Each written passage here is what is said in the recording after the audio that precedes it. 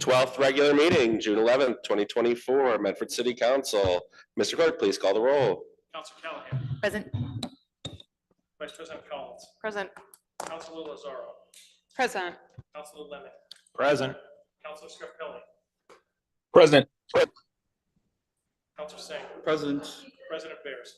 Present. 7 present, none absent. The meeting is called to order. Please rise to salute the flag. Flag, United States of America, to the republic.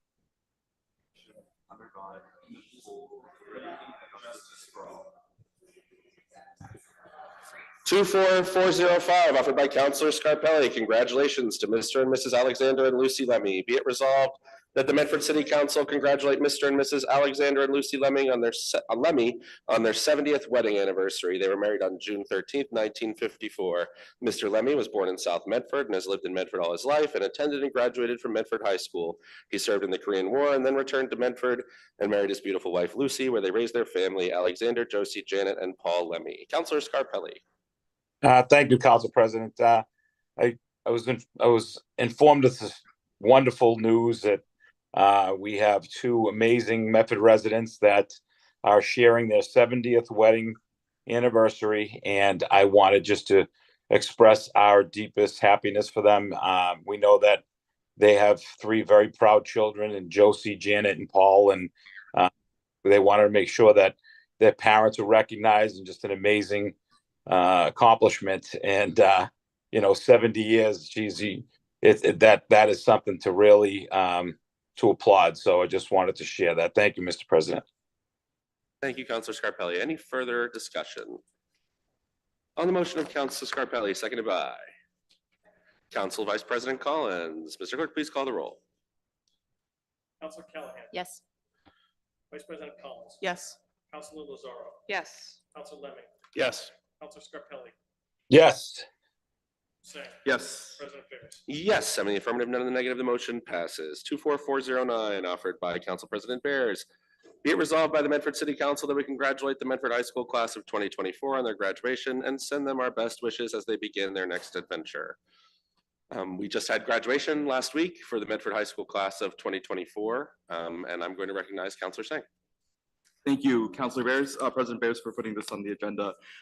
If you look at the year of graduation, 2024, if you do the math and subtract 4, you'll realize that these folks entered high school during the pandemic, during the early days of the pandemic. I think it's a testament to their hard work and their to the hard work of their teachers as well, that they've made it through and are going really spectacular places. If you look at the futures of our students, a lot of them are taking on great technical work. They're great students who are going to top universities in this country. I think it really highlights and showcases what Medford can be when we pull together. Despite the difficult circumstances, despite unideal circumstances, we can still really make an impact on this world. So I'm really proud of these students. I know Councilor Bears and I both had the opportunity to read a bunch of scholarship essays for a scholarship, and it was so hard, harder than ever to choose scholarship winners, because the work that these students are doing in class and outside of class, their leadership in extracurricular activities, community service, giving back to Medford is really just remarkable. So thank you for putting this on. Thank you, Councilor Singh. Any further discussion? I want to send my congratulations as well. Very impressive group of students, regardless of what they may be doing after. I just hope that they will contribute some of their great success to our community. On the motion of Councilor Singh, seconded by Second. Vice President Collins. Mr. Clerk, please call the roll. Councilor Callahan. Yes. Vice President Collins. Yes. Councilor Lazaro. Yes. Councilor Lemmi. Yes. Councilor Scarpelli.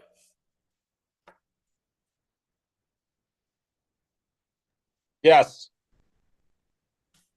Councilor Singh. Yes. President Bears. Yes, 7 in the affirmative, none negative. The motion passes. 24411, congratulations to the organizers of Medford Porchfest 2024. Be it resolved by the Medford City Council that we congratulate the volunteer organizers, hosts, and attendees of Medford Porchfest 2024 on an incredible day of music and community building. We had Medford Porchfest recently. It was an incredible success. We saw, I think, over 100 locations hosting music. I managed to get to 3 of them, and it was just a really wonderful day for our city to see so many people coming together and out in the streets and just making a great show of Medford's arts, culture, and community. Any further discussion? Vice President Collins. I would also like to extend my thanks and congratulations to all the organizers of this event and everybody who participated, signed up to host a band on their porch, or contributed in other ways. You know, this is the type of thing that Medford residents have been wanting to see more of for a very long time, and it's great to see this event growing and flourishing more and more every year. So thank you, and my congratulations to the organizers and to all of the musical acts. On the motion of Vice President Collins to approve, seconded by Councilor Callahan. All those in favor, Mr. Clerk, please call the roll. Council Callahan. Yes. Vice President Collins. Yes. Council Lozaro. Yes. Council Lemmi. Yes. Council Scarpelli. Yes. Council Singh. Yes. President Bears. Yes, 7 in the affirmative, none in the negative. The motion passes. President Bears? Records. The records of the meeting of May 28th, 2024 were passed to Councilor Lemmi. Councilor Lemmi, how did you find those records? I found them in order and motion to approve. Is there any discussion on the records? On the motion of Councilor Lemmi to approve, seconded by Councilor Lozaro. Mr. Clerk, please call the roll.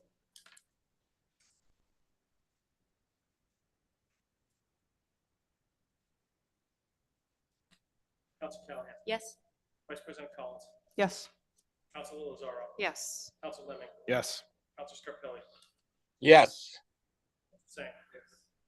President Bears. Yes, 7 in the affirmative, none in the negative. The motion passes and the records are approved. Reports of committees 23449, offered by Councilor Lozaro. Public Health and Community Safety Committee, June 5th, 2024. Report to follow. Councilor Lozaro. Yes, we held a meeting to discuss the wildlife feeding ordinance. A few things came up, but we decided to keep the paper in committee pending some discussion with city staff.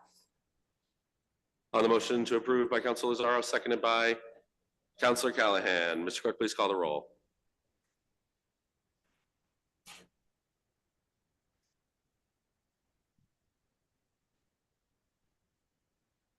Council Callahan. Yes. Vice President Collins. Yes. Council Lozaro. Yes. Council Lemmi. Yes. Council Scarpelli. Yes. Council Singh. Yes. President Bears. Yes, 7 in the affirmative, none in the negative. The motion passes. Hearings 24357, petition for grant of location, National Grid Incorporated of North Andover for 171 Park Street, Medford. Petition for grant of location, National Grid Inc. of North Andover, Massachusetts, Medford, Massachusetts City Clerk's Office. You are hereby notified that by order of the Medford City Council, a public hearing will be held in the Howard F. Alden Memorial Chambers and via Zoom at 7 p.m. on Tuesday, June 11th, 2024, on a petition filed by the Massachusetts Electric Company, DBA National Grid, and Verizon New England Incorporated to add one additional joint-owned pole located at 171 Park Street, Medford, MA 02155, and permission to locate the wires, including the necessary sustaining and protecting fixtures along and across Park Street. National Grid is petitioning to install a new 40-foot Class 3 wood pole at 171 Park Street in order to install a new 50 kilovolt amp transformer to offload existing overloaded transformers on Park Street. A new Zoom link for this meeting will be provided not later than Friday, June 7th, 2024. The petition has been filed in accordance with the plan marked National Grid Plan Number WR 30955090, Park Street, Medford, Massachusetts, 02155, March 28th, 2024. Wherefore it prays that after due notice and hearing as provided by law, it be granted a location for and permission to erect and maintain poles and wires, together with such sustaining and protecting fixtures as it may find necessary. Said poles to be erected substantially in accordance with the plan filed herewith marked Park Street, Medford, Massachusetts. Also for permission to lay and maintain underground laterals, cables, and wires in the above or intersecting public ways for the purpose of making connections with such poles and buildings as each of said petitioners may desire for distributing purposes. Approved by the superintendent of wires. Approved chief engineer with the following conditions. The grant of location is limited to one additional joint-owned utility pole located within the sidewalk between 179 and 171 Park Street, labeled P39091-1. 2, before starting work, the contractor shall notify DigSafe and obtain all applicable right-of-way permits from the engineering division. The project must obtain a public right-of-way occupancy PRO permit pursuant to section 74-141 of the city ordinances prior to commencing work. 3, no other utility structures, conduits, duct banks, pipes, or any other appurtenances are adversely impacted. National Grid shall ensure that all sewer, water, and drain lines are marked prior to any excavation. 4, placement of the joint owned utility pole must provide at least 36-inch clearance of accessible travel path around the structure in accordance with ADA regulations and city standards. 5, the cement concrete sidewalk restoration shall be done at the time of installation and in consultation with the engineering division per the requirements of an approved PRO permit. Any concrete sidewalk damage during this work must be replaced in kind and cleanly cut at the control joints. Temporary patching using bituminous concrete pavement will not be permitted. The sidewalk restoration of the temporary patch located at utility risers on P3092 must also be restored during this time in accordance with old petitions that were granted by the city. The project site must be swept after installation or daily and shall be kept free of debris for the duration of the installation. Park Street is a very narrow, heavily traveled roadway and requires a mandatory police detail to perform this work. The engineering division recommends that the applicant consult with the Medford Police Department traffic sergeants prior to scheduling this work, since work hours may be restricted to outside normal operations. 9, at least 72 hours prior to the start of the project, National Grid must coordinate abutter communications with the Director of Communications and submit any required information that may be requested to effectively inform the public. Signed, Adam L. Hurtubise. Do we have a representative of National Grid in person or on Zoom?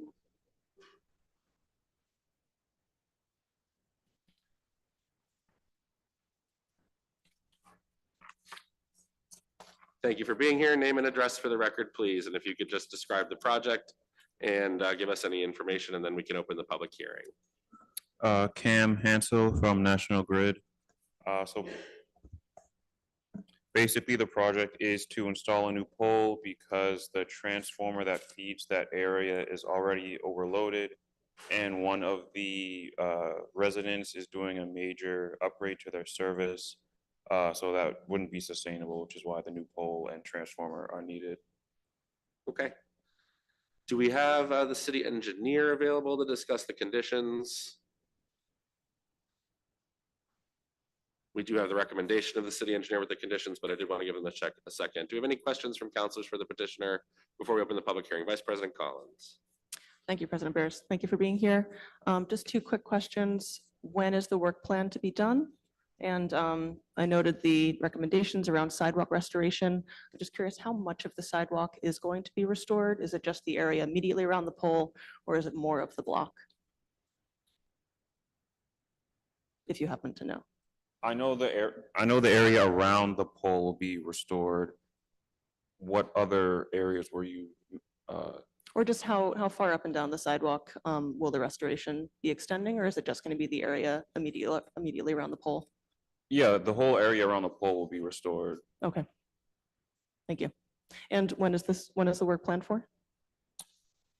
I don't have that information. That's up to the availability of the line crews. So I couldn't give you that. Okay. Any further questions for the petitioner? Seeing none, I just wanted to note for the scheduling purposes, the condition of coordinating with the police department traffic sergeants. And I did have one question on the sidewalk restoration of the temporary patch located at the utility risers on P3092. Could you go into that anymore? It is a required condition of the project. Oh, was that another patch that was right next to the? I think it would be nearby, but it seems like it has the temporary is still there and it needs to be permanently filled. Yeah, that will be filled in as well, or restored as well. Okay, thank you. At this time, I'm going to declare a public hearing open for anyone in favor, in opposition, or who otherwise has questions about this project. Public hearing is open. Are you in favor of the project? Yes. Is there anyone else who would like to speak in favor, in opposition, or who otherwise has questions about this project? Seeing none in the room, I'm going to check Zoom.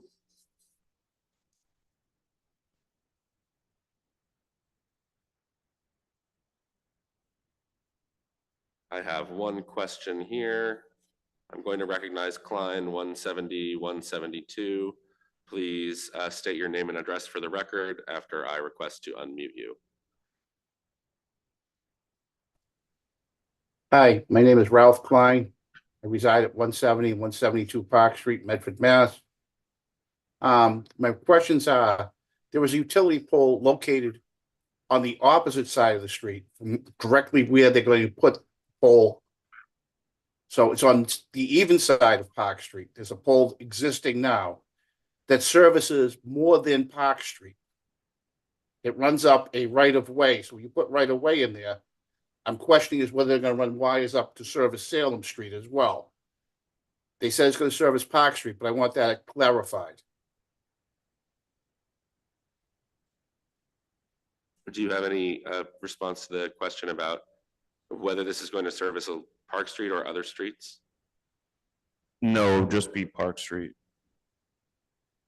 At this time, it services houses on Salem Street. I don't think it's for National Grid. It's for cable services at this time. But if they upgrade the transformers, they may decide to run more wires about across our property, right-of-way property. For 174, 170, 172, and 178 Park Street. I had an issue where I had 34 wires running up the driveway. 24 of them were dead. I don't want this to repeat itself because the wires are low hanging. Is there any intent to run wires across the street to the other side of the street to service properties on Salem Street? No, the pole will just be in the existing electric line where the existing poles already are. Okay, Mr. Klein, I think that's a different pole and a different company. It sounds like as well. It sounds like No, it's all National Grid. it's all National Grid. You're There are saying? National Grid wires that run off that property, off that pole. It's the front of my home. I think I know what I see. Okay. That's just interpreting what you said. I have the petitioner here saying they do not intend to run wires across the street onto your property. Okay, well, can we have that in the contract so it doesn't happen? Because if they're sharing this with Comcast and other people, they could decide to run the wires. And that's not acceptable. They didn't even have permission for the existing wires. I'm going to ask the administration, the city administration, the chief of staff. Do you know if the chief engineer, the city engineer is available at some point to answer this question?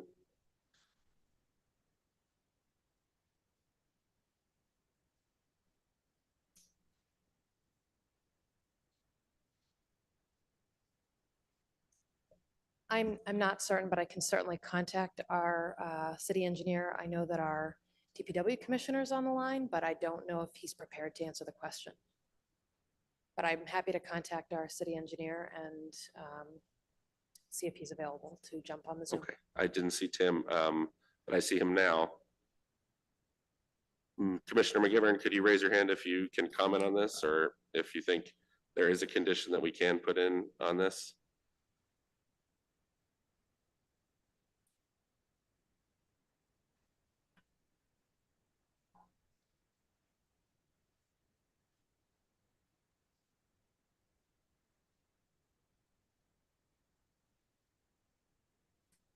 I can certainly contact our city engineer. I know that our DPW commissioner is on the line, but I don't know if he's prepared to answer the question. And it looks like we have some But I'm feedback. happy to contact our city engineer and see if he's available to jump on the Zoom. Okay, I didn't see Tim. I'm gonna unmute you when the audio is off, Tim. Thank you. You can give me a thumbs up.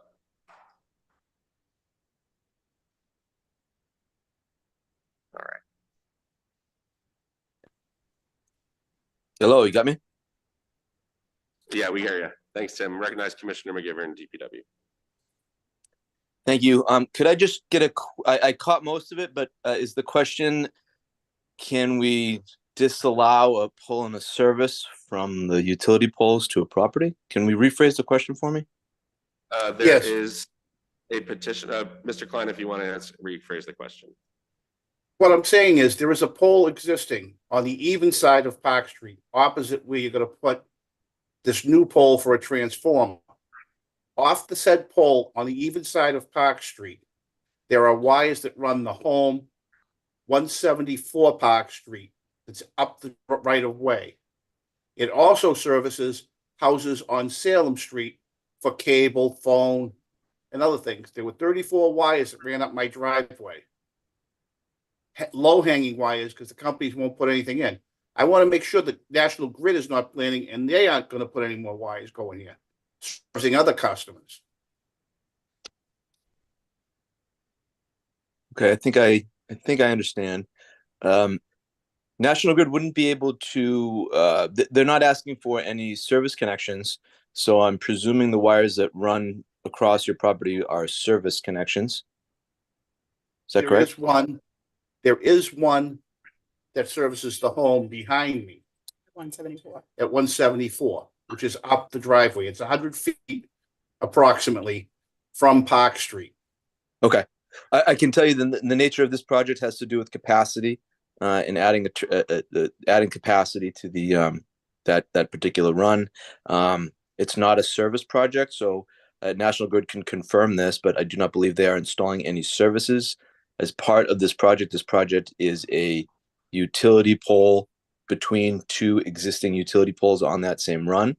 So unless you are unless properties that they wouldn't be able to go over your property either without your permission with a service line. So they wouldn't be allowed to do that unless you provided the permission. So that would be a different process, a different project. Okay, so at this time, they're not allowed to run any more wires up over this right of way. This approval does not include that. Okay. So it'll have to be approved if they do it. Well, if they have a service customer who requests service, whether it's one of their lessees like Comcast or something like that, Verizon, or if it's them, they have to follow property rules. So they wouldn't be able to, violate, trespass, encroach, or anything like that. They would have to run legitimate services at the right height over the right property, well within their rights. They're not allowed to do it with outside their rights. Hopefully that helps. If there is a time, I'd like to contact you, come out and set up a meeting with you so you can see what I'm speaking about, just so you can understand and see for yourself. Yep, I'll probably run you through the engineering office. Owen couldn't attend tonight, but Owen Whittle is the city engineer, so that's going to be your best bet. And we might be able to advise on the land management piece of it and rights of utilities, etc. So we can help you out there, understand that piece. Okay, thank you very much. You're welcome. Thank you, Mr. Commissioner, and thank you, Mr. Klein.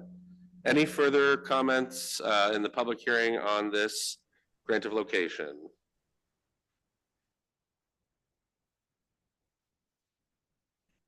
See none, I declare the public hearing closed. Is there a motion? Vice President Collins.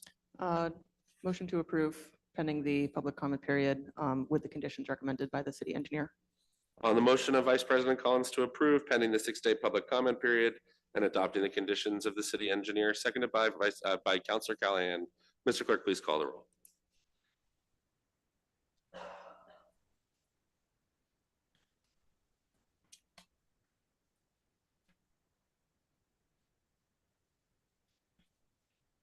Councilor Callahan, Yes. Vice President Collins, Yes. Councilor Lozaro, Yes. Councilor Lemmi, Yes. Councilor Scarpelli, Yes. Councilor Singh, President Bears. Yes, 7 in the affirmative, none in the negative.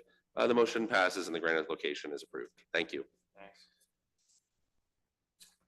24367, public hearing, proposed amendments to the Medford zoning ordinance, chapter 94. Public hearing notices, Medford City Council, June 11th, 2024. The Medford City Council, a subsequent public hearing, the Medford City Council shall conduct a public hearing on June 11th, 2024 at 7 p.m. in the Medford City Council chamber on the second floor of Medford City Hall, 85 George P. Hassett Drive, and via Zoom. A link to the public hearing will be presented no later than June 7th, 2024 on the following proposed amendments to the City of Medford zoning ordinance. 1, amending the format of the table of use and parking regulations to replace the parking and loading code columns with specific parking and loading requirements. 2, amending section 94-12 definitions to add new defined terms and revise existing definitions. 3, adopt a new GIS-based digital zoning map. Adoption of the new map format is not intended to result in any material changes to zoning of any parcels within the city, but is intended to confirm the best information available to the city regarding the existing zoning designation for all properties in the city. Amending sections 94-1.4, 94-6.4.3, subsection 2, 94-11.7.2 subsection 4, and 94-12 to exempt municipal uses from certain use, parking, and dimensional requirements. The full materials for the amendment can be viewed in the office of the city clerk, City Hall Room 103, or on the city's website at www.medfordma.org/department/planning-development-sustainability by clicking on current CD board filings. If you need reasonable accommodation to attend, participate in either meeting, please contact Francis Noaget, telephone 781-393-2439, or email fnoaget@medford-ma.gov per order. Adam Hurtubise, City Clerk. I'm going to recognize Vice President Collins, the Chair of the Planning and Permitting Committee. Thank you, President Bears. This has come before City Council in a regular meeting once before, when we procedurally had to refer it to the Community Development Board before it can come back to us for a formal vote. This is the first package of zoning change proposals to come out of the Planning and Permitting Committee. That committee has been working all year so far with the City Council's new zoning consultant on a host of zoning related goals. And this is that first set. These are namely what I would characterize as formatting, streamlining, and procedural changes. We'll get to our discussions of more of those bigger themes and bigger changes later in the year. These are simpler. The first is to, as was stated, just to quickly restate so that we all know what we're talking about, changing the format of the table of uses and parking regulations so that that table is more readable. The intent of this is to put the parking and loading requirements into a format that is more intuitive, easier to understand, switching away from a code-based model, and so that it's all on the same page. So people who would like to do business in the city of Medford don't have to flip through our rather long code of ordinances to find what they're looking for. The second is many definitions were amended or added into the definitional table so that these could be made useful later in the zoning process or to just update and modernize the definitions that we're currently using. All of these changes were rigorously considered with city staff as well as the zoning consultant over the course of several meetings in April and May. We are also taking a vote to adopt the GIS digital version of our zoning map. There are no substantive changes being proposed to the zoning map. This is just to make it so the official on the book zoning map for the city of Medford is the one that is digital, is the one that has GIS letters, and is not the one that is quite literally paper and colored pencil. A good step for year 2024. Finally, the last proposal in this package is to exempt certain municipal uses from the table of use and parking regulations and the table of dimensional requirements. This is to streamline the process for the building of certain city infrastructure so that those buildings, for example, hypothetically, the new fire infrastructure wouldn't have to go through the cumbersome zoning variance regulations that it would otherwise potentially be subjected to. I would motion to take the first vote to be ordained after a comment from my colleagues. I think we do have to open a public hearing first. I will recognize the Director of Planning Development Sustainability, Alicia Hunt. And I do want to also just note that the Community Development Board did have one recommendation. There was a motion to recommend that the approval of the zoning amendments with the edit to move the number 4 superscript for the footnotes from the leftmost column to the parking column. And I will recognize Director Hunt. Good evening. Thank you, counselors. I've enjoyed working on this with you. The CD board, as you noted, had one minor edit that was typographical. I think Counselor Collins really summarized everything. I don't have anything additional to add. I am in favor of this and on behalf of the administration. And if there are questions, I am available, as well as Senior Planner Danielle Evans is available to answer any questions.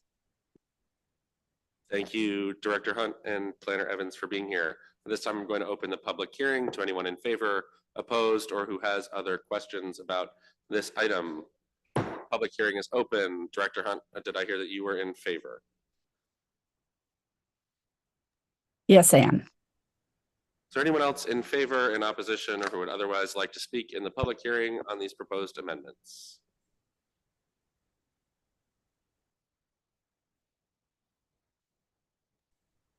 Seeing none in person, I will review Zoom.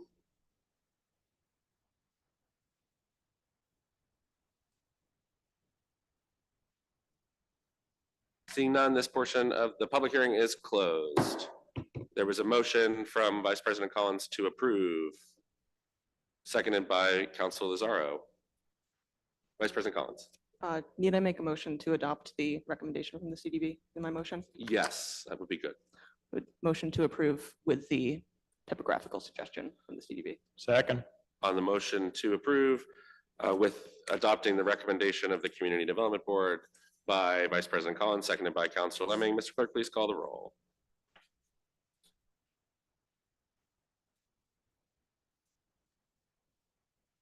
Councilor Callahan, Yes. Vice President Collins, Yes. Councilor Lozaro, Yes. Councilor Lemming, Yes. Councilor Scarpelli, Yes. Councilor Singh, Yes. President Bears. Yes, 7 affirmative, none in the negative. The motion passes. Petitions, presentations, and similar papers.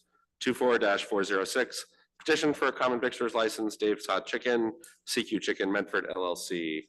On file, we have business certificate, the petition, letter of compliance, state tax ID, workers' compensation, and it's been approved by treasurer collector, building department, fire department, police department, and health department has approved pending inspection. Is there a representative from Dave's Hot Chicken or CQ Chicken Medford present? If you could raise your hand on Zoom or stand in the chamber.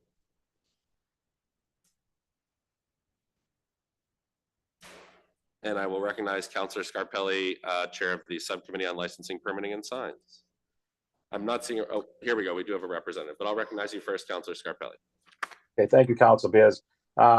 This is again a very popular location, and it looks like everything is in order. I would move approval after we hear from any questions from my colleagues.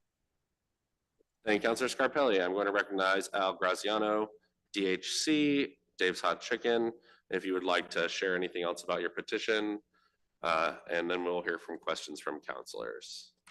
Please give us an address for the, please.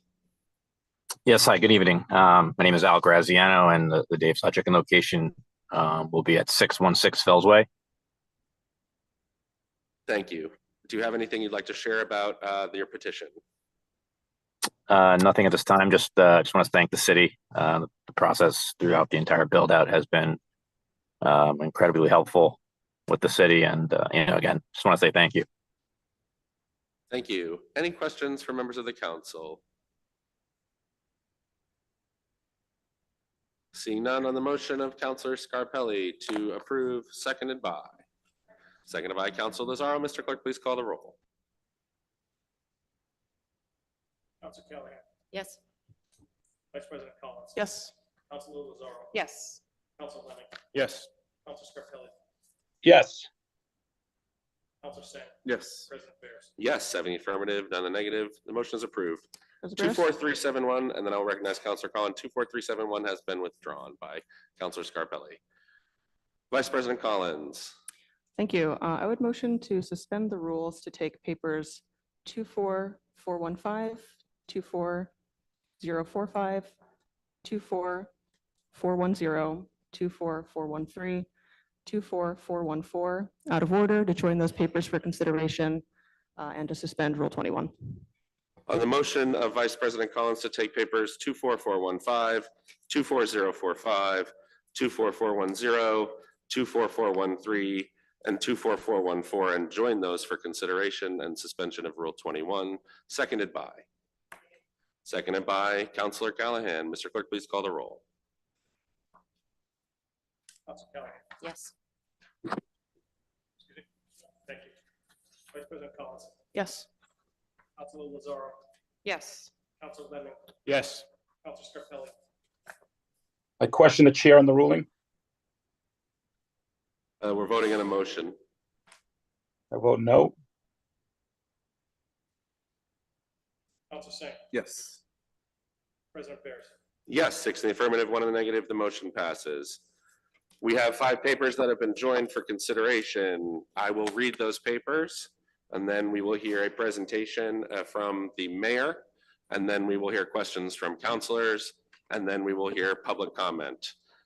The 5 papers that were just joined for consideration are 244045, offered by Mayor Brianna Longo Kern, fiscal year 2025 budget submission. Dear President Bears and members of the City Council, pursuant to Mass General Law, Chapter 44, Section 32, I respectfully request and recommend the City Council approve the proposed fiscal year 2025 general fund budget as amended and water and sewer enterprise fund budget. Total submitted appropriation for all departments, including schools, is $218,089,000. Account details are included within the budget presentation, which is available online at medfordma.org. Department Assessor 2025 salaries $432,856, 2025 ordinary $156,927, total request $589,783. Legislative total request $312,689. Executive total request $673,270. Finance total request $854,314. Treasury total request $757,494. Law total request $530,036. Information technology total request $357,366. Clerk total request $406,364.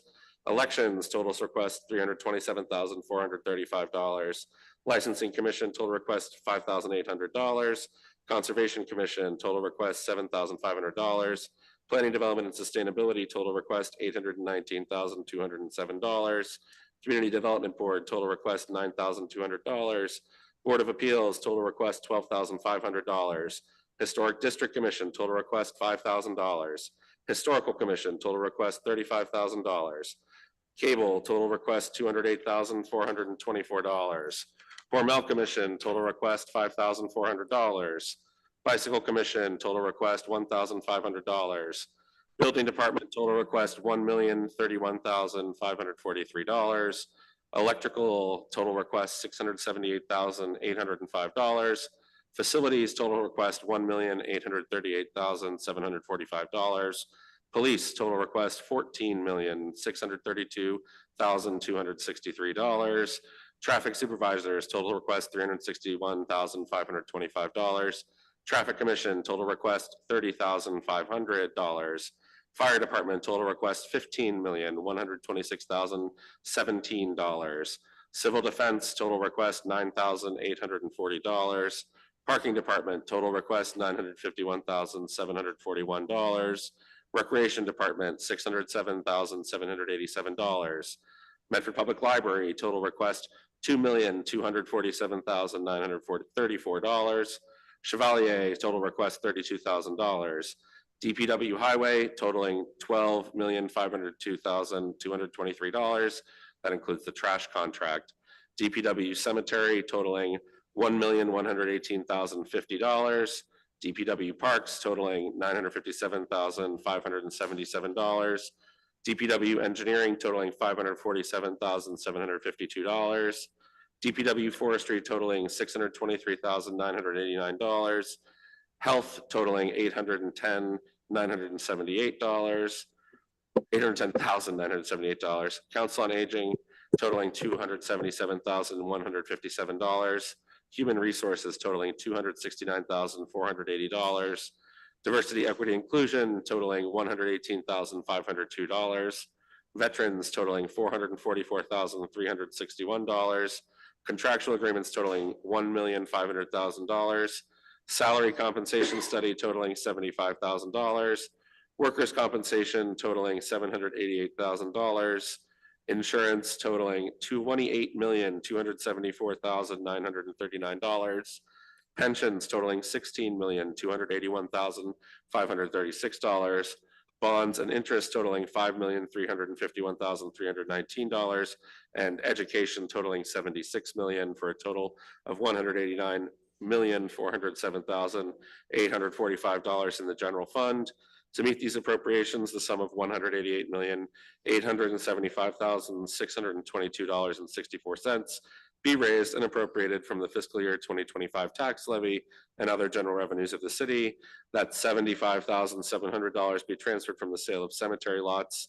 That $239,115.65 be transferred from cemetery perpetual care funds, and $217,406.71 be transferred from casino mitigation funds. For the Water and Sewer Enterprise Fund, water and sewer budget total request $26,937,511.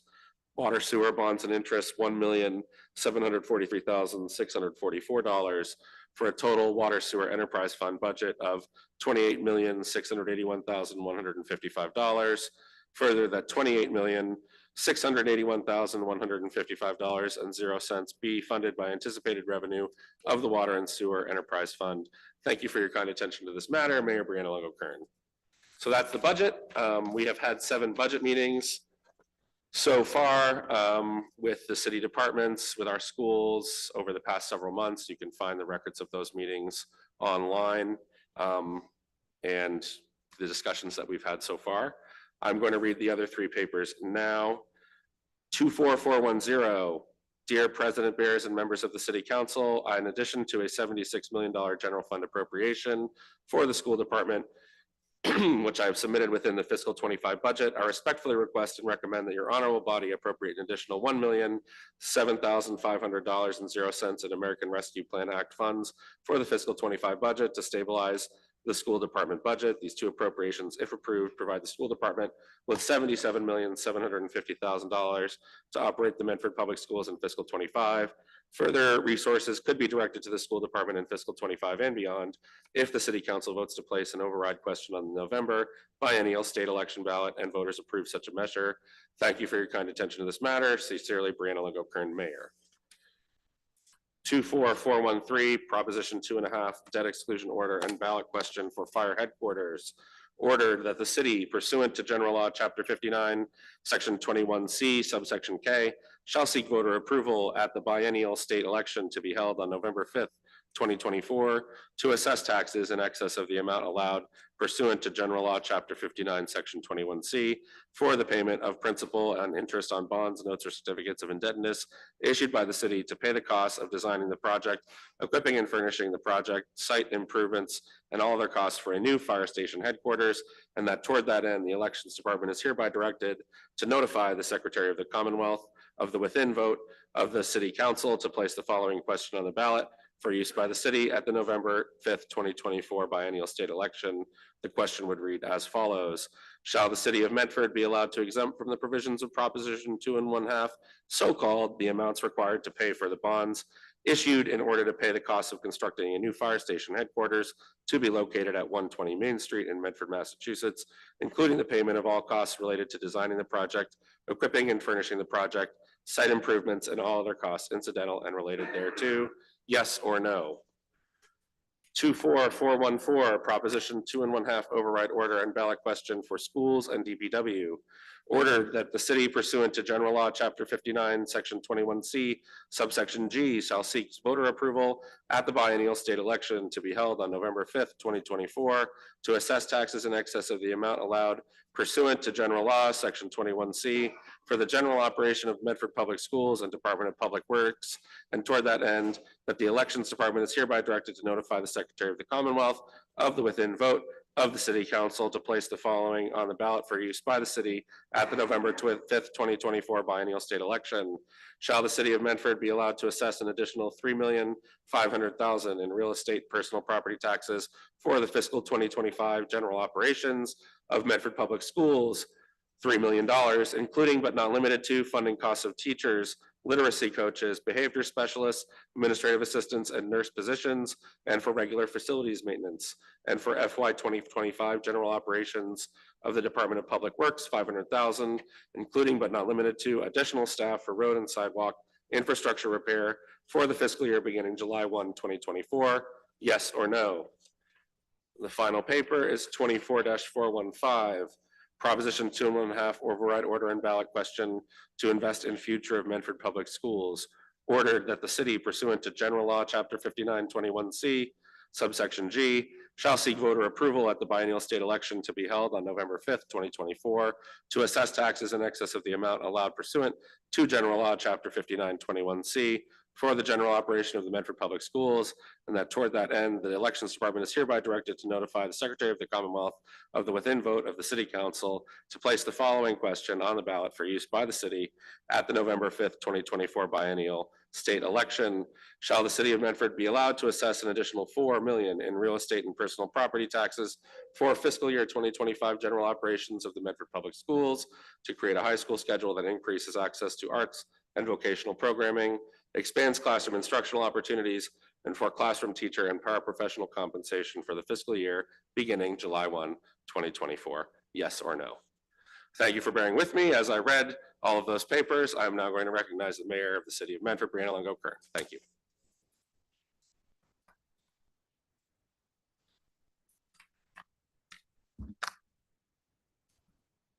Good evening. Thank you, President Bears and councilors, for allowing me some time to speak to you about the fiscal year 25 budget. Before I begin, I must take this opportunity to thank everyone who contributed to completing this budget and delivering it to your honorable body by the newly established deadline per the budget ordinance. Compiling this comprehensive breakdown of the city's financial outlook took countless hours of preparation, debate, and insight from our department heads and our budget team, led by our finance director, Bob Dickinson, Assistant Finance Director and Budget Director, Courtney Cardillo, and my team in the Mayor's office, led by Chief of Staff, Nina Nazarian. I also need to credit both Courtney and our communications team, Director Steve Smurdy, and Emma Tombley, our communications specialist, for putting in so many hours of work on the nitty-gritty aspects of the budget book that tend to get overlooked. This work is invaluable and will hopefully lead us to a second distinguished budget award from the Government Finance Officers Association. Last year, I stood before you and laid out the challenges that lay ahead for fiscal year 25. Our looming fiscal cliff due to the expiration of ARPA and ESSER funding, the continued rise in consumer prices, as well as the decades of neglect of critical infrastructure upkeep as it relates to our roads, sidewalks, water and sewer infrastructure system that are catching up to us now, including our buildings. Most of these are not new or surprising obstacles. They have always been at the forefront of financial planning, guiding our strategy and shaping the decisions we make. Now, as we approach the end date, it's important to understand that measures we must take to ensure that our city and school services, programs, and projects are properly funded and staffed. As I wrote in my budget message last week, the school's budget was by far the toughest one to develop. Due to the timeline of the budget ordinance, we needed to supply the school department with an estimated operating budget figure in March. At that time, we did not have concrete figures for the city's previous year's actuals or next year's projections, thus making the school's number more of a guide than a strict dollar amount. But it's no secret that the schools used the remaining ESSER funds last year and are operating at a deficit. Committing one-time funding sources to plug this gap continually is not a long-term solution. The school budget was facing a cliff, and cuts had to be made to right-size our spending and balance the fiscal year 25 budget. Our city team then thoroughly reviewed each line item on the city side, dove deeply into expenditures, compared numbers with previous year's actuals, and worked to bring those figures down to a more reasonable and sustainable level in order to provide as much funding to the schools as possible. Additionally, we reviewed our new growth numbers, workers' compensation numbers, assessed IT vendor contracts, and really dove headfirst into the fine details of the city budget. The hard work over the last 2 months, adjusting the city budget revenue projections and other city line items, allowed us to increase the school budget from our fiscal year 24 numbers of $71,200,000 to $76 million for fiscal year 25. That's nearly a 7% increase of general fund allocated monies. I'm immensely proud that we're able to come to this number and supply the schools with a significant increase from last year, but it's still not enough to avoid cuts and creates additional obstacles to learning. I think it's important to understand just how we've gotten to this point at both the school district and City Hall, with each budget season being such a challenging and in many ways a discouraging process for all involved. Each year, the budget I propose and the budget that this honorable body votes on is balanced. And while that allows us to pay for all our obligations, it creates a situation where most of our costs, which generally significantly increase year over year, exceed the amount we're able to raise in taxes. Per Massachusetts general law, Medford and all other municipalities in the Commonwealth cannot increase our tax levy, which is one of the major components of the city's revenue sources we raise from real and personal and property taxes by more than 2.5%. Meaning the operating budget can't keep up the cost of living. This, in some cases, creates the need for scaled back programming, staff reductions, and other resource losses to properly balance the budget. I know there has been some discussion on rating our reserve funds to plug our structural deficit gap. That is not sound financial practice. Dipping into our savings to fund something for 1 year is just simply a bad idea. It's why our team works so hard to reduce our reliance on one-time funding to offset revenue loss in my previous 4 budgets. The funding we received from the federal government with the passage of the American Rescue Plan Act, also known as ARPA, allowed us to inject capital to plug various gaps during the early years of the pandemic when revenues were down. By making strategic one-time investments, we were able to save on annual operating budget space, which created more flexibility when crafting the budget. The pandemic also caused us to reevaluate much of our thinking on the use of one-time funding. It also changed the way the public interacts with government, so much so that we now must allocate funding to new items that have become essential as post-pandemic life continues. For example, prior to 2020, City Hall did not regularly host meetings.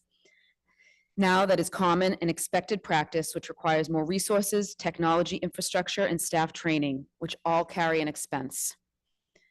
That brings us to an override measure, which I'm proposing to appear on the ballot in November. This has been a topic of debate in the council chambers, my email box, in homes, coffee shops, ball fields, and around our squares for several years. I think 2 things are simultaneously true as it relates to an override. It would undoubtedly help us maintain and hopefully enhance our services, and it would create hardships for many people in our city struggling to stay afloat financially. Our financial task force, established earlier this year, has been meeting regularly to work through, negotiate, and discuss the best path forward for the city, schools, and community. Considering the financial pressures many of our residents are facing, as well as the need to increase our revenues to account for costs outpacing our 2.5% levy threshold, we have concluded that in November, the voters should decide on if they want to adequately fund our programs, positions, and projects. 1 on a debt exclusion for a new fire headquarters, and 2 Proposition 2.5 overrides. The first override question would ask voters to approve raising $3.5 million to stabilize Medford Public Schools funding, including but not limited to funding costs such as teachers, literacy coaches, behavioral specialists, administrative assistants, nurses, and for regular facilities maintenance. And for our Department of Public Works, $500,000 for additional staff for road and sidewalk infrastructure repairs. The second override question would ask voters to approve raising $4 million to invest in Medford Public Schools to create a high school schedule that increases access to arts and vocational programming, expands classroom instructional opportunities, and for classroom teacher and paraprofessional compensation. The debt exclusion question would ask voters to approve funding of a bond of up to $30 million to be issued for the design and construction of a new Medford Fire Department headquarters at 120 Main Street. The expected cost of these 3 combined questions would increase property taxes for the average single-family home, which is assessed at about $770,000, by approximately $446 per year. That would be about $37 per month. But since our schools need to be right-sized now, I've asked your body to approve an amendment to the budget to increase the school's budget allocation from $76 million to $77.75 million through the use of $1.75 million in one-time funding advance. $500,000 of which will fund the purchase of Chromebooks and laptops and begins an annual refresh cycle to maintain our district-wide technology. Now, this is one-time funding, so if the first override question does not pass, then we will be right back here in the same position next year with cuts on the table. But passing these overrides is by no means an easy decision, and I recognize that. In fact, coming to these numbers was a painstaking process, and I'm still wary of the financial burden increased taxes may have in our community, especially on those struggling to get by, and that weighs heavily on me. Ultimately, I believe the question, if passed, would fulfill our greatest needs, mainly in our schools and for our children. It would also help make progress on the #1 complaint we get, which is the conditions of our roads and sidewalks. I know this is the right decision because the alternative would mean more cuts and more challenges for our residents, and in my opinion, we cannot afford to continue on that path. Our residents deserve the right to take a vote on this. This is a big decision that requires considerable thought. I truly believe, however, that approving these ballot questions is the right thing, and I hope the majority of the community agrees. There are, of course, other aspects to this budget than just the Proposition 2.5 override questions, many of which are quite encouraging. We are making significant investment in several core city systems, maintaining as much service as possible and providing a sustainable roadmap for future big-ticket expenditures like a new fire headquarters and a new Medford High School. We're making another significant investment in our library, increasing its budget by nearly 12%. This, coupled with last year's increase of about 18%, has resulted in a more than doubling effect on the city's library budget in the last decade. This has allowed everyone in our community to get better access to the resources and programs that our fabulous library offers. We're increasing the budget for our Department of Public Works to keep up with increased costs and services, as well as give us some flexibility as we continue to address the backlog of stumps, tree pruning, repairs, etc., to update our aging water infrastructure and improve accessibility and pedestrian mobility in our squares and green spaces and throughout our entire community. The city continues to work towards goals laid out in our Climate Action and Adaptation Plan, which was finalized in fiscal year 23. My administration is committed to removing barriers that would preclude residents from sustainable practices, including financial barriers. The city has partnered with Garbage to Garden to launch a free municipal curbside composting program for eligible residents. This program launches in fiscal year 25, which is July 1st, 2024, and aims to be widely accessible and convenient, making it easy for residents to participate in creating a greener, more sustainable future.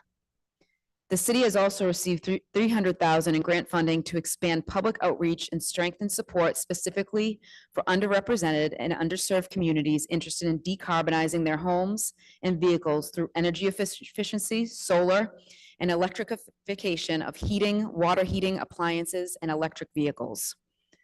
This program, Electrify Medford, will seek to educate residents on available resources and help them make these changes in their own homes.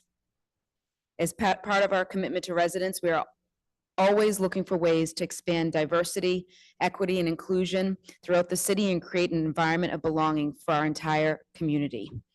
Our DEI director has been working with our human resource director to update best practices for recruiting, interviewing, and hiring. Due to this work, the city has been able to recruit, hire, and retain diverse candidates for a variety of city positions. This team also hosts trainings and other professional development opportunities to ensure employees have all the tools they need to uphold our values and mission, something that will be enhanced and continued through fiscal year 25.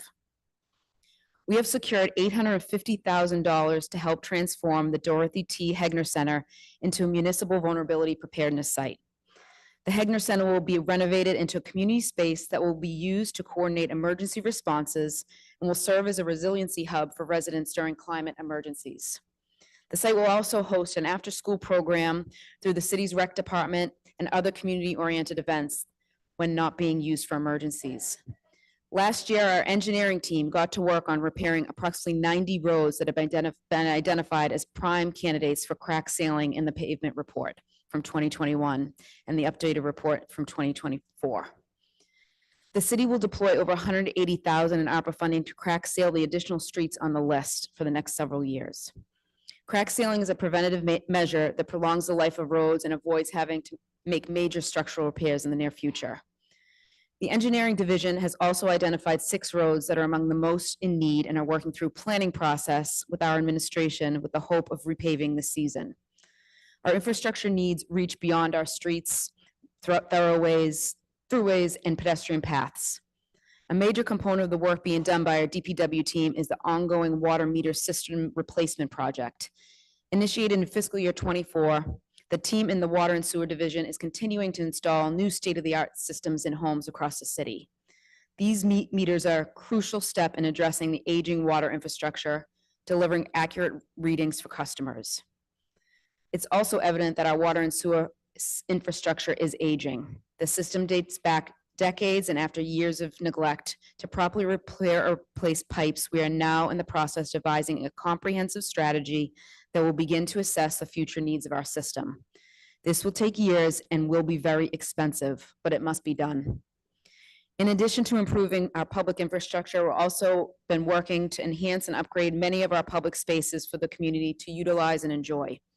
Current projects that are nearing completion include Gillis Park and Carr Park. Gillis is a $1.4 million renovation project that will upgrade accessibility features, improve the baseball field, and add new park amenities. Carr Park Phase 2 is additionally expected to kick off soon.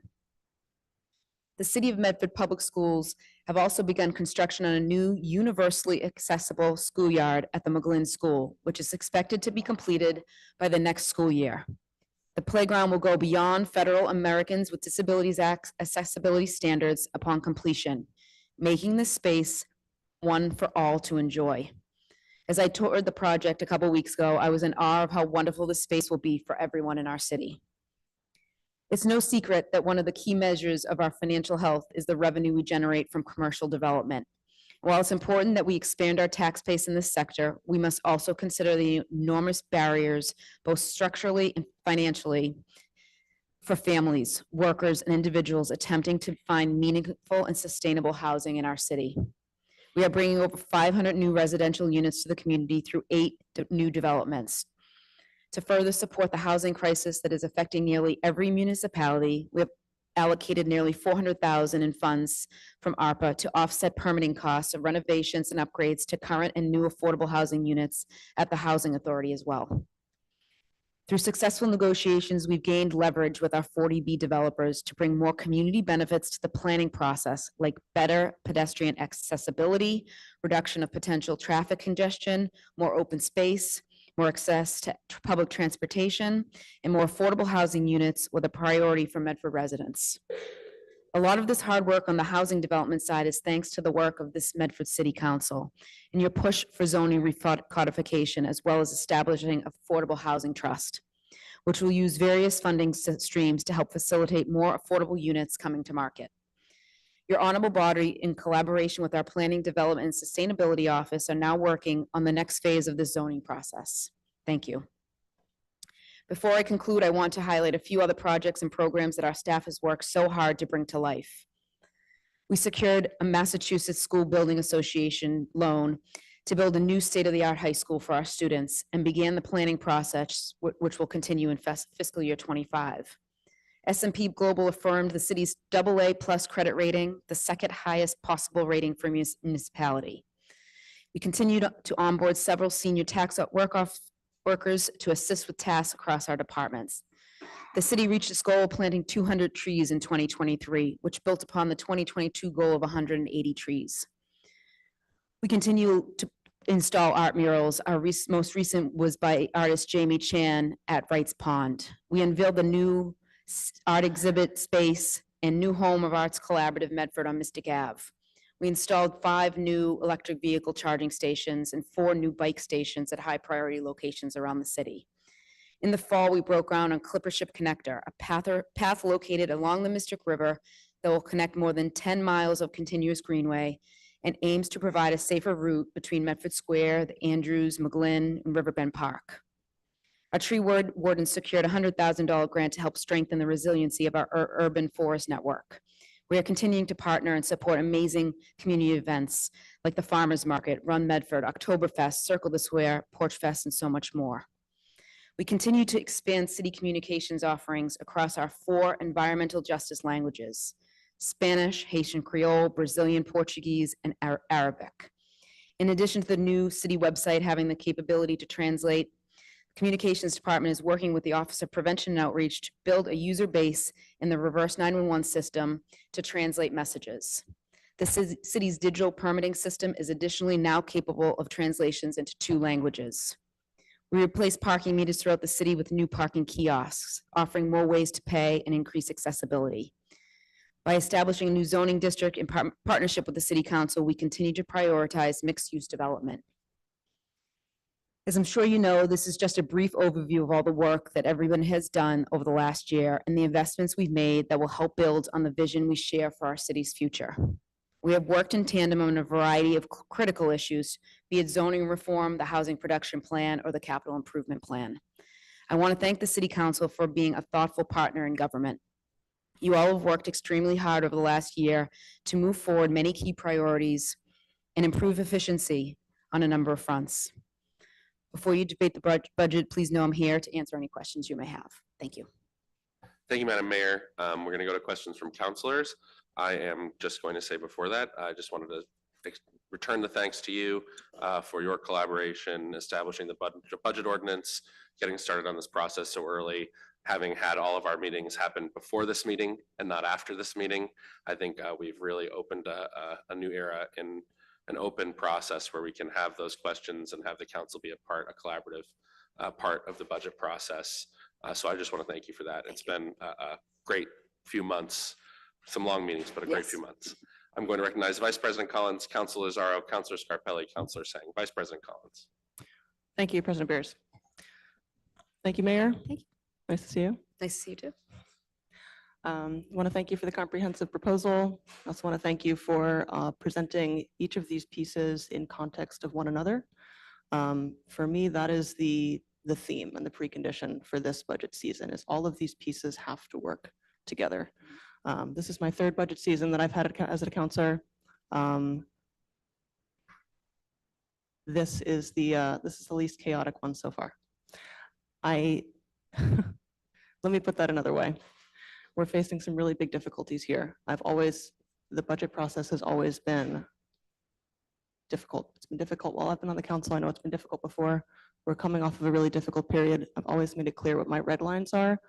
This collaborative process has allowed us to reach a budget plan that I am comfortable and happy to put forward tonight. We have known for a while that Medford has a funding problem. This has been the topic of so many conversations between me and my colleagues in these chambers, outside of these chambers. The school funding problem, an infrastructure funding problem, the capacity building problem, the problem of weaning off of one-time funds. These are not problems that are unique to Medford. They're problems that we have to work through. In the 2.5 years that I have been on the council, we have discussed, I think, every mechanism that could contribute towards the solution. As a council, we've made zoning changes that could promote new growth, and we're working on more in our continuing zoning work that we'll put to votes later in the term. We've discussed the city's ARPA strategy. President Bears and I even proposed an override back in 2022, though it did not move forward, and that was robustly discussed in the previous term. This year, everybody is well aware that countdown clock on our strategy for the future is hitting zero. ARPA and ESSER are going offline. So since last fall, the financial task force, which was convened last year as a condition of the FY24 budget, has been meeting to talk about what's next. I've been really proud to be a part of that process, which I joined when I joined city council leadership at the beginning of this term.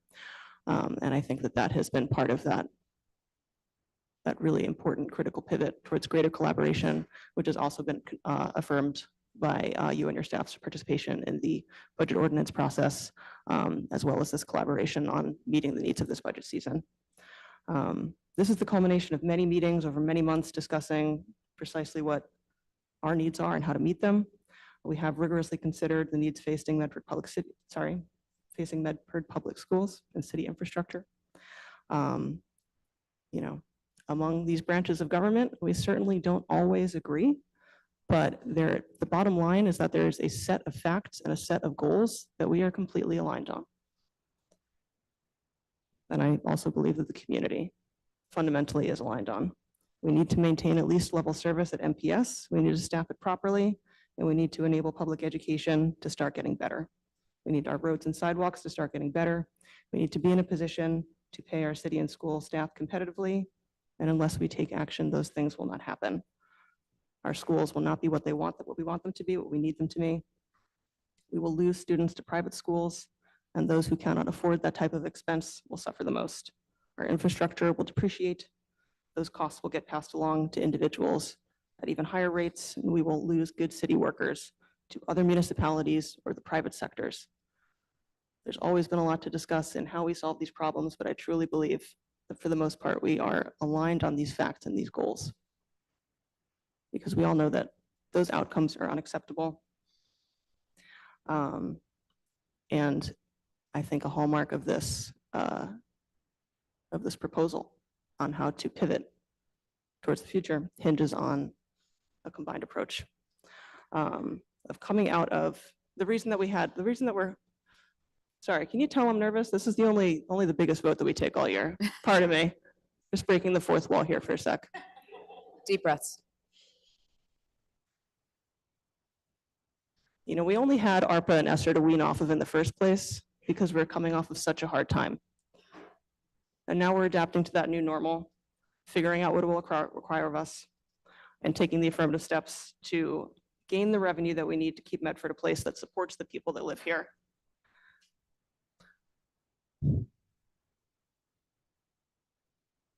So for me, this budget is conditioned on its context. We are considering it in the context of two override proposals, one from President Bears and I, one from you, Mayor, totaling $7.5 million, which if they pass, will start stabilizing our school and city operating budgets in Q3 of this fiscal year. We're considering that in the context of a $1.75 million appropriation to stabilize the schools department in quarters 1 and 2 of this year. And to me, that's critical. That is what my sense of confidence in this plan is hinged on. That gives us the breathing room to get to the override vote, which we put to residents in November, without devastating effects happening to the schools department in the meantime. And then the override, should they pass, will allow us to start investing in things getting better and bringing up that baseline year over year. I know that a lot of people are frustrated that we have to be here at all, contemplating overrides. I think that totally makes sense. I really do. I also wish that I wish that this is something that no municipality had to contemplate. But I think it's important context to note that since 1990, 300 of 351 cities and towns in Massachusetts have advanced at least one override, and many of them have done them lots of times. There have been over 4,500 individual overrides on ballots in municipalities since 1990. For debt exclusions, that number is even higher. There's been 313 cities and towns that have advanced debt exclusions since 1989, totaling over 4,000 individual debt exclusions. So I just put that out there to say, it is really serious to do this. It is really serious. And that's why I'm glad that this is a mechanism that goes on the ballot so that residents of Medford will choose by popular vote. It is serious, but it is not an aberration to do this. I think that the fact that Medford is one of those few municipalities that has never done this is part of the reason that our budget seasons have been so hard lately. And I'm proud that we're advancing proposals to start pivoting towards a more sustainable future. So I will close by saying, I am happy that this year we get to vote on not just a budget, but a plan to advance Medford out of underfunding and into a future where we can reliably provide better services for all students and all residents in our community. Thank you. Thank you, Vice President Collins. Councilor Lazaro. Thank you. Thank you, Madam Mayor. It's so nice to see you. I really appreciate what you presented. I appreciate everything Vice President Collins said as well.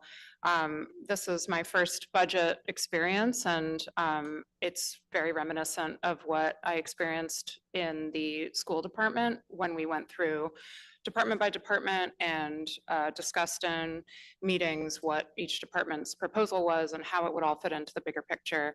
The school department has to present a balanced budget every year, and when I worked for the schools, that was what was the expected experience. And I found this year's budget meetings to be incredibly transparent and incredibly useful. Just for the public, if you're curious, you can read the notes on all of our budget meetings. Everything is available and should illuminate a lot about what we discussed. And most of the departments are being level funded. This is just maintaining service in a lot of cases or improving service. So to me, this is a very hopeful budget. I think it speaks a lot to what our values are as a community. I really think that this budget says that we care about the infrastructure of our city and about investing in our city and about making sure that our city employees have their positions and their environments funded from a source that's more permanent, and that we believe in them and we care about them. And it also means, most significantly, because it's the biggest part of the budget, that we want to fund our public schools, the teachers and the students that are part of our Medford public schools.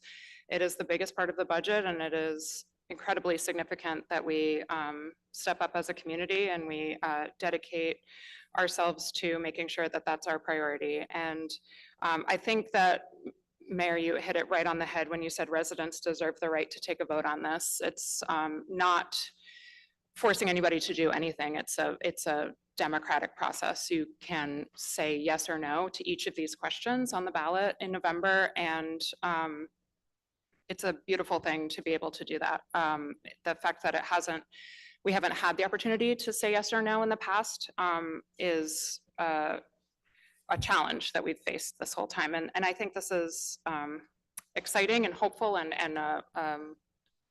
sets the stage for a great future for Medford. So I'm very excited, and I really appreciate everything that you've done for us and all of the work that was done by the Financial Task Force. I'm very excited to see where we go from here. Thank you. Thank you. Thank you, Council.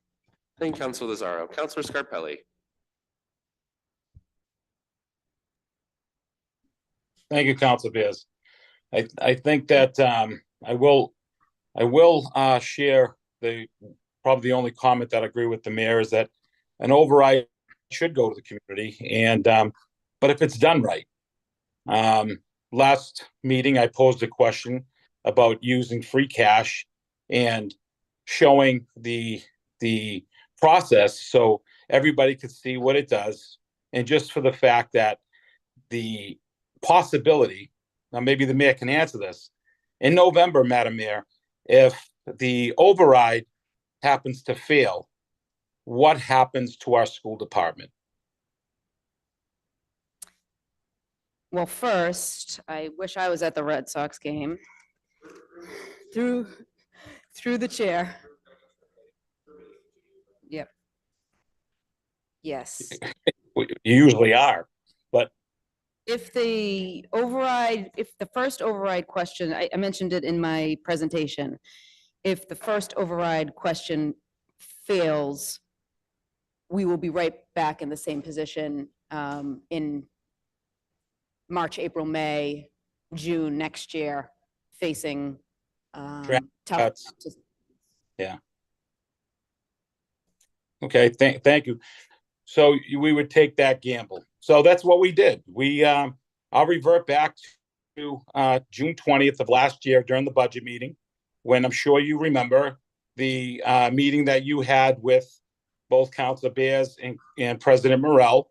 And as Councilor Bears, I stated before, it's in the minutes, it's in the video, that Councilor Bears met with you behind closed doors, and you came to an agreement, and he's going to vote for the budget. And what we did was you sold your soul, because what you did is, I felt like Nostradamus, because as I said that night, what you're doing is going to put our city in financial ruins. And here we are. And here we are. It's for the fact that when we look at where we are today and what we talked about back a year ago, we've had one year knowing that this was going to happen. And what was created to make this less harsh for our community? Let's think about it. You started a financial task force of you, the chief of staff, Council President Beers, Councilor Collins, I believe Vice Chair Graham, and the chief of staff. That is our financial team. When I talk to neighboring communities as they lunged into these Proposition 2.5, I talked to Mayor Curtatone, who informed me back in 2009 when they faced the same situation. And this is what neighboring communities do for, I believe the word's been thrown out there, transparent, which I think is an absolute farce being used that way. What they did back in 2009 to that community, they set up a financial advisory committee, provided with expert advice from both savings and revenue production measures designed to help the city maintain its financial strength and face this deepening economic recession. They looked at a committee which had Samuel Tyler, president of the Boston Municipal Research Bureau, a free assistance, Jonathan Sloan, the president and co-CEO of Century Bank, Jeffrey Hardigan, senior vice president investments of UBS Financial Services, the Chamber of Commerce, and leadership team from their financial team, and Daniel Richards, Professor Daniel Richards of Tufts University, and in the economics department. That's what I've been saying, that we might need an override. We might need it. But why divide the community? Why gamble our future, our kids' future, by not doing it properly? And what did we do? We met behind closed doors. You sat in the meeting since, I believe, Council Bear said September. You've had meetings that we've had no updates, no minutes, no notes, nothing. Council Bear stated that when we get closer, he will give us all the information possible.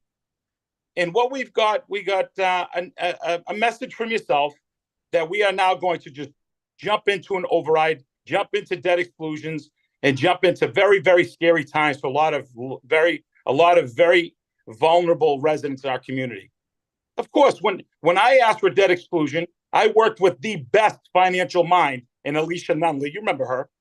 And Alicia Nunley, who was an award-winning budget creator. She was. And when she broke it down for us, we eliminated senior citizens and we eliminated veterans to see what that debt exclusion looked like for a new fire station. And the numbers were drastically different, but we were making sure we're taking care of most vulnerable members of our community. What I asked for the other day was when I was unceremoniously ruled 21 and made quiet again, because what I was saying made sense. Taking that money, $5 to $7 million out of free cash and balancing the budget, and then working together by being more transparent and open in the process of an override.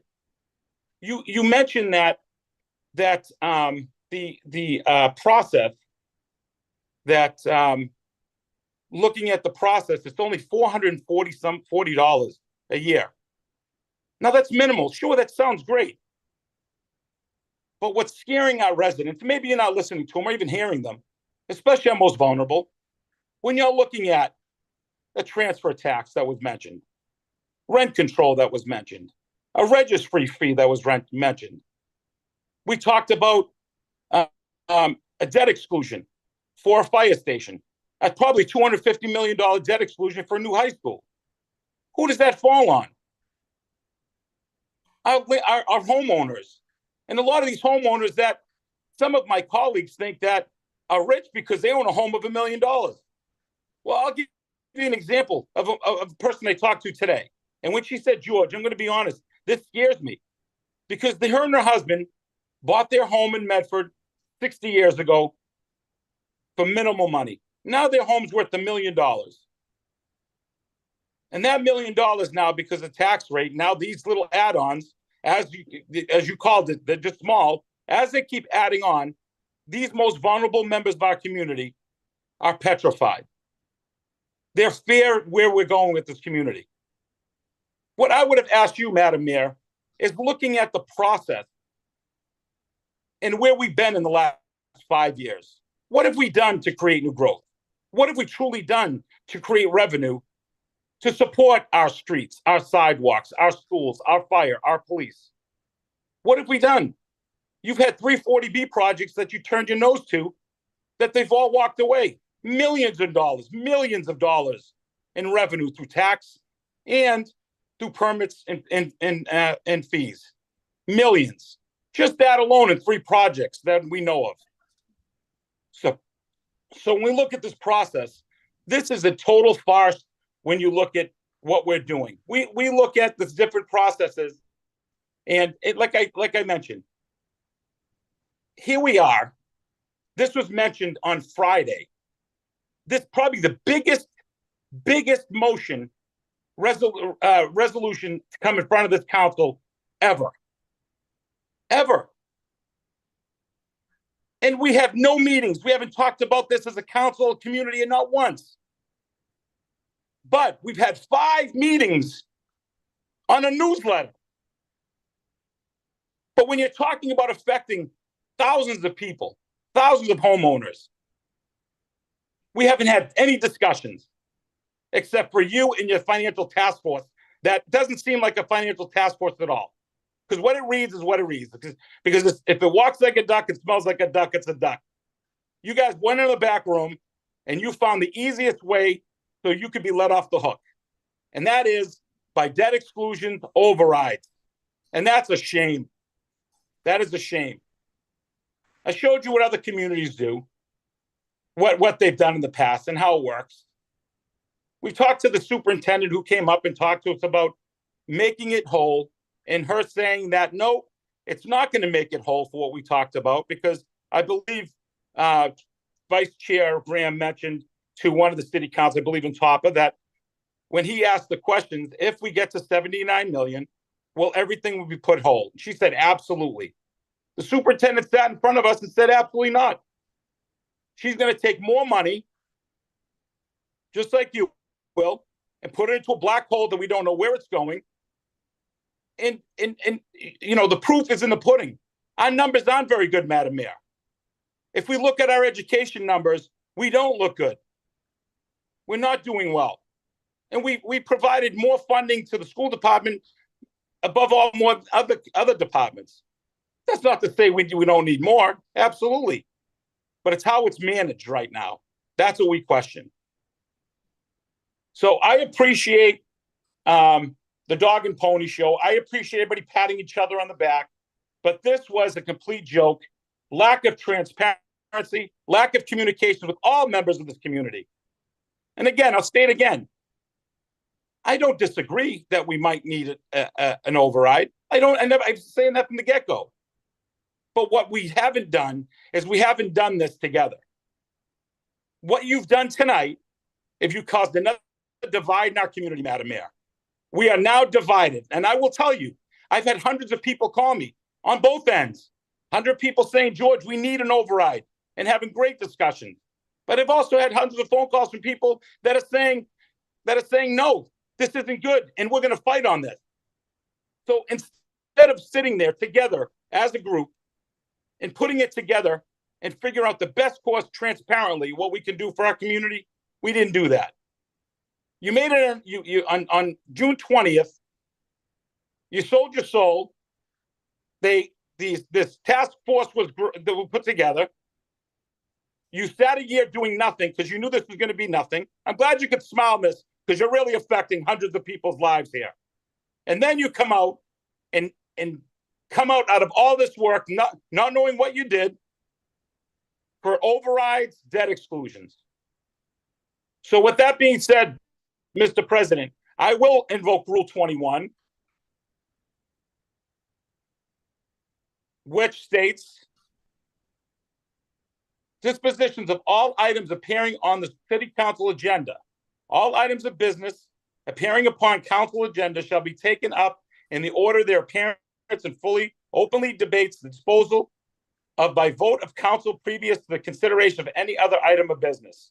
No item of business shall be referred to committee except for the following reasons: for the study and the report of subsequent meeting, for the purpose of drafting an ordinance, in the event that open discussions may prove damaging to the character and reputation of a person or persons, all matters referred to the committee shall reappear on the council agenda for the meeting for 4 weeks following the referral, unless sooner presented by the committee chair or a majority not exceeding 2 weeks is voted by the council upon request of the committee chair.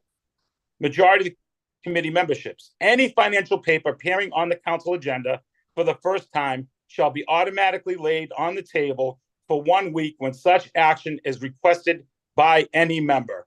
Now, you might have suspended the rules, but I want the community to realize you stifled me last time, disrespectfully, shutting down Rule 21 because I made sense. And it was a viable way for us to slow things down and do it the right way. And then tonight, you suspend the motion for this process. Well, I invoke Rule 21 this evening. And if I have to, I would look into contacting our attorney and looking for an injunction to see where this goes, because I think this is a fraudulent process by the president. Thank you.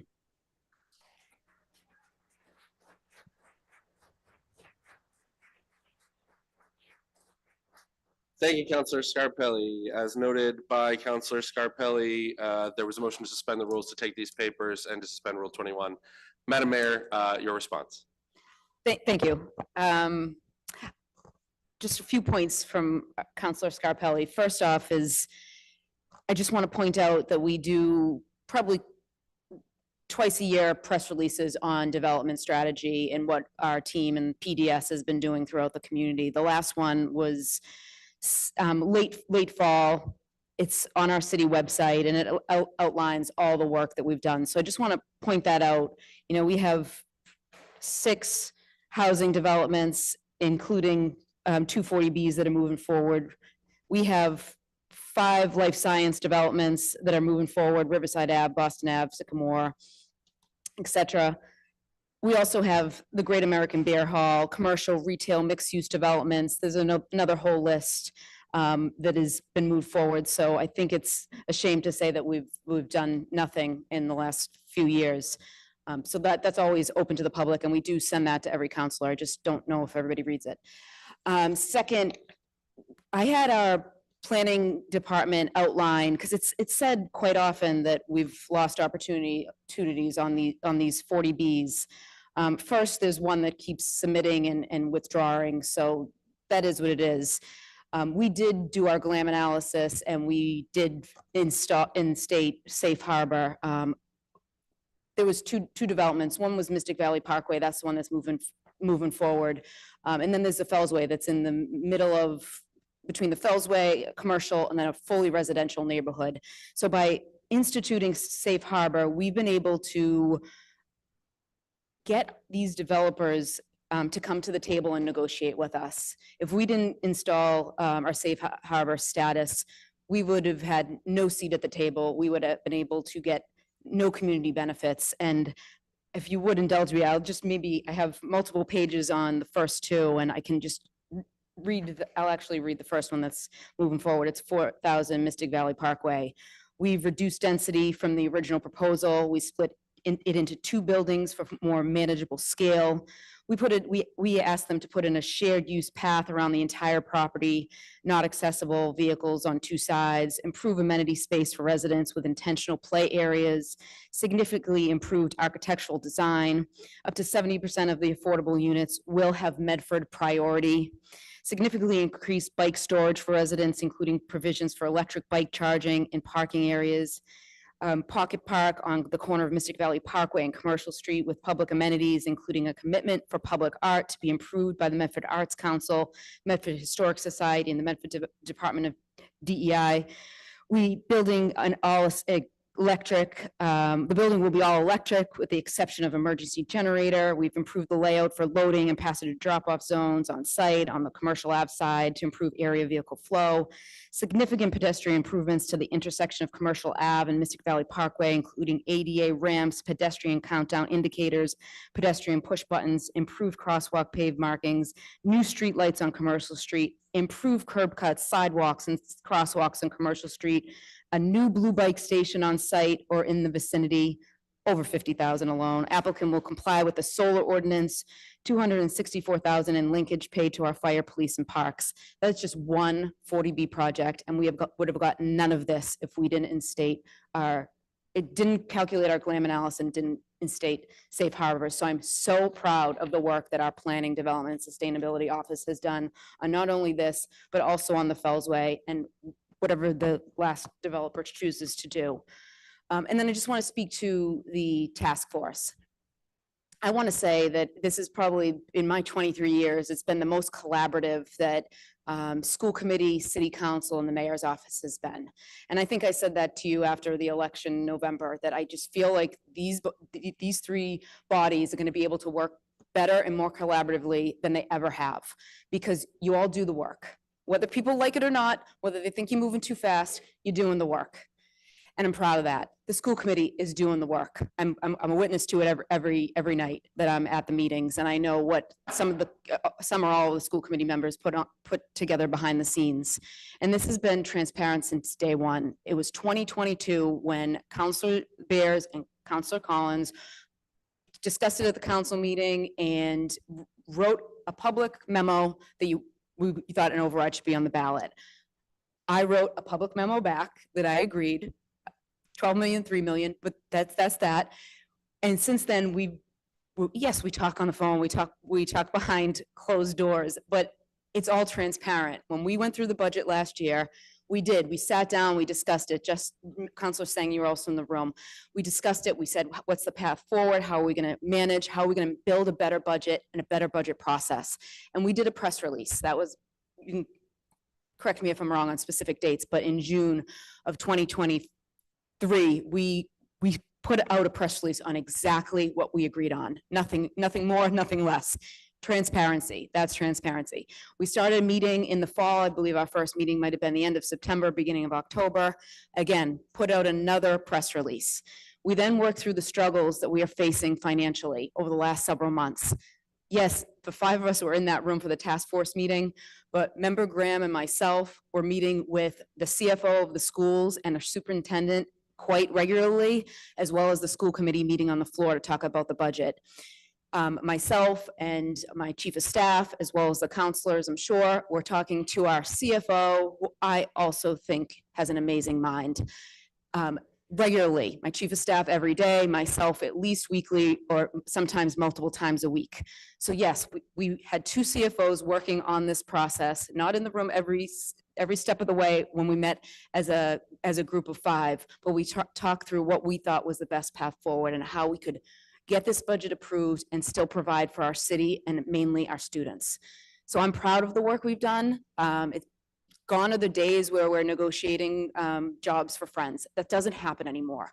We're negotiating, we truly care about this city and we care about the future of the city. And that's why you have the 3 ballot questions before you. People can vote yes, people can vote no. They're split into 3. We could have done 2, but I think 3 was the best way to do it. People have a choice, and they have a choice in November. It is months and months away. There's going to be campaigns on both sides. There's going to be things we're restricted from doing after potentially the vote tonight if it passes. But it's up to the people now. So, I mean, there's more I could go into. I am listening to residents. This money will not go into a black hole. It's going to go towards literacy coaches. It's going to go towards a nurse so that he or she's not let go. It's going to go to teachers because we want to keep the levels as much as we can in our school system. It's going to be the best way forward for our students. I just wanted to address the counselor. Thank you. Thank you, Mayor.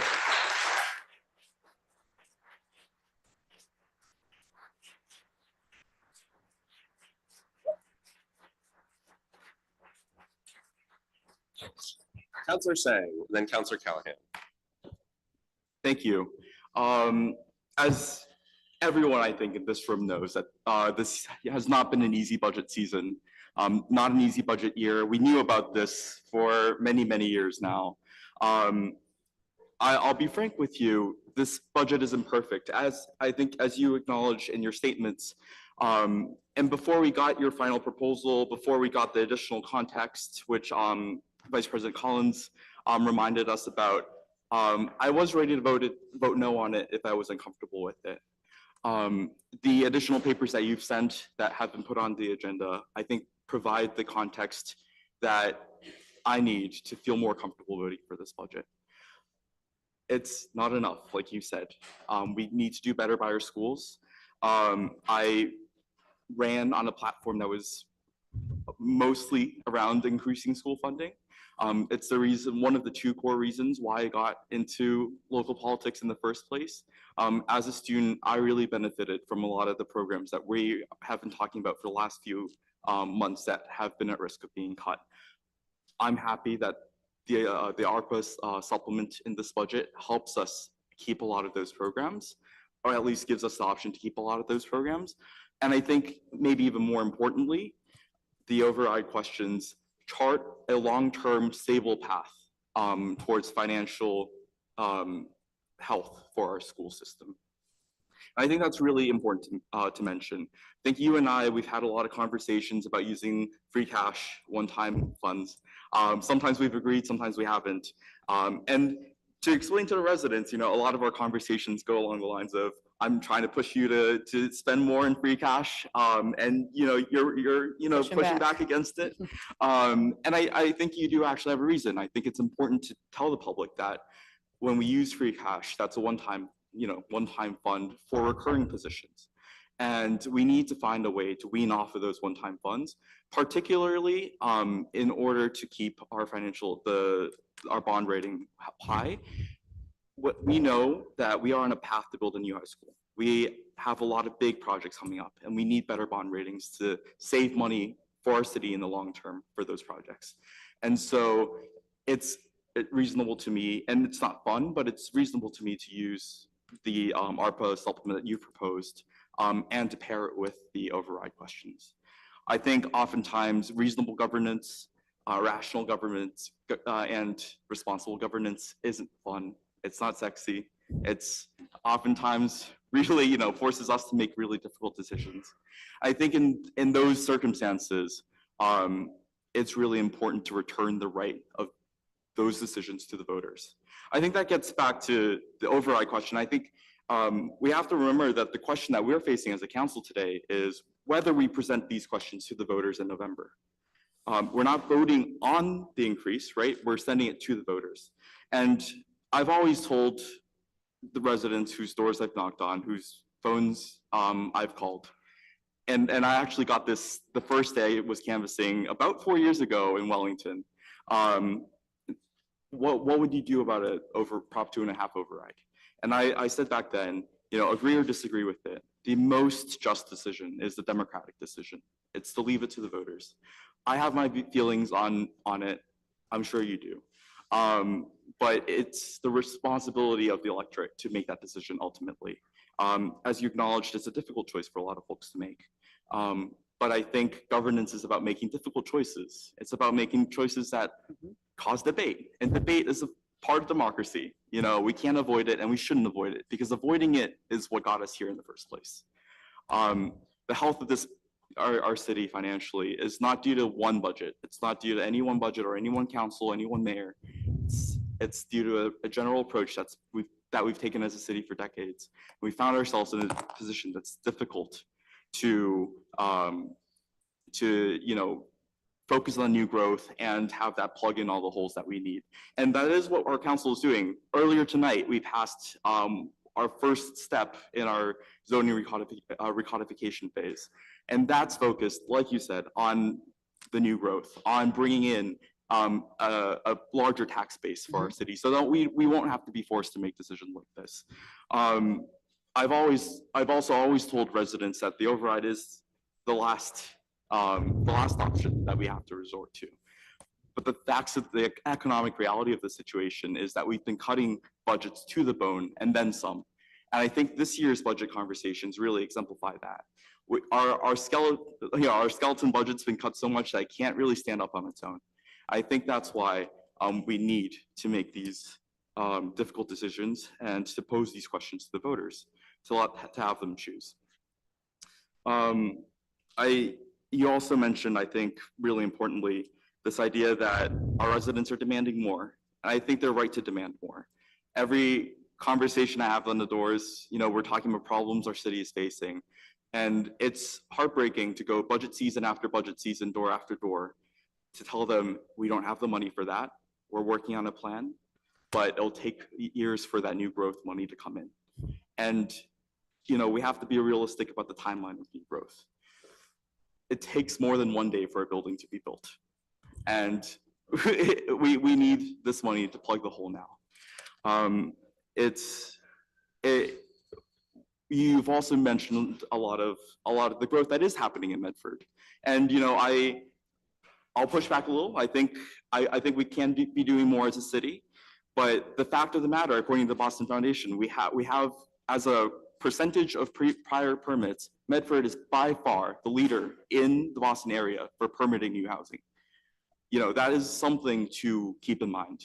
We are working on it. We're not where we need to be, but we are working on it. I think, you know, ultimately every budget conversation revolves around the question of fiscal responsibility. It's not fiscally responsible when we're cutting budgets so much that we have city departments that aren't operating at the level that they need to be operating at. It's not fiscal responsibility when parents have to decide whether to send their kids to private school and to spend thousands on tuition because they can't get the specialists, the programs, the teachers that they need for their kids to succeed in our public school system.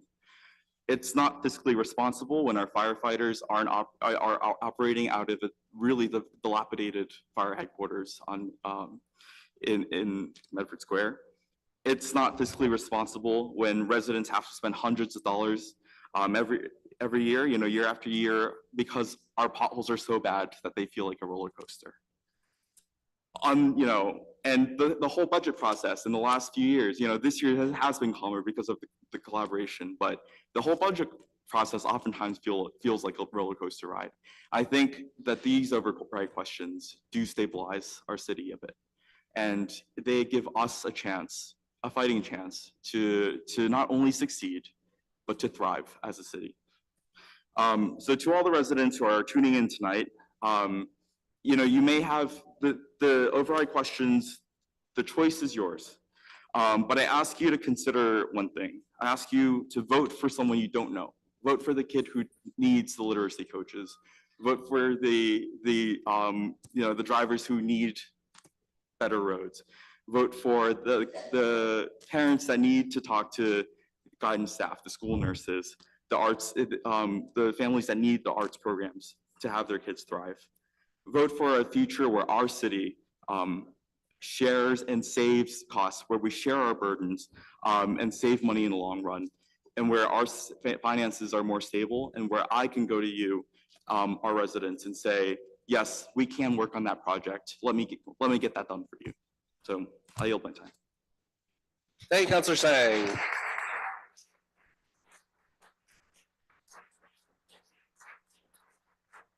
I'm going to go to Councilor Callahan, Councilor Lemming, Councilor Scarpelli, Vice President Collins. Councilor Callahan. Thank you.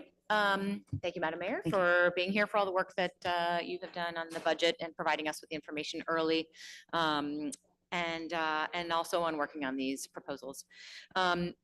People who know me will know that I believe two things. One, I believe in democracy, and two, that I believe that this city has been underfunded for many, many years. So to the first point, again, as Councilor Sang mentioned, we are not voting to approve of these monies. We are voting to allow the people of Medford to make this decision. And I think that we need to do that. To me, that is the most important thing, is that the only thing that we could do now, tonight, that would be the most undemocratic thing to do would be for us to refuse to allow the voters to make this decision, right? That would be undemocratic. So that's my first point.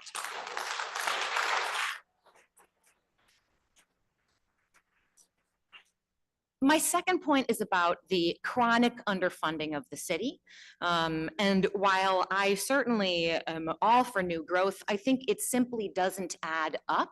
If you look at the reality of the funding of the city and at what we need in order to not be financially irresponsible. The problem is that costs rise faster than Prop 2.5 allows us to raise taxes. And if we simply look at the budget, we can see that in many ways. So the largest portion of the budget is our schools. The second largest portion of the budget is insurance. Insurance is going up. We do not have any control over that. It is going up higher than we are allowed to raise taxes. The third one is pensions. Pensions, we also do not control. Those are the top three. After that come police and fire. And the fourth one after that is roads. I want to talk about roads. So I just want people to understand that these costs, many of them are going up. They are uncontrollable by the city, and they're going up faster than we are allowed to raise taxes. So this simply is something that, you know, it's math. You cannot make those numbers match. I want to talk about roads because we had a great meeting with the commissioner, the DPW, and one of the engineers. There was a roads assessment done. If people have not looked at that roads assessment done in 2021, it basically said that, so they grade roads. They call them 1, 2, 3, 4, and 5. I like to call them A, B, C, D, and F because everybody understands grades that we get in school. 49% of our roads in 2021 were rated D or F, the worst two possible qualities of roads. Now, it costs 50 times as much to bring a road from F to A as it costs to bring a road from B to A. So the problem is, if you are simply not spending enough on your roads every single year, that you're allowing roads to get to be D and F, that is unbelievably financially irresponsible. Because the amount of money it takes to then repair those roads is like 30 to 50 times more. So this is years of underfunding our roads that has led us to this place, and it is financially irresponsible.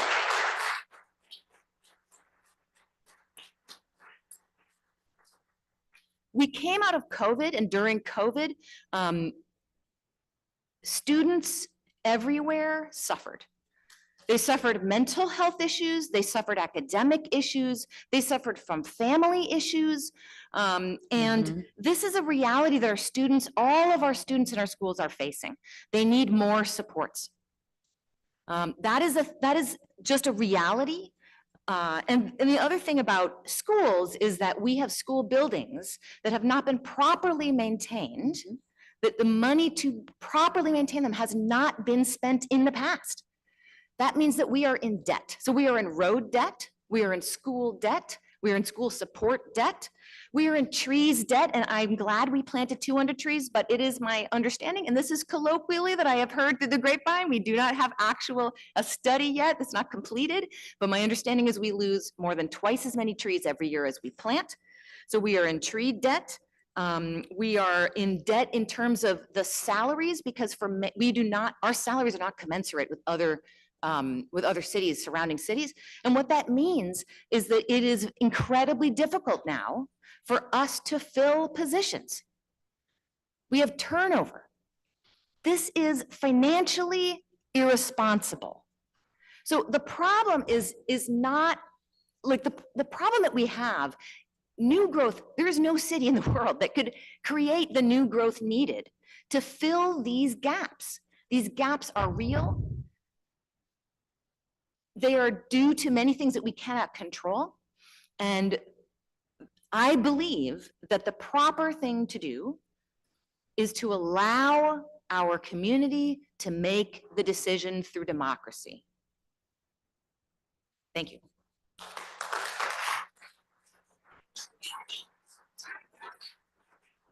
Thank you, Councilor Callahan. Councilor Lemmi. Thank you, Council President. It is so much easier to criticize action than it is inaction.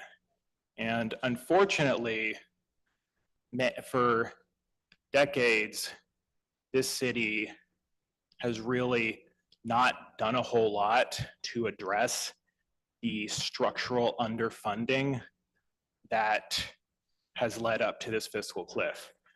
I want to be extremely clear that if this override doesn't pass, as the mayor said, we will be here next year. We will have to lay a lot of people off. The roads will continue to be in the state they're in, and as my colleague said, they will continue to get worse. The fire department will not get its headquarters. We need this.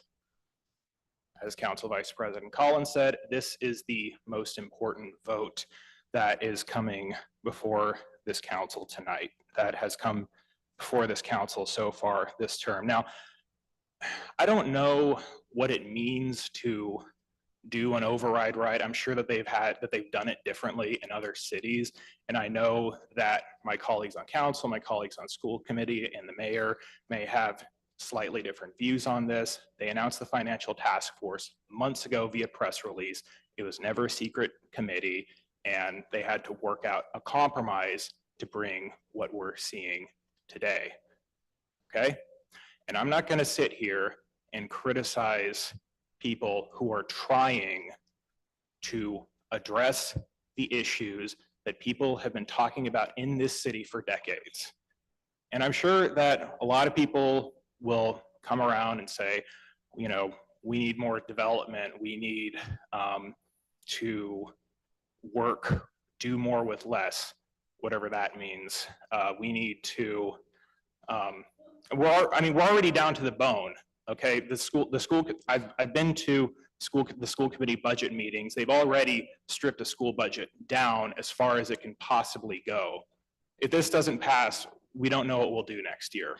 Okay, so I just want to make the point that this is, I think, any kind of action, any kind of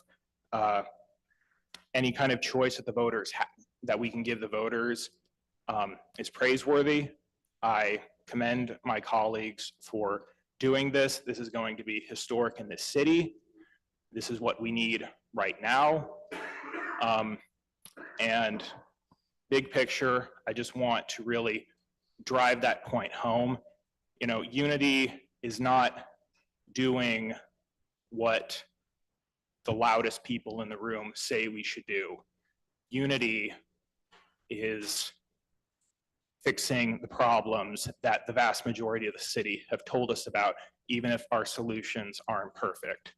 So thank you very much. I heard a groan in the audience when the council president listed the large amount of speakers that still had to go. And so I think everybody wants to get to public comment period. So I'm going to leave it at that and thank all those who've spoken so far. And I look forward to hearing what folks have to say. Almost done, almost done. We have two more hands raised. I'll go to Councilor Scarpelli and then Vice President Collins. Councilor Scarpelli. Thank you, Mr. President.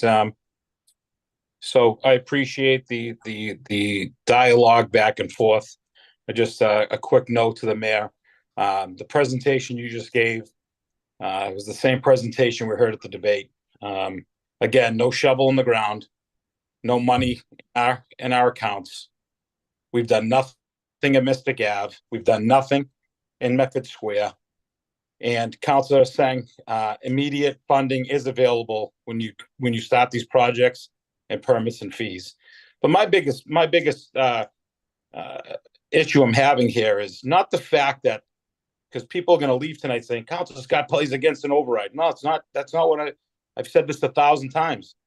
And Councilor Callahan said democracy is so important, getting the vote out. And I agree with you. But why behind closed doors? Why weren't we involved? Why would you announce it on a Friday and then bring it to the floor on a Tuesday and then vote? Especially when there are viable options that we know of. Free cash is there. You can use the 5 to 7 to do everything you said, to pull in the heartstrings of all the parents and kids and teachers who, by the way, are my friends, my relatives, my family. So I understand completely, but there's an option there. And then maybe step back and say, well, instead of dividing this, instead of making this a contentious situation, let's sit together and say, well, did we look at the process of eliminating seniors to this process and how much would it cost? Did we look at eliminating veterans from the process and see how much would it cost? That's democracy. Democracy isn't saying that that 6 people say in one room say it's all right and that's the way we should do it. So that's democracy. No, that isn't. Democracy is being open and honest and being truly transparent. We talk about looking at where the funding was and where the funding is going to go, because when I say the black hole, I say we were given millions and millions of dollars from ARPA. And what do we do with it? Nothing to show for it. infrastructure needs that was aired for? Nothing. You could get angry all you want, Madam Mayor, and turn your head, but you made some pretty snide comments tonight, and it's pretty embarrassing. But I will tell you, you put on this paper, excuse me, Mr. President. We've talked about, Madam, I believe you said it was that we needed to the people that were getting jobs from illegally or questionable, and you were cleaning up City Hall. You use that comment a lot. But I tell you what, I'd like to sit down at these meetings and say, well, like they've done in other communities, where did the funding go? Why are we here? And how do we fix it moving forward? What have we used in consultants, Madam Mayor? What have we used for investigators, Madam Mayor? What have we spent on for legal fees in the hundreds of thousands? What have we used in settlements? There are millions of dollars that we wasted because you put a cape on and thought that was your job, and that wasn't. And the courts, obviously, now we're hearing it and we're seeing it. So I will be honest with you. Again, it would have been nice to have some time to sit with the community and figure out, or at least all the council, because, it seems like 6 people know what they're doing in the council, but there's one person sitting back saying, well, I had questions. I had things to offer. And when I came out and started sharing that on the council floor, I was pushed by asking me to put the amendment first. And then I was asked to verify comments. And then it was when it started getting heavy and it started making sense, we section 21 me. And now we get to tonight where I think we do need breathing room. We need another week to look at this. And ask some questions and make sure people, through the democracy, the process of democracy, that people ask these questions. And you can pat yourselves in the back all you want of this task force, and you came to this agreement. But to present all the information from this hardworking task force that was presented to the public on a Thursday or Friday, and then brought out for a vote tonight, is a disgrace. It's really, this isn't the way democracy works. And I know deep down inside, I think all of you know it. So, Mr. President, I know that a lot of people do want to speak, and again, I'm just going to leave off with this. We had a mechanism in place that could have taken care of our children, our teachers, our parents, all these coaches and teachers that you're looking for through free cash, which we had millions because of the process that was mismanagement of finances in our community for the last 5 years. And an abundance of that much money is just bringing it back to who deserves it, and that's the taxpayers. Remember, that's the taxpayers' money that weren't spent correctly. So now we have an option now to do that. And instead of doing that, we're going to rush through a vote tonight, which it's sad to say I will vote no, not for the fact that Councilor Scarpelli doesn't think that we possibly could use an override, but we didn't do it the correct way. We did it behind closed doors. Whether you want to say it was a great process, whether you want to say it was transparent, it wasn't. So thank you, Mr. President.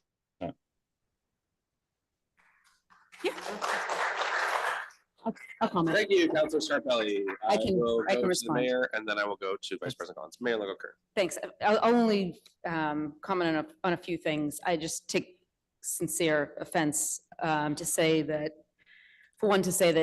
things have been mismanaged financially for 5 years. We've had 2 CFOs in the last 5 years, and they've both done a great job. So I just want to comment on that. Second, and I know it's been said by my chief of staff a number of times, I have to address the legal costs of the city of Medford, because there's a number of us that sat and we reviewed budgets in 16 different communities, and we were the first or second lowest in paying legal costs, and that includes outside legal counsel. If I may. We still have no city solicitor, Madam Mayor. Excuse me, I have the floor. That includes outside legal counsel, as well as Copeland and Page, who we use as, they have 40 municipal attorneys that specialize in different things. So in comparison, I'll give you one city. Malden, very similar to us, spends about $1.2 million in legal costs. Medford spends a bit over 400,000. I think it was 450,000. So I just want to put that into perspective. And then the counselor also mentions cleaning things up. Maybe he's offended by what I've done the last 4 years, but I've brought accountability to this community and I am so proud of it. Whatever put you to sleep, Madam Mayor, every night. That's a shame. Because I sat next to you for 4 years. Counselor Scarpelli. Know who you Yes. are. I respect you then. Counselor Scarpelli. Sorry, Mr. President. Just recognizing you if you'd like to speak. I apologize. No, I just want to remember, I want the mayor to remember that, you know, I remember that person that sat next to me and she wouldn't deal with what's going on right now. So shame on you. Whatever put you. Please direct your comments to the chair. I'm going to go Thank to you, Vice President. Thank you, President Bears. I went pretty long earlier. I'll try to keep this short, bring my average down. First thing about the financial task force, and I think that there's some people who don't need to hear this, but when we talk about the press release that was released on Friday that we all collaborated on, city council leadership, mayor and the mayor's staff, school committee leadership, what that press release contained was the budget that was already made public, line by line, department by department, that the city council had already reviewed in budget hearings that the entire community was privy to if they cared to read those agendas or attend the meetings. Those same numbers, very minor, essentially all the numbers that we already had, plus $1.75 million from ARPA to the schools proposed, and the 2 overrides and debt exclusion that everybody gets to vote on. So just to clarify what was presented on Friday and how transparent or untransparent it was all the numbers that the city council and the school and the public already had, plus an appropriation of one-time funds, which many people, including myself, were hoping to see and working to secure. And then 3 things that we get to put to the voters. So I just want to set the record straight on that because I think there's a lot of editorializing going on. Second, we've discussed free cash a lot on this council, last term, this term. I have had, you know, it's no secret that we disagree on a lot of things. We agree on a lot of things. I've had some pretty sincere concerns about our free cash strategy in the past. I have my own wish list for how I'd like to see some of that money appropriated, which I know is different than the strategy that the mayor has. To me, that is irrelevant here. I do not see the end game in appropriating large sums of our free cash reserves towards operating costs. What is the end game of that? We end up back here. We can wish upon a star that we're going to see new growth accelerate at such an incredible rate that we are going to be able to fill that gap exactly in 12 months. But I don't think that we should be budgeting on wishful thinking. Again, I've had sincere concerns and grievances about how we're using free cash in the past. I have my own preferences. It is not the path forward that I think the community wants and needs to allocate money towards the problem that we may never ever see again. It pushes the can down the road. I also think that finding these proposals divisive is completely a choice. That's one of the wonderful things about this being a ballot question. I think, you know, we're a room full of people who have voted differently on things in the past. We will again in the future. And that doesn't have to make us any less of a community. We can talk about it and discuss it and debate about it. And some people will campaign one way and some people will campaign another way. And it does not have to divide us. That is a choice.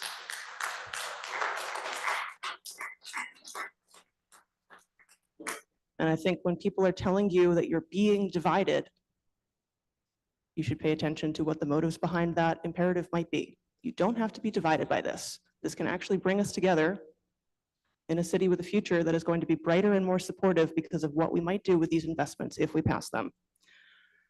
I'm not willing to pass a budget based on wishful thinking. We can wish that new growth was different in the past. We can wish for dramatic new growth over the next 12 months that'll solve all of our problems. That wouldn't be responsible.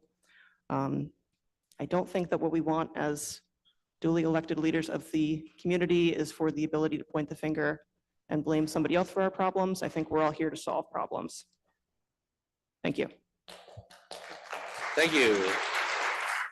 I'm going to go to Councilor Lemming, and then I do have one question. No, this was just a quick one. So Councilor Scarpelli brought up twice or several times the fact that his previous paper was a Rule 21. I just want to be clear about that. So first off, if anybody would like to look at the May 28th meeting, the city council meetings are now on YouTube, so you're free to look up how that particular debate went. But I Rule 21'd it because it was a vague resolution. It was just to generally discuss options for the school budget. Councilor Scarpelli had previously submitted a similar resolution several meetings before, and he was asked by the council president to make his resolutions more specific so that people would know what he specifically intended to bring to the table. The last one was a resolution to discuss subcommittee processes, and it ended up veering into a letter that my colleagues had signed. So it just generally got off topic. So I just wanted to clarify that I wanted the resolutions themselves to be specific so that we will know what is being talked about. We could have talked about that resolution today, but my colleague decided to withdraw it at the beginning of the meeting, so we never did. That's all. Mr. President, if I can, point of personal privilege. Councilor Scarpelli. Thank you. So whatever, and I'll say this to all due respect, whatever Mr. President makes my colleague feel good, but what he did was stifle the process. I was very clear. You asked questions as the chair of the council. I answered your questions. You did not rule it out of order. We moved forward with the process. And when it started getting uncomfortable, my colleague shut me down. It's very simple. Why I shut it down tonight is because it just doesn't matter, because the process is already through. What you're asking for and what I was asking for was never entertained. It couldn't have been entertained, Mr. Lemmi. Because if I said what I needed to say tonight, it would have needed time for the administration to look into that. For instance, looking at an override and taking senior citizens out of the process. And I know Councilor Collins has mentioned over and over again that's transparent and there were notes, and all due respect for the vice president, Mr. President, those aren't the questions that we had or I had or the people that I represent had out of those meetings. Because what we had was the options of doing A, B, or C. But with those options comes processes. For instance, we need an override. Okay, were there any other options? Okay, if we did do an override, what would it look like? That's what my questions were going to be driven through. So thank you.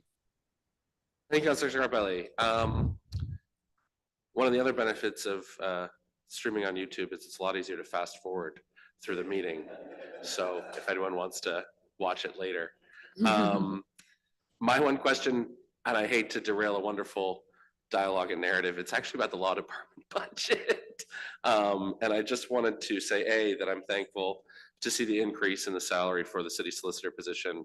I'm hopeful that with that competitive number, we'll finally be able to bring someone on. I know that position's been vacant for a while. The only other thing, it's kind of a question, feel free to respond to my comment, and it'll be the only one I make from the chair on this paper. 2 years ago, we did agree to include an assistant city solicitor position in the budget. That has been removed for this budget. We had a discussion with the chief of staff about it, and I understand the position, the difficulties, that money being essentially right now used to help address the fiscal crisis that we're in their schools. So I understand that, but regardless of our potential philosophical difference on that, I do want to say that is important to me, that the council has voiced that to be an important position.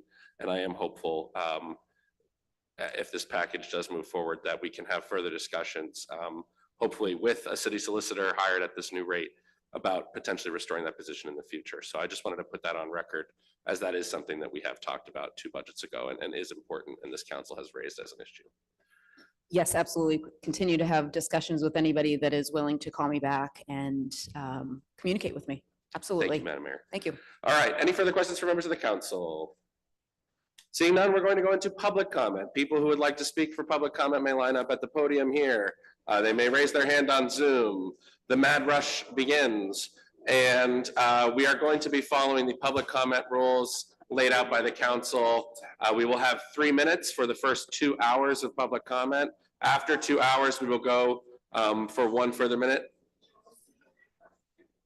Sure, if they need to get home, that's all right. If we have a student here, someone who needs to get home, it is a school night, so we'll make a school night exception. But it'll be 3 minutes for each speaker for the first 2 hours, followed by 1 more minute. After 2 hours, we'll go to 1 minute. So please keep your comments as brief as you can. I will put a timer up on the board, but first we'll recognize our young person here. Welcome. Thank you for being before us. If you could just say your name and then give your comment. Thank you so much for being here. Hello, my name is Simon Parks.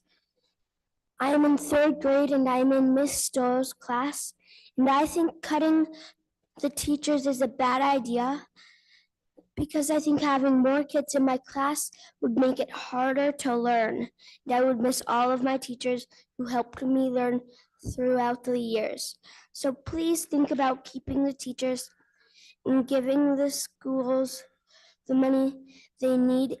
And thank you for your plan to do the vote. Thank you. Thank you, Simon.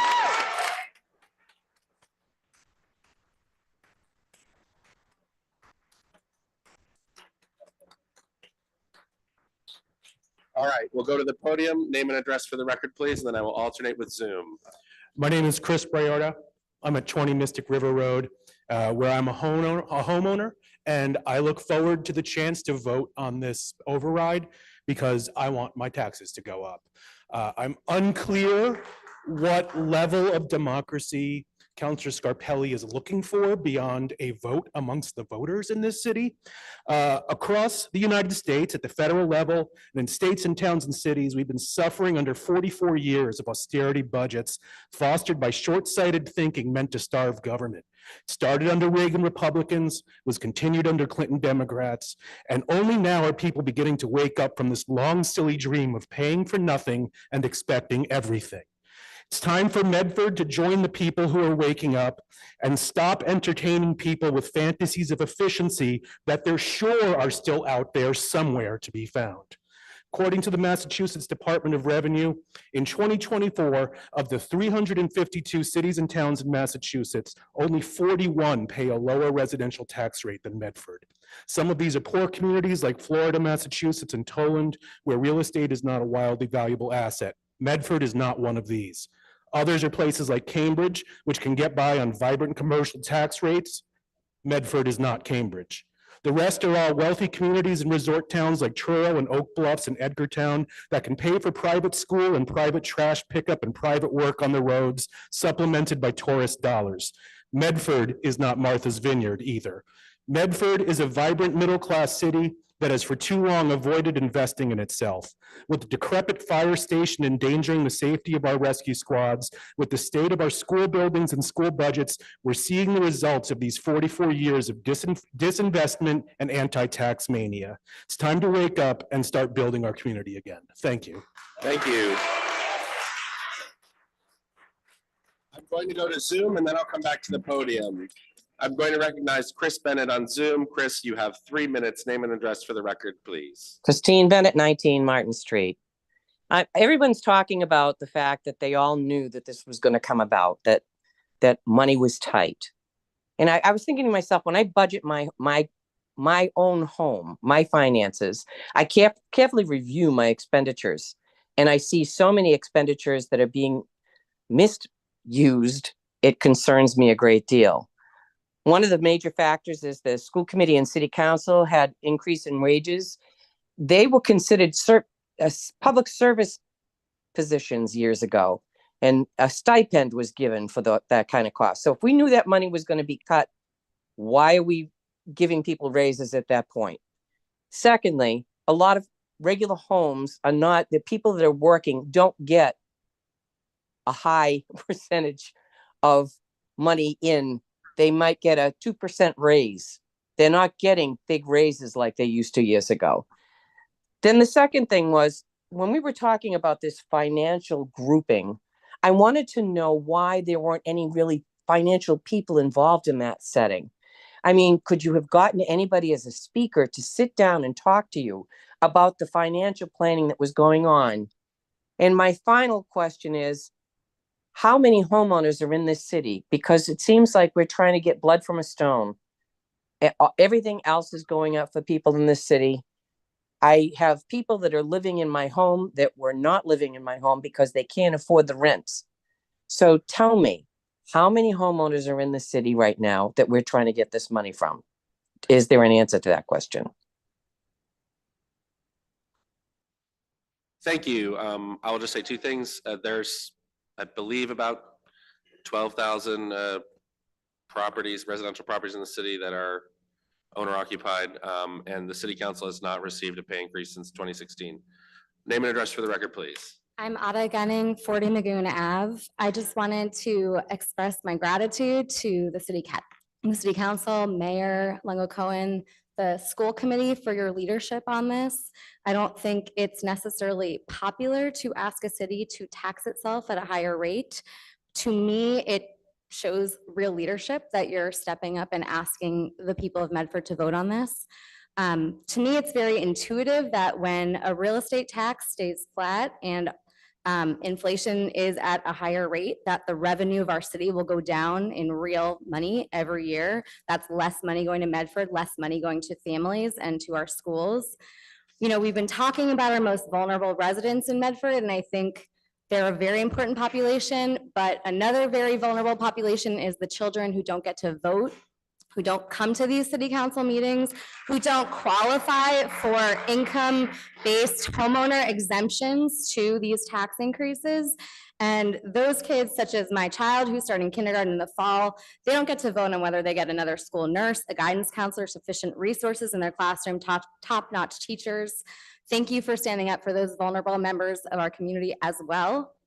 And lastly, I just want to say there's very loud voices on both sides of this issue, and I respect that we're all coming to the table with different priorities. Speaking directly to the people of Medford that are still learning about this issue, thank you for considering increasing your taxes by $40 a month, the cost of a takeout meal, so that kids like my kid can have art class, avoid overcrowded classrooms, access basic necessary services. They are our future. Thank you.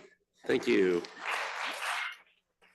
I'm going to go to Jess H. on Zoom. Jess, name and address for the record. You have 3 minutes.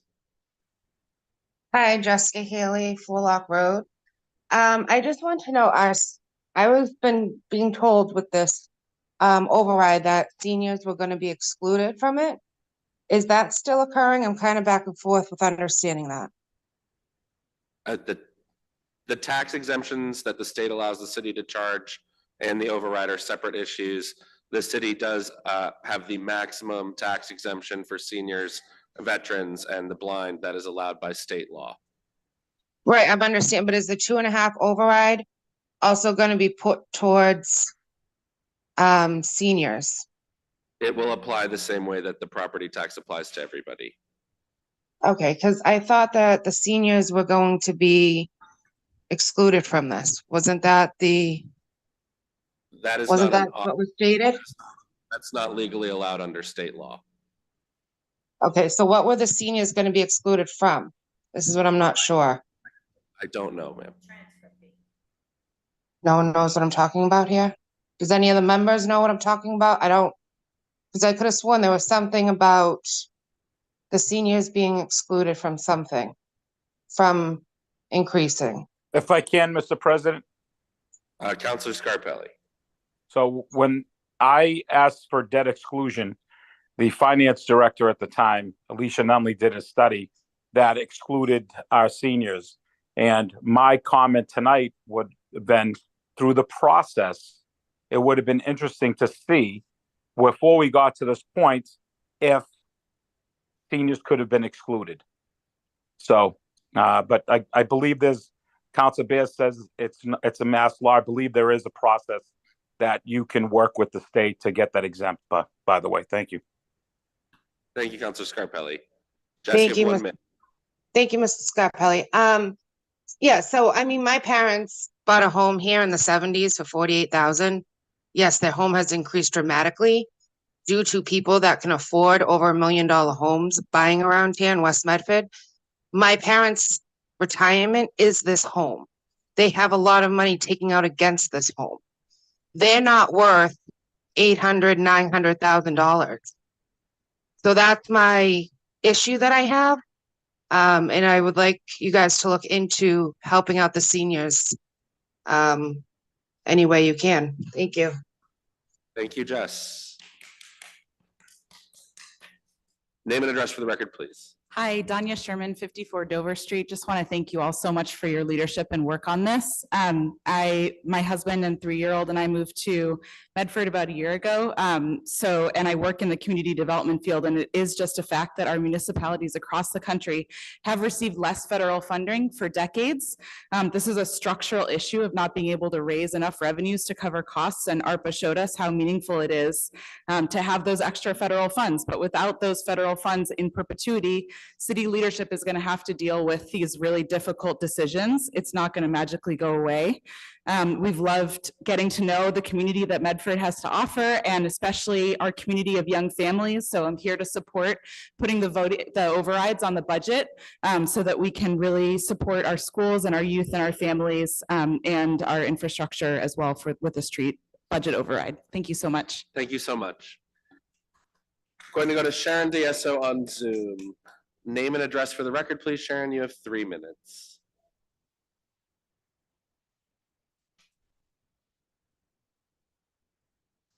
Sharon, I'm gonna unmute you now. You need to accept my request.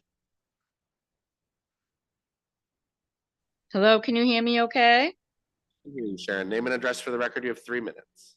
Thank you. Good evening, everyone. Sharon DSO, Circuit Road in Mass Ave in Medford. I've been a long time resident of this city. Also, I have been a former school teacher, and I'm an adjunct professor now, not far from this area.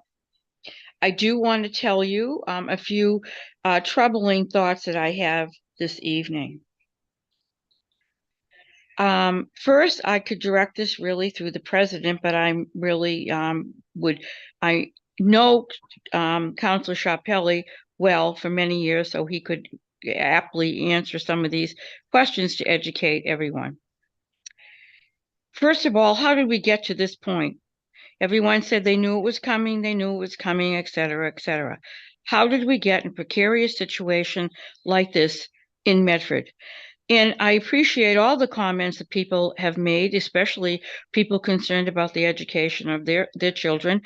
I really hope, and I don't mean this in a very surly way, that you were very active while the school committee was going forward and voting themselves a raise. They should, if they're real concerned citizens of this community, should have been at those meetings begging them not to give themselves a raise if they were that concerned, and the school committee members should retract that raise. Sorry. Also, how are we getting to this point? I think Councilor Scarpelli has mentioned in the past, I'm going to think quickly now, that there are lots that probably are valuable that can be auctioned off or sold in this community. There is still withstanding the old police station. What's being done with that building that's worth millions and millions of dollars?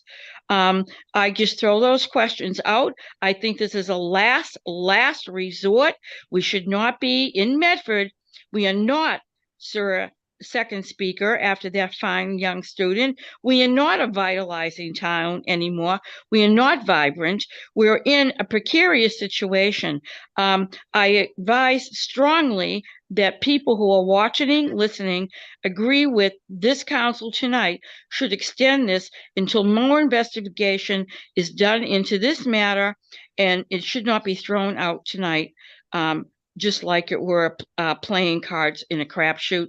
Thank you. I'd like those questions answered, please, about the properties that can be sold before any of this is considered. I'm very duly disappointed in many of you on this council this evening. Not criticizing because you were elected by some people. We do not have really capable people on this council to go forth and make big financial decisions. Thank you very much. Thank you, Sharon. I'm going to go to Councilor Callahan. I just also want to note the school committee did not vote themselves a raise. This council considered an adjustment of their compensation after 24 years of no increase. Councilor Callahan. Thank you. I just wanted to mention one thing for folks concerned about seniors. We also have in Medford, there is something that people can request. If you're a senior, you can request that you can be exempt. In fact, I believe, correct me if I'm wrong, from all of your, up to all of your taxes, and that can be until your property is sold. So that is something that seniors in Medford have the option of doing. So we hope that this Prop 2.5 override will not negatively impact folks in their day-to-day living expenses. Thank you, Councilor Callahan. Yes, in addition to the exemptions, there's the deferral program, and there's also a senior tax work-off program where some seniors come to City Hall and help out and have some of their taxes reduced. Go to the podium, name and address for the record, please. Hi, I'm Michelle Barkson. I live at 23 Diane Road. I'm just speaking out in strong support of these overrides. I have been a public school teacher for 17 years in neighboring districts. So I just wanted to speak for a moment from a teacher's perspective. I've worked in districts with very poor funding, with funding budget issues, and very well funded. And the morale is very noticeable. And budget issues in schools cause low morale, and I'm really afraid that low morale is an issue in Medford Public Schools among the teachers due to these proposed cuts that are needed because we do not have funds available. When morale is low among teachers, it directly affects students. And again, I can speak to that as somebody who has worked in both types of districts.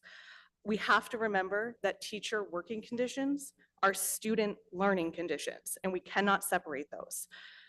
We have to fund our schools so teachers can have good working conditions, which allow our students strong learning conditions. Expecting teachers to buy their own supplies, teach too many sections of a class, and have too many students in a room and continue to keep a positive learning environment is unreasonable. We have to fund our schools fully so our children can thrive in Medford. And these overrides are a way to ensure that that happens. I implore people in Medford to consider our children, our vulnerable population of children who, as others have said, they cannot be here to vote and speak, except for that one very brave young man, when making decisions for these overrides. So thank you all for getting this out there and hopefully getting it on the ballot. I really appreciate your work. And I really hope the people of Medford consider our children when they go to vote. Thank you. Thank you. I'm going to go to Jen on Zoom. Jen, I'm going to unmute you. Name and address for the record, please. You have 3 minutes. Jen Weinberg, 13 Cottage Street. I'm an educator in the Braintree Public Schools and a Medford homeowner. Braintree right now has an $8 million gap in funding for the public school system. $8 million. And this didn't happen overnight. 100 positions were eliminated and almost 100 educators received pink slips within the last 2 months. This reduction in force will result in significant loss of programming and will have devastating effects on students. Medford should view Braintree as a cautionary tale. Let's fund the public schools with an override now and a plan going forward before Braintree ends up in a more dire situation. Braintree's override vote is on Saturday and public education hangs in the balance. Thanks. Thank you. Going to go to the podium, name and address for the record, please. You have 3 minutes. Marie Izzo, Pilgrim Road, Medford, Mass. I want to thank all of you for going through this process, and I've watched very carefully, and it's very painful. I want to keep it simple, i.e., let the people vote. I'm here for our teachers, our students, our whole community.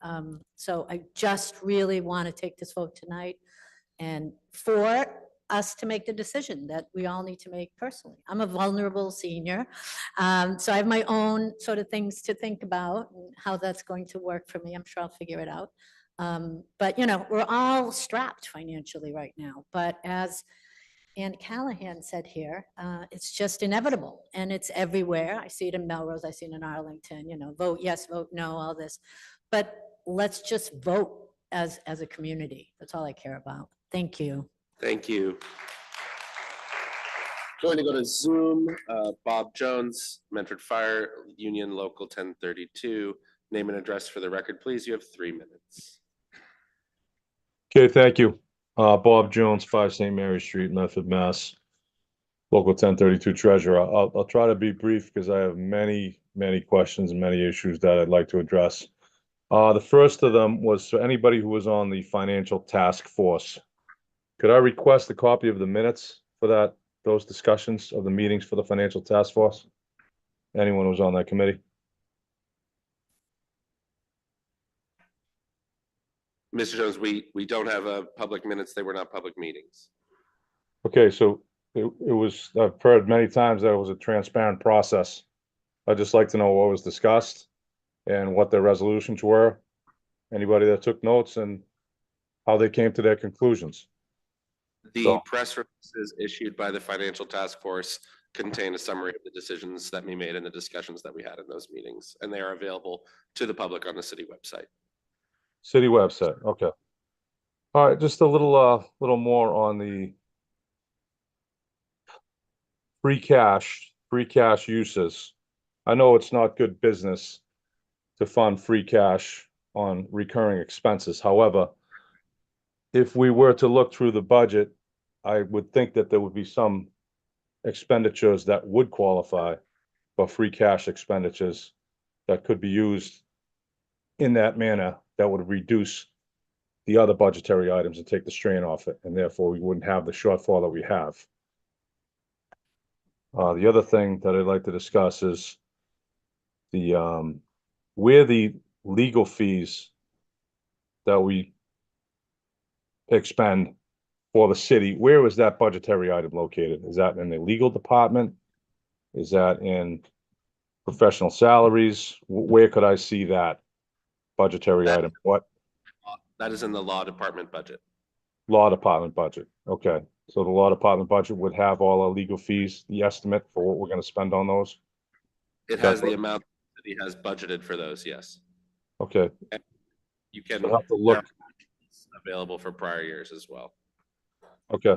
Is that on the website? Because I cannot find a complete budget on the city's website. I'd also like to request a soup to nuts, A to Z complete budget for the city for this fiscal year. I don't know where I could get that. I've looked on the website many times. It doesn't show a complete budget. Whose department is that? Is that Mr. Dickinson's? I'll give you 30 more seconds, but just to answer the question, if you go on the city website and you go under mayor's office, the menu, there's a city budget page, and the city budget is there. And one thing we did request this year was to have an additional year of the actuals included, and the administration said that they did include that. There's a budget book available on the city website. And I'll give you an extra 30 seconds for my answer. Okay, just as far as the fire station design is called, the new fire station, it is definitely needed. I appreciate the concern on the new fire station. I haven't seen a full design. I haven't seen a design at all of the fire station. I was just wondering who was designing the fire station and when was the fire station design sent to the city engineer? I don't know anybody in the fire department that was consulted, was on a committee or anything like that. And I have not seen a plan. My understanding is that the owner's project manager for the fire station is finalizing the design. The debt exclusion vote authorizes the city to bond an amount up to the amount necessary, determined by the design. So it is still being finalized. The financial task force estimated the highest amount of the bond would be about $30 million. But I do know there's still design considerations ongoing. Okay, just so you know, the union has sent multiple people to fire station design conferences. Be nice if we were included in the process. And by the way, the combined station would at a price tag of 31 million back in the day. One last thing, and I'll try to be brief on the free cash on the Prop 2.5 override and the debt exclusion. Are there going to be estimates on how much additionally that will cost the taxpayer when we do come down to those decisions? Those were part of the press release. The total of all three is an estimate of $446 a year, or about $42 per month. Per month per taxpayer. For the average single family home.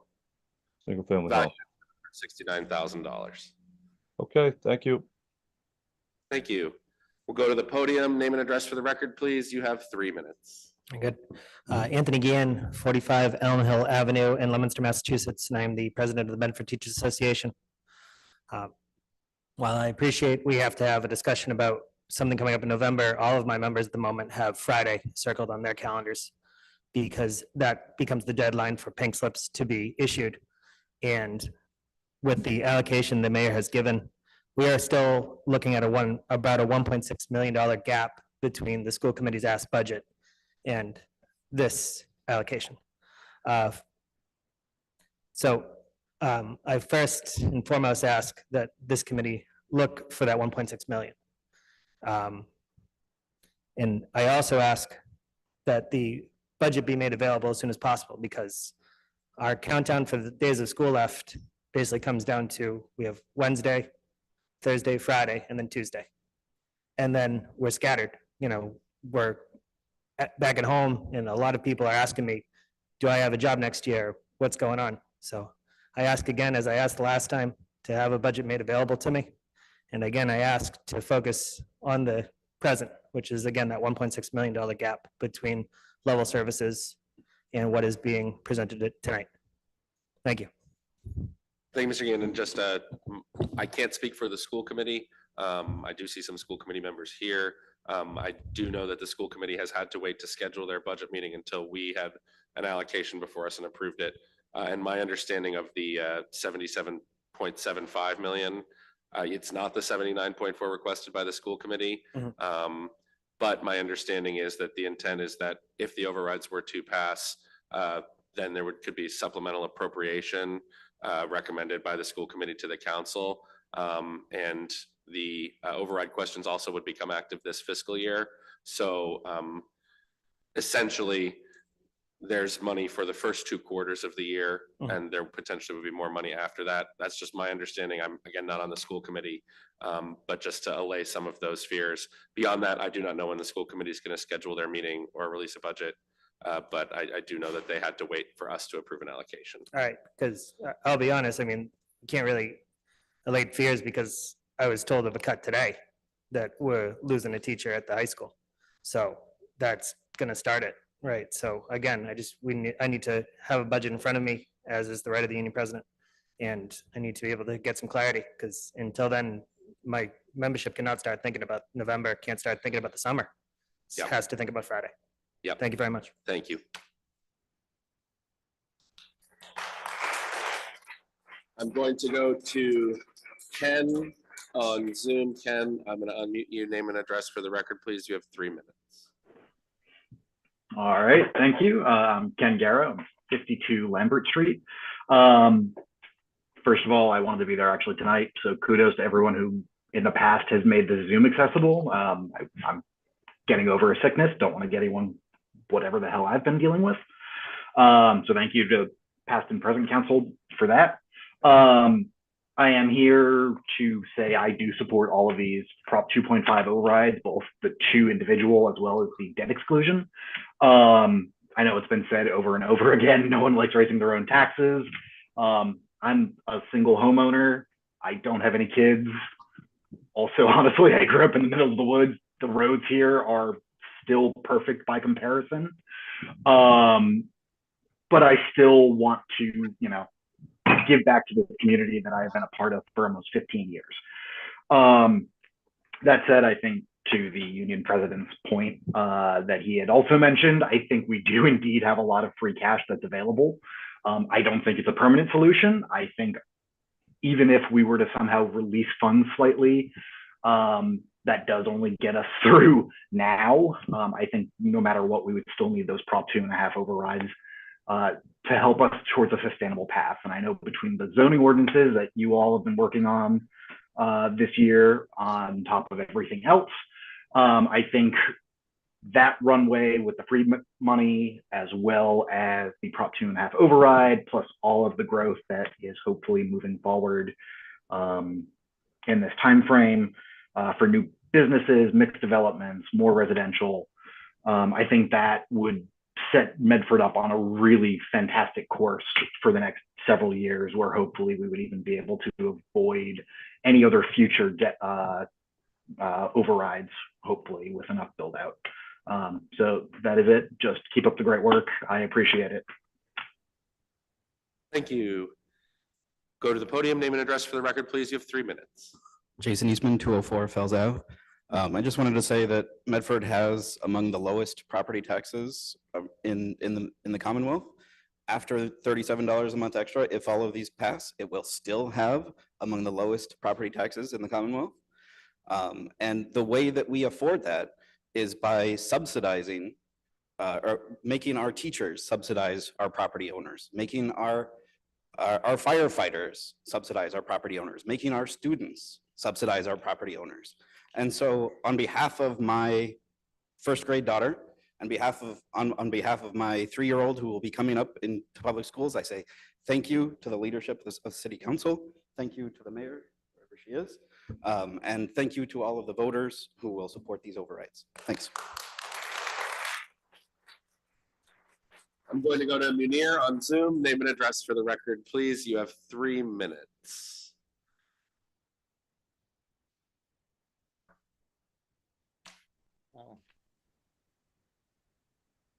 Thank you.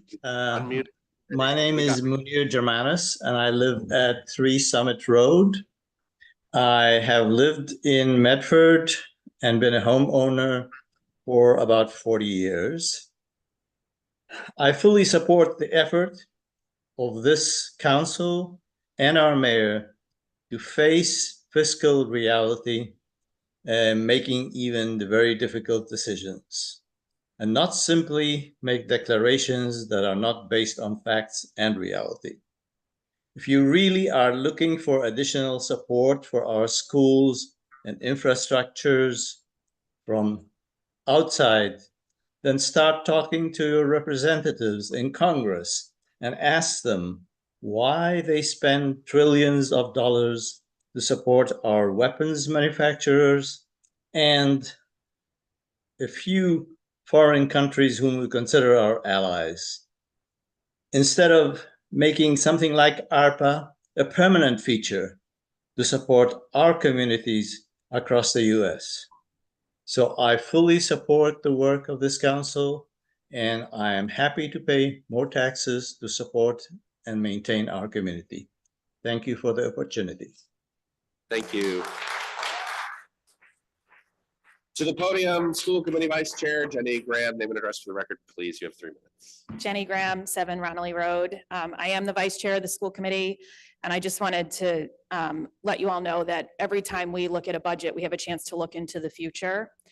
When we looked at the FY21 budget, we looked into a future where the Medford Public Schools was the only department in the entire city to say goodbye to humans who worked in our schools. And when we looked at the FY22 budget, we said, okay, things are better.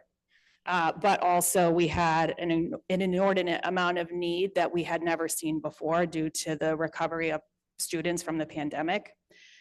I don't remember FY23, so I think that means it was like a not noteworthy year, meaning we weren't at the brink of crisis, but also nothing was very good.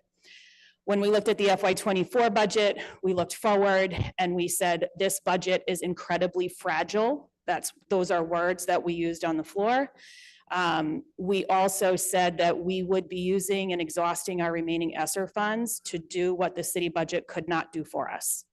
So when I look forward to the FY25 budget, the budget proposed by the mayor, which includes work done by myself and others on the task force, it restores much of the ask that we put forward to you all a couple of weeks ago. It is not everything. That is sort of what compromise is all about, that everyone leaves just a little bit unhappy. And so we do have work to do on the school side once this number passes, whatever that number is, to reconcile. But when we looked forward, we saw a very bleak picture. We saw a decimation of the leadership team of Medford Public Schools. We saw the elimination of 6 secretaries. We saw the elimination of many school teachers, 4 nurses, and more. And we also were looking forward at an unknown number of $2.7 million. So to Anthony Guillen's point, the time is now to vote on this budget because once you do, we have work to do, and there's a whole bunch of humans who are waiting anxiously for that work. The school department is aware that this number is out on the floor, and I would ask that you move on this tonight because it's very important. The other thing I'll say is when I look into the future, I'm excited to fund budgets that say yes to the fire station that our firefighters deserve. They have been waiting and they deserve to work in conditions that are not substandard.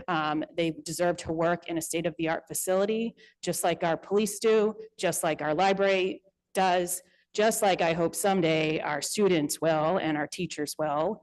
I look forward to saying yes to an amount of money for Medford Public Schools that allows us not just to pull back from the brink, but also to say, what do we need for the future so that we can say yes to pay equity for our paraprofessionals, so that we can fix the high school schedule, that we can increase the access to the arts and so much more. So yes, yes, yes is my answer to those 3 questions. I'm happy to talk to anybody who wants to talk about those details. And the last thing I will say is thank you for being decisive tonight. It's very important. And most importantly, I look forward to talking to all of our residents about what those possibilities mean for us in the future. The last thing I'll say is that It's the second last thing you said, but I'll give you 15%. Okay, I promise. The last thing I'll say is that the MSBA Building Committee is working very hard. I expect that you will see a request for free cash in your next meeting to fund the feasibility study, which is a critical step in the eligibility phase. And in addition, when we talk about free cash, the other thing that is very much on topic in the school committee meetings is the many millions of dollars, I think north of 20, that are required to rehab the HVAC systems in both the Andrews and the McGlynn Middle School. So all of that forthcoming to many people's questions about free cash. So those are one-time funds, one-time expenditures, and you can look forward to those at your doorstep soon. Thank you. Thank you. I'm going to go to the podium and then I'll come back to Zoom and then the podium. Name and address for the record, please. You have 3 minutes. Nick Gerleo, 40 Robinson Road. So there are a number of reasons why I'm opposed to all of these overrides, but there's one that I'd really like to bring to attention of the council tonight, just for the purposes of time. To me, it's just incredible how exceedingly vague they are. If you just read, for example, the one called "To Invest in the Future of Medford Public Schools," we're talking about a humongous sum of money for general operations. Well, what does that even mean, general operations? We have increased access to the arts. Well, what does that mean either? So you're asking the voters here to vote on something where they don't even entirely know what they're voting on. That's very concerning to me. Now, generally speaking, I think we have to acknowledge also that people really are suffering with taxation. The cost of living crisis in our country is incredible at the moment. There's a lot of economic data supporting that it's bad. So we're saying to ourselves, increase taxes, but we're not really addressing the real impact on people who have to pay these taxes, right? Everyone wants services. Everyone wants to improve our schools, our roads. We have to acknowledge reality. We can't pay for things we can't afford. Another reason why people are leaving Medford, going other places, or not moving here in the first place is because it's too expensive to live here. And part of the reason, I'd say main reason it is because buying a home here requires you to pay enormous sums of money in property taxes. It's really an insufferable situation, and I really don't think these overrides are going to do anything to improve the economic diversity of our city, much less any of the other problems we've been talking about tonight. So for those reasons, I'm very opposed to these overrides.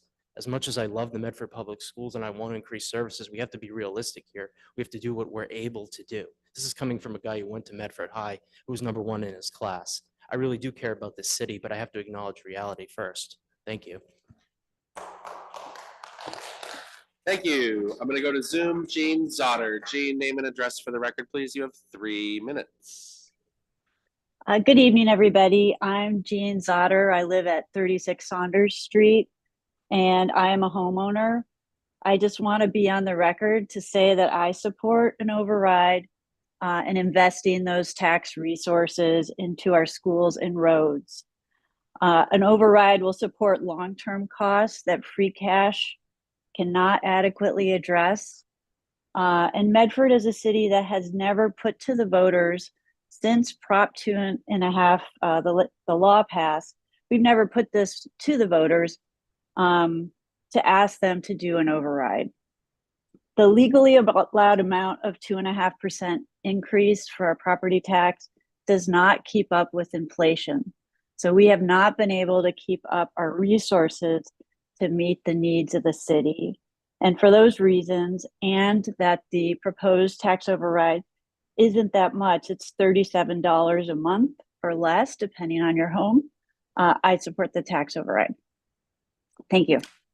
Thank you, Jean. Going to go to the podium, name and address for the record, please. You have 3 minutes. Gaston Fiore, 61 Signy Road. I first have a few questions regarding the Proposition 2.5 override that you, Mr. President, and Vice President Collins put forward. So at the previous City Council meeting on May 28th, I mentioned 8 different alternatives that the city government should consider instead of raising real estate taxes. The alternative that I want to re-emphasize again today is economic growth. Why hasn't it been, and why isn't the overarching goal of the city government to implement a multifaceted campaign to stimulate economic growth? Economic growth would expand the tax base and increase overall revenue. Just follow Cambridge and Somerville in this regard. Why does the proposed ballot question mention access to the arts, whereas there is no mention of STEM? For those that might not know, STEM is an abbreviation for science, technology, engineering, and mathematics. We need to equip our students with the skills that lead to well-paying jobs. Those are skills in STEM. How do you arrive at the $4 million number? Where can I find the detailed breakdown as to how the money will be used? Mayor Lungo-Cohen wrote in her request to use ARPA to stabilize the school department budget for fiscal year 25, quote, further resources could be directed to the school department in FY25 and beyond if the city council votes to place an override question or questions on the November biennial state election ballot and voters approve such a measure, end quote. Does the quotation above mean that you're asking for more money without first having developed a detailed breakdown of how the money will be spent? Is the approach being followed, give me your money now and I'll figure out how to spend it later? It's so easy to find new things to spend money on when the money being spent is someone else's money. Let's always remember, the government spends someone else's money on somebody else. There's no more inefficient way of spending money than the way the government does. And then I have a few comments regarding the Proposition 2.5 debt exclusion for the building the new fire headquarters. So I don't understand why does issuing a municipal bond require the city government to raise taxes immediately? This shouldn't necessarily be the case. Issuing municipal bonds allows the city to borrow money from investors. Investors buy the bonds, providing the city with the needed funds up front. The city then repays these investors over time with added interest. The city government can adopt several strategies to service government debt without necessarily having to raise taxes. 1, economic growth, yet again. Implement a multifaceted campaign about 30 seconds. to stimulate economic growth, thereby expanding the tax base and increasing overall revenue without raising taxes. 2, prioritize spending. 3, efficiency gains. 4, lease revenues. Lease public assets or increase their efficiency to generate additional income streams for interest payments. 5, sell city assets. Evaluate, yes. Evaluate and sell underutilized public assets such as land or buildings to help pay back the debt. Gaston, thank you. Through the message You're above over your the time, city. Gaston. So I also want to add, not related to this, that this new 3-minute Gaston, rule really is really bad for people. Gaston, thank you. You're over your time. Thank you. Gaston, thank you. You're over your time. You're over your time. Thank you. Thank you, sir. Sir, I do not think you're benefiting your position by disrupting a public meeting and screaming at the public. I do not think you convince anyone with your outburst. Name and address for the record, please. You have 3 minutes. Thank you. Hi, my name is Sam Goldstein, 29 Martin Street. I want to start by first thanking the mayor, the school committee, and the city council for their hard work this budget season. I think you've all, been dealing with a tough hand. I appreciate the fact that you've been working at it constructively. I, for one, am glad that our elected city leaders are the ones who, were making the decisions about this and who were making up the body making these calls and not some appointed group of bankers. or real estate. I just want to apologize to personnel. everyone. Sam, if we could, there's just some noise and the kind of a tantrum in the rotunda. Sure. I'll give you an extra 15 seconds. Sure. You want to take a moment or? Getting back to it. I've been, organizing in Medford for several years, and I've heard a lot. Actually, I haven't heard a lot. It's been pretty consistent from what people have said. Typically people's main concerns are the cost of housing, the cost of, or the state of the city's roads, and particularly concerns about having a high quality public education for their kids and for the other kids who are growing up in this community. And, I think we've all heard from a lot of folks tonight who said a lot on this, but I just want to make the point that, a child only grows up once. And, there've been other hypothetical solutions that have been floated to this that would potentially take years or kick the can down the road. And I just don't think it's good enough to, wait to fix these problems, because there are, kids now who need help, who we would be shortchanging by not, addressing this. So, thank you for the hard work on this. And, I'm excited to vote for these in November. Thank you. Thank you. I'm going to go to Zoom. I have Barry Ingber on Zoom. Barry, name and address for the record, please. You have 3 minutes. And if you could just let me know, this means I don't have to read your comment. Right. You don't have to read my comments. Barry Ingber, 9 Draper Street. I want to thank you, Mayor Lungo-Kern, Mr. President, and members of the council for bringing forward these long overdue measures. Everyone in Medford wants public schools and educational programs that serve our children well. We want safe and well-maintained streets. We want reliable fire protection. We want sound city planning, pleasant parks, more affordable housing, an up-to-date library that is open when people want to visit, city buildings that are healthy and in good repair. And we want fairly paid staff, including teachers, to provide all these services. We all want a Medford that we can be proud of. The problem, Mr. President, is that some people seem to think we can have all these things without paying for them. They pretend that year after year, decade after decade, revenue increases can fail to match inflation, but somehow the money can be made to appear by trimming imaginary waste, by managing the ever-shrinking pie better. Mr. President, this is magical thinking. In the real world, what we have seen is our streets, our buildings, our programs, and our employees' salaries deteriorating and crumbling.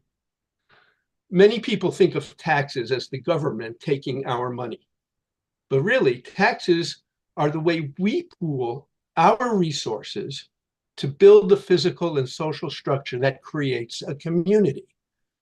I look forward to seeing the improvements and increase in my taxes will bring. Thank you. Thank you.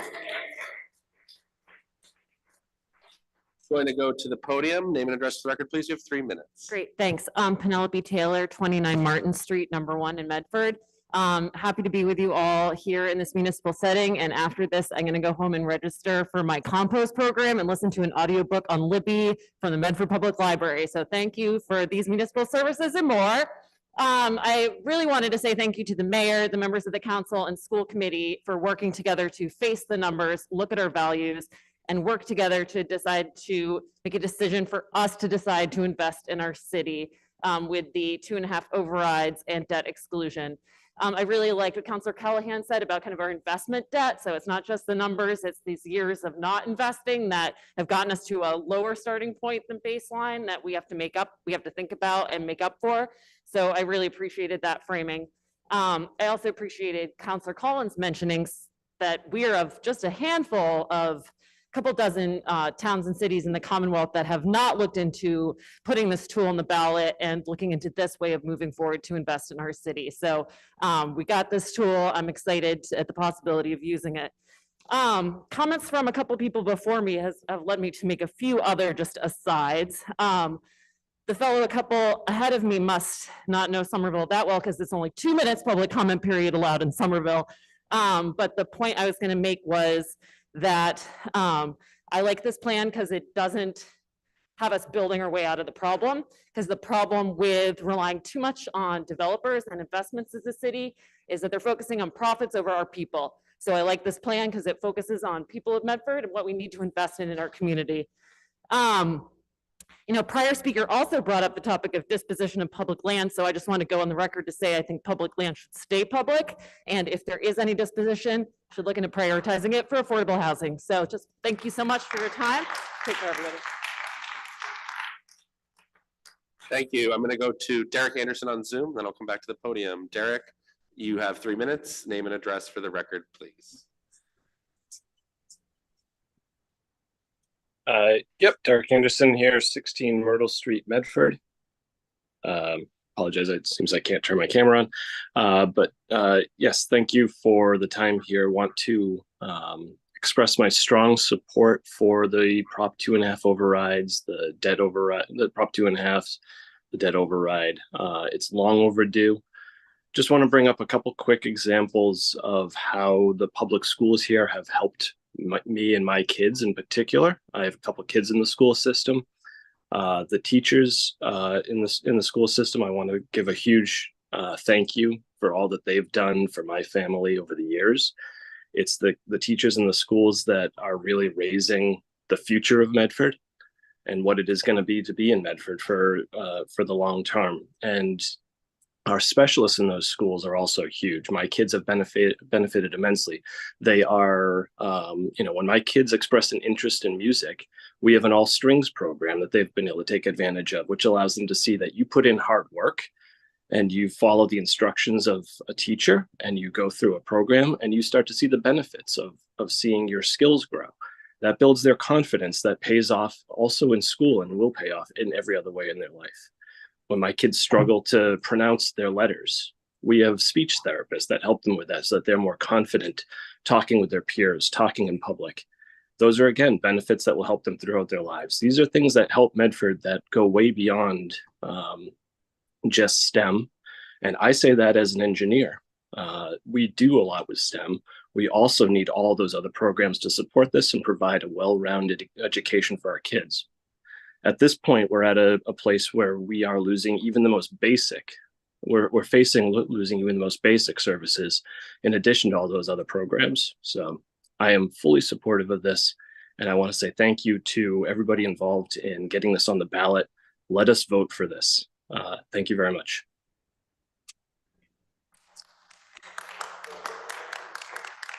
Go to the podium, name and address for the record, please. You have 3 minutes. Hi, my name is Beth Fascitelli. I live at 39 Carolina Street.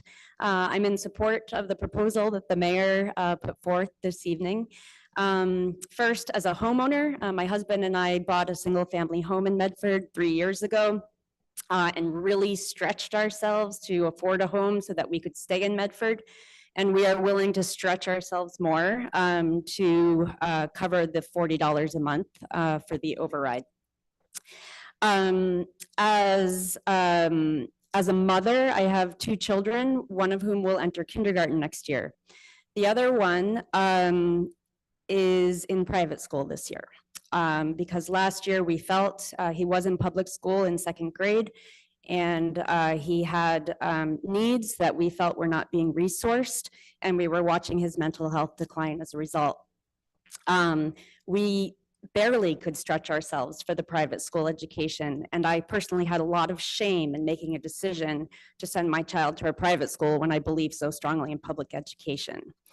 I believe that this override will help to support and pay for some of the resources that my son needed and was not able to get. I'm a cyclist. I cycle around the city. I cycle around neighboring cities. Today I cycled down to UMass Boston and back. And for almost the entire way on main city streets, there were bike lanes, except in Medford. I live in East Medford, and Riverside is a very dangerous road to cycle on. you know, my daughter goes to preschool over in West Medford, and I have to say, I drive through West Medford and I get angry because of West Medford's wide streets and pristine sidewalks and trees. But East Medford doesn't have those things. We need the money that this override is going to provide in order to make all parts of Medford, irrespective of the socioeconomic status of the people who live there, as beautiful and livable as they are in West Medford. Finally, my understanding of the process tonight is that the council is simply voting to put these overrides on the ballot. And that you're holding this vote tonight because administratively you need to do so as soon as possible to get this on the ballot. I am also a conflict resolution practitioner. And so a lot of the criticisms that I was hearing tonight were based on disgruntlement with process. 30 seconds. And so I would say to those who have questions and who are not happy about the process so far, that there are 4 months to educate the public on what these overrides are going to do and how the money will be used. And I encourage the city council to please have public hearings, have those experts to come in and answer people's questions, be as transparent as possible so that, yes, we can come together as a community and vote for this proposal. Thank you, Beth. Thank you. I'm gonna go to the podium. Name and address for the record, please. Rebecca Davidson, 101 Yeomans Ave. And I just want to thank you all for all of your efforts in this regard. I'm speaking to voice my full support of these resolutions that seek to increase our city's budget. I'm also a mom of 1 student in the Medford Public School System and of a future student in the Medford Public Schools. Not that I think it should have any impact on the weight of my opinion as a resident, but because it's often mentioned, I was raised in Medford, my parents and family live in Medford, and I own a home in Medford as well.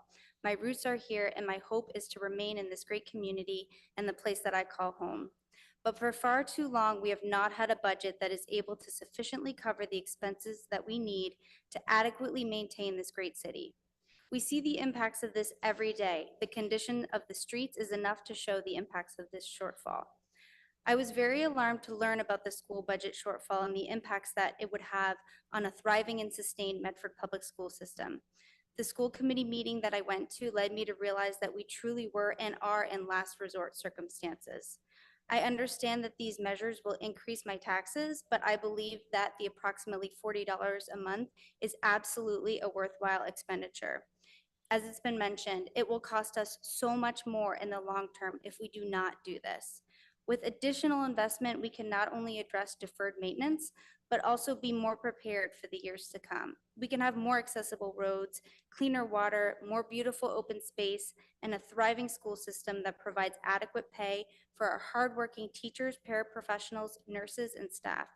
And I'm thrilled to have an opportunity to vote on this and have a say in our future, because this isn't just for the future of my children, but for the children of this whole city and for our community as a whole. Thank you. Thank you. And I would ask, if you're going to have private conversations in the chamber, please take private conversations out into the rotunda so we don't disrupt people and so we can hear everyone equally. Thank you. Name and address for the record, please. You have 3 minutes. Mark Davidson. I live at 63 West Street in the Hillside neighborhood. I appreciate all your efforts here, including the mayor's school committee. And I fully endorse this resolution before you, and I'll actively support and vote for the override in November. I look at this as an investment in my kids' future, my grandkids, both of them in moving along in the public school system. And so this is an investment that I'm willing to make for our future and for all of our kids. Thank you. Thank you. Staying at the podium, I'm going to go to school committee member Aaron Olapade. Name and address for the record, please. You have 3 minutes. Aaron Olapade, 105 Brook Street, Medford. Thank you all for having me. Council President, City Council, thank you and good evening. As we stand at the crossroads of tradition and progress, we as a community are called upon to make a decision that will shape the future of our city and the generations for which we hope to ensure that future. I speak to you today not just as an elected official of the Medford School Committee, but more importantly as a member of this great community we call home. We all understand that our city is more than just a collection of streets and buildings. It is a living, breathing, vibrant community that is a testament to our shared values and the spirit that we as Medfordites embody. We are facing challenges today that are not new, nor are they easily fixable. Our schools are struggling to provide the quality education our students deserve. Our road and building restoration efforts are hindered, and our essential services are limited in ways that create a sense of concern. These are not abstract issues, they are real, and they affect each of us in ways that may not be discernible on the surface. To address these challenges, we must bridge the social and ideological gap and make a collective investment in our future, investment being the operative word. This is why I'm speaking in favor of the 2.5 prop increase in its current wording.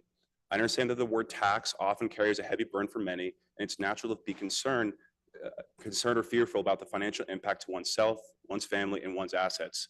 But I ask us to all consider what this increase could mean for our community.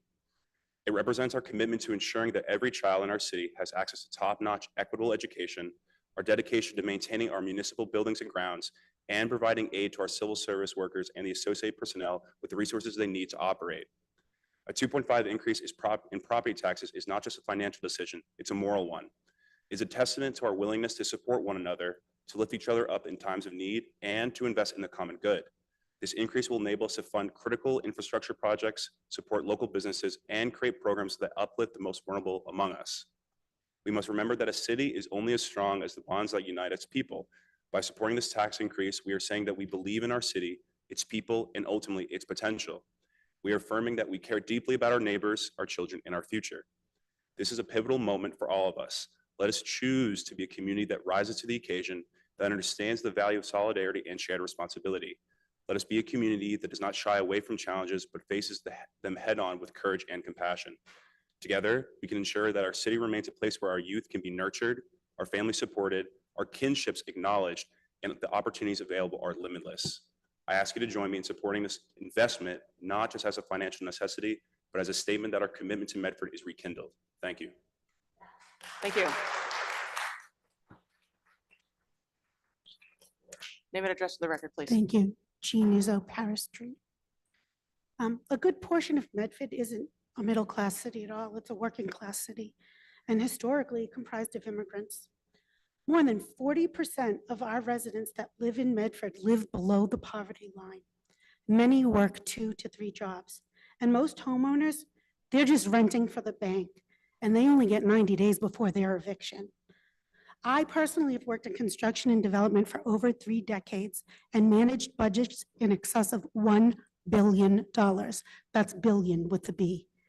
New development isn't going to meaningfully contribute to our cash flow when this city doesn't properly and timely capture its LA 13 and LA 15 new growth. For those of you who don't know, the Mass LA 13 and 15 new growth forms allows us to capture new construction and major renovations outside of the 2.5 cap you're talking about tonight. It's abhorrent that newly renovated parcels are assessed at 15% of their market value and 30% when the paperwork catches up. It's a significant quantity of properties and a good deal of money that's left on the table that you are asking us to make up for.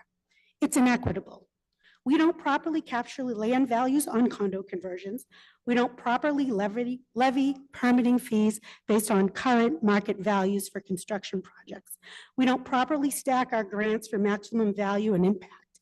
And that's just scraping the surface of our mismanagement through the chair.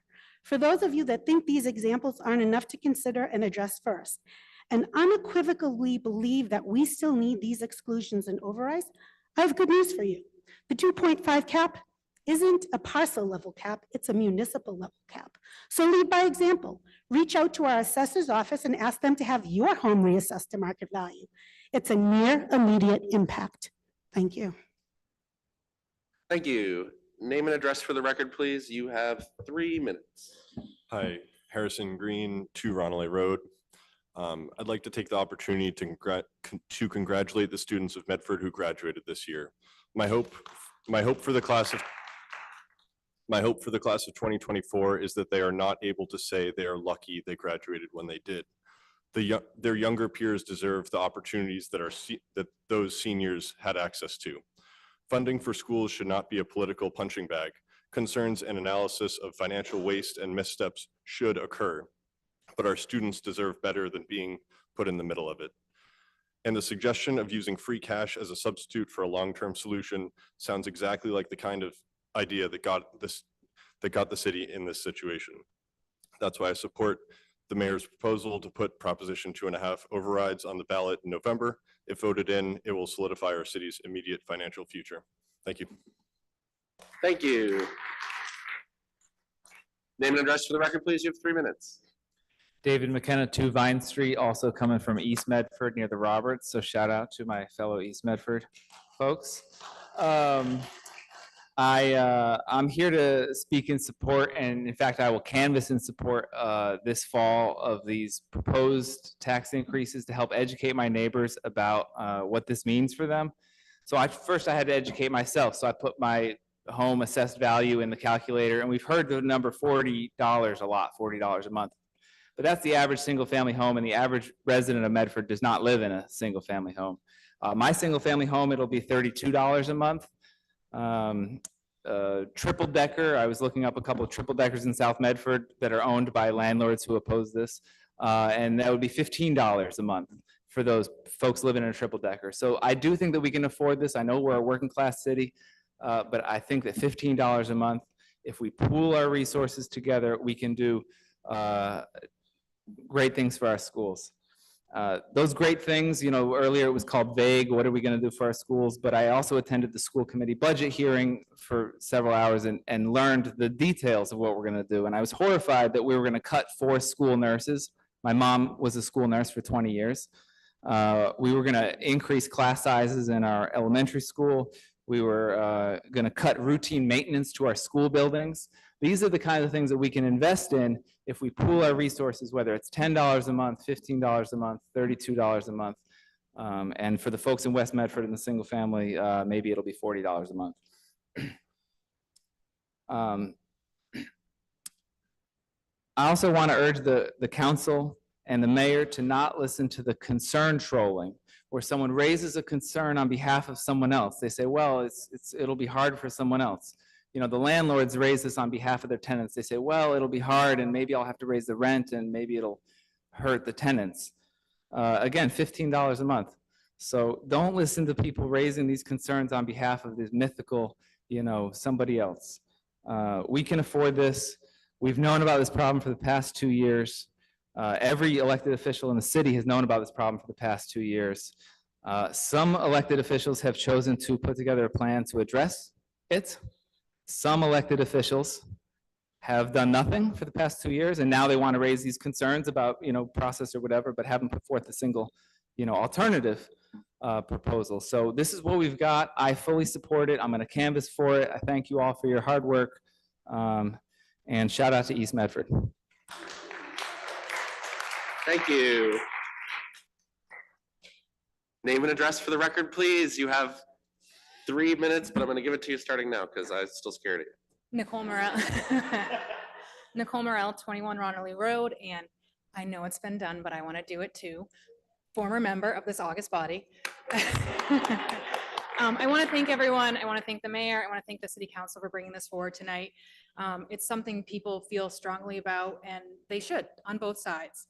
And I know on the council and school committee in past years where there's been issues that people feel really passionate about, people have said, put this to a popular vote, put this to a popular vote.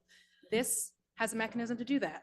This is putting this to the people. And I thank you so much for bringing this forward to let the residents of Medford decide if we want to keep doing our budgets year after year of tough decisions, of just getting by, of doing more with less, or if we want to do, I don't even want to say more with enough, more with a good start, where we can do a little bit more for our roads, be able to envision a future of Medford Public Schools and our community where budgets are not based in crisis and cuts, but envision and doing more for our students and for our community. So thank you. Thank you, Madam President. Name and address for the record, please. You have 3 minutes. Laurie Spinney Flag, Garfield Avenue. I have a couple of issues that I'd like to discuss. First, I've heard tonight a lot of information, and somebody answered the question of how many property owners, and I believe you said 12,000 out of 50,000 people and over in Medford are going to take on this burden? For the Prop That's just how 2.5? many properties there are. But it's the taxpayers who are going to be posed with this increase.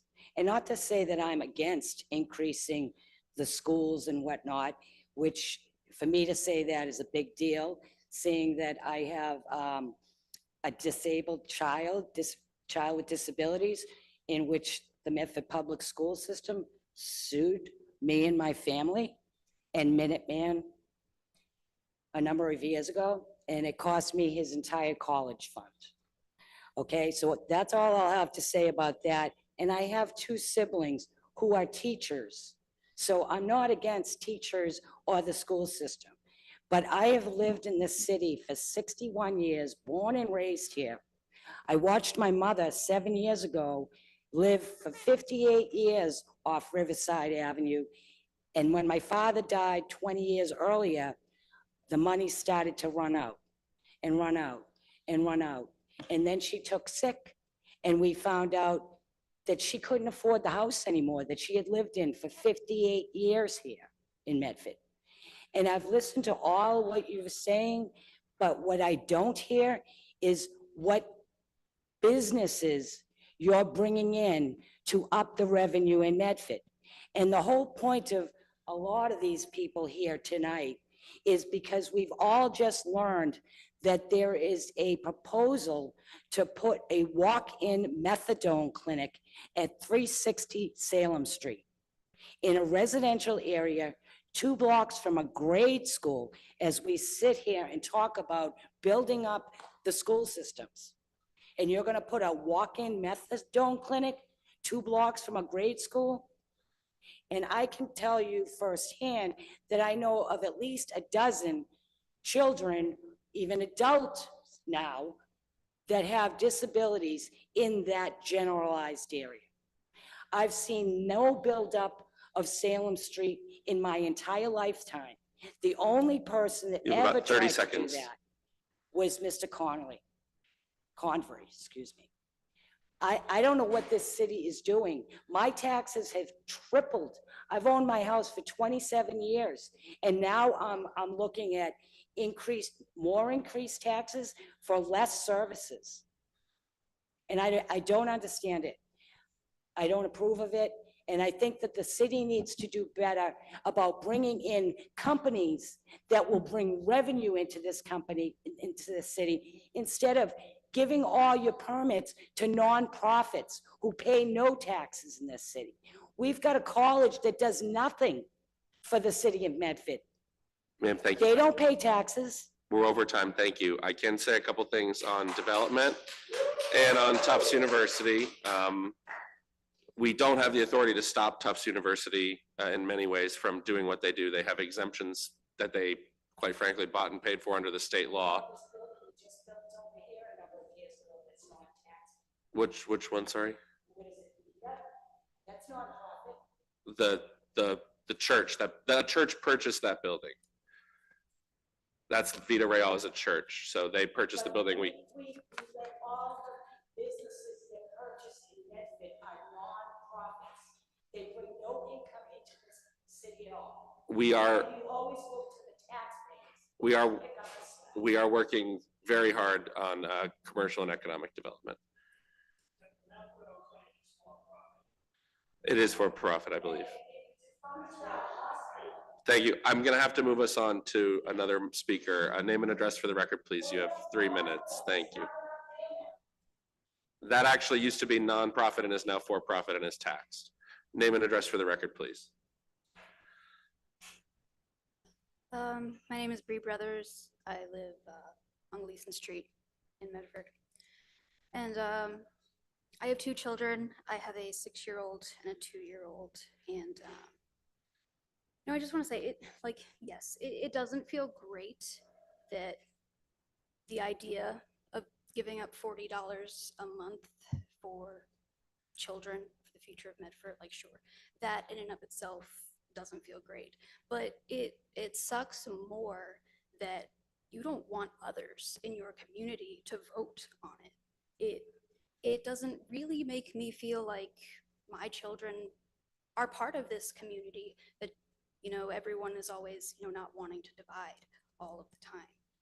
It doesn't make me feel like their teachers matter in this community. And for those who constantly spew about the division and this progressive council and whatever, how I don't understand how we think keeping something out of the hands of the community, out of the vote of this community, I don't see how you think that won't create more division in our community. You would want to obstruct the vote of the people in your community in the name of not dividing the community, I guess. And yes, as someone else pointed out, I was on the Columbus renaming committee, and the number of times people wanted to take it to a vote, even though that's not the process and falls within the jurisdiction of the school committee. They wanted to take it to a vote because they didn't like it. And now that it's actually coming to a vote, they still don't like it. So I don't know. I don't think it's about transparency. I don't really think it could be more transparent, honestly. Lastly, I'm all for new growth. I'm all for bringing in revenue. I want to see all that new growth. I do. I live here too. But we can do both. And we need both. And quite frankly, my children don't have time to wait for all of this new growth. And they don't have time to pay for the decades of mismanagement. And frankly, they shouldn't have to. None of these issues are new. So I look forward to canvassing for these overrides and the said exclusion for my children, for the teachers of my children, and for the future of the city. Thanks. Thank you.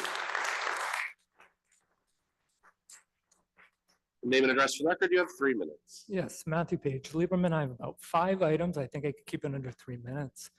The first is that I just want this on the record. It's not that Brown knows anybody here, but I find it extremely lamentable that anybody that is elected in our city is disparaged as not being qualified or a child or not prepared for anything.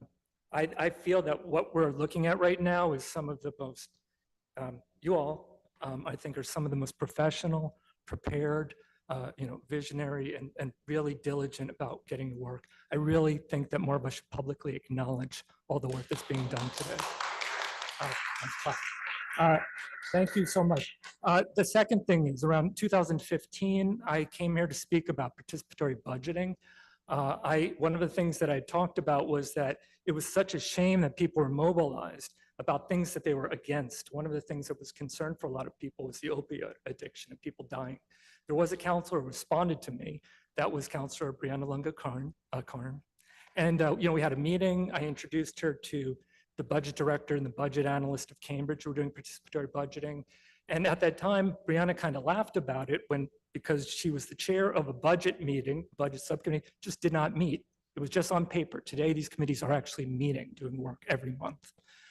After that, I met with the mayor the next year and she wanted to talk about PP, but we just didn't do participatory budget because I didn't follow up with it. But the really important things is I want to talk about even back then, our mayor was ready to get to work. And today the council is exceptionally more prepared to get to work. Now, there was a particular thing that I keep hearing about transparency, which is, I think it sounds like there's bad faith, there's no transparency. I happen to recall that I attended a school committee meeting around 2015, and there was a consultant that was contracted to about 5-digit money was paid in order so they could tell the school committee that the school system could take advantage of something that was for free. Something that I would have said, I would have told them, and I had told my previous boss 8 years earlier, you can do this stuff for free. But that was 5-digit number for that. And the reason that I bring this up is because back then, there was a totally different school committee, totally different mayor, and totally different superintendent. And the budget meetings happened in the superintendent's room over at the high school where there were no cameras.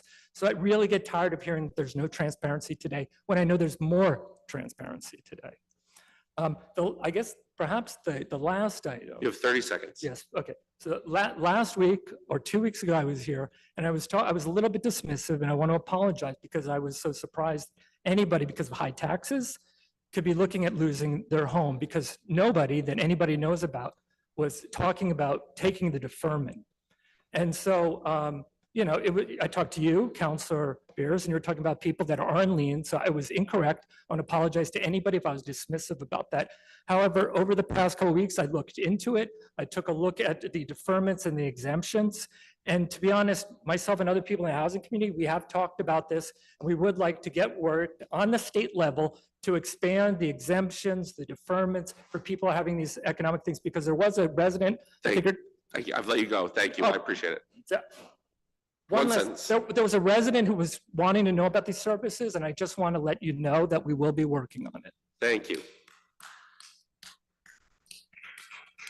Name and address for the record, please. You have 3 minutes. Okay. Hi, my name is Sarah Valier. I live at 26 Garfield Avenue. And I think it's great that you guys are looking at adding an override to the ballot for the public schools. However, I want to let you know, when you reflect on this meeting and when you reflect on the voters in general, I mean, I guess the truth will come out in the polling, not everyone. I think it's a good thing. I'll probably vote for the override. I don't think we should have poor public schools, but I actually care more about infrastructure. And I perceive it as an enormous risk item in the city's budget. And I don't want you to walk away thinking that everyone in this room is kind of a one-issue voter or whatever. And I just wanted to emphasize that point. The infrastructure is extremely important. Sewers, roads, bridges, which I assume come out of the municipal budget. I think people don't realize how they could really sink this city if we weren't careful. So thank you very much. Thank you. And I just want to respond quickly to that comment, and I appreciate you bringing it up. Part of this is about the adding staff in DPW to address kind of the problem Anna was talking about earlier, trying to keep those B, C, and D roads from getting to an F grade where it costs that huge risk amount. And we are also working on, the administration is working on a comprehensive assessment on the water sewer system to assess the full cost of what it would take to bring us to a state of good repair. And we do have some reports on roads and sidewalks as well, where we will have to do more work on that. But yeah, the infrastructure is huge. And one of the other huge outstanding pieces is the fire headquarters being probably one of the 2 biggest facilities capital needs on the infrastructure side. So it is definitely, this whole package is probably 70% schools, 30% infrastructure. More work to come on that. Thank you for the comment. Thank you. Name and address for the record, please. You have 3 minutes. Jennifer Sullivan, 63 Marston Street. I was raised in Medford, and next week I become a Medford homeowner. It's been an incredibly scary process, but I'm really reassured that so many others also believe in this city's potential and want to invest in a better Medford for all of us. Thank you for trusting residents to make that decision. Thank you. Name and address for the record, please. You have 3 minutes. My name is David Haynes, and I live on Canal Street. I want to look at this from a different perspective. We have the richest country in the world, and I think that what we're doing here with education and many other aspects of our public side is that we're funding it from a local perspective instead of a national perspective. There are a lot of things that municipal governments do that really should be done on a national level. We cannot compete with Wellesley and other rich municipalities, but we could if the money came from the federal government instead of from the wealthy people in Wellesley and the poor people in Medford. So I don't expect this to happen, but I would like to see the people from the lower levels of government petitioning to the people in the higher levels of government, state and federal, to say, you have to take on more of the responsibility so that we can have what we were raised to believe we had, which is a land of opportunity and equal opportunity at that. No person living, no poor person living in a middle-class community can compete with the wealth of the rich in these luxurious towns. And even there, people take their kids out of the public school to send them to a $50,000 a year private school because they can afford it. That certainly is not equal opportunity. I want every child in America to have the same kind of educational opportunity that every rich kid gets. We're not getting there in dribs and drabs in 10,000 different communities across the country, where this conversation has been going on since before the American Revolution. Thank you very much. Thank you. And I will say, I just want to thank you for the comment. And one thing this council has been doing is, at the very least, asking our state government to give cities and towns more authority, or to take a bigger role when they, with their, the power that they have. We have 3 on Zoom. I'm going to go to Mr. Castanetti on Zoom. You have 3 minutes. Name and address for the record, please. Thank you, Councilor Bears. Andrew Castanetti of East Ford, Massachusetts. Someone brought up business. I'm going to start this business talk with Medford. In 1960, my father told me, as we lived on Mystic Ave, the old highway to Boston, that there was only 2 businesses that made money back in those days, and that was the Old Carol's Diner and Grava, which is now another company. Okay, and by the way, this country is not so rich, eh? We owe over 17 or 32 trillion. I can't keep track without a scorecard. We are past the point of bankruptcy. Now I'm going to get to my points if you're still listening, sir. I'm listening, First off, you grouped these 4 or 5 agenda items for one vote. Wouldn't it be better for each agenda item to have a separate vote, in my opinion? Any member of the committee can request a division of the question. Okay, so I have a few mathematical questions. What is this year's levy, the budget this year? How much is it, the total? The paper for the general fund was about $189 million. Okay, I'm going to call it 190. And 2.5% of that would be what, about 5 million? The 190 includes more than just the property tax levy. So the property tax levy, I believe, is And then my next question would be after that is, how much new growth do we have in real estate taxes right now coming up? There was 2.8 million this year. It was the highest amount in the last 20 fiscal years. That's good news. Not compared to Somerville, but better than last year. So 5 and 3, $8 million on top of the 190. Without doing an override, we're going to have another $8 million more than last year's by right, without doing anything. But it's still, I guess, it's not enough, and you want more. That's ouch. That hurts. Medford never asked for a Prop 2.5 override or a debt exclusion.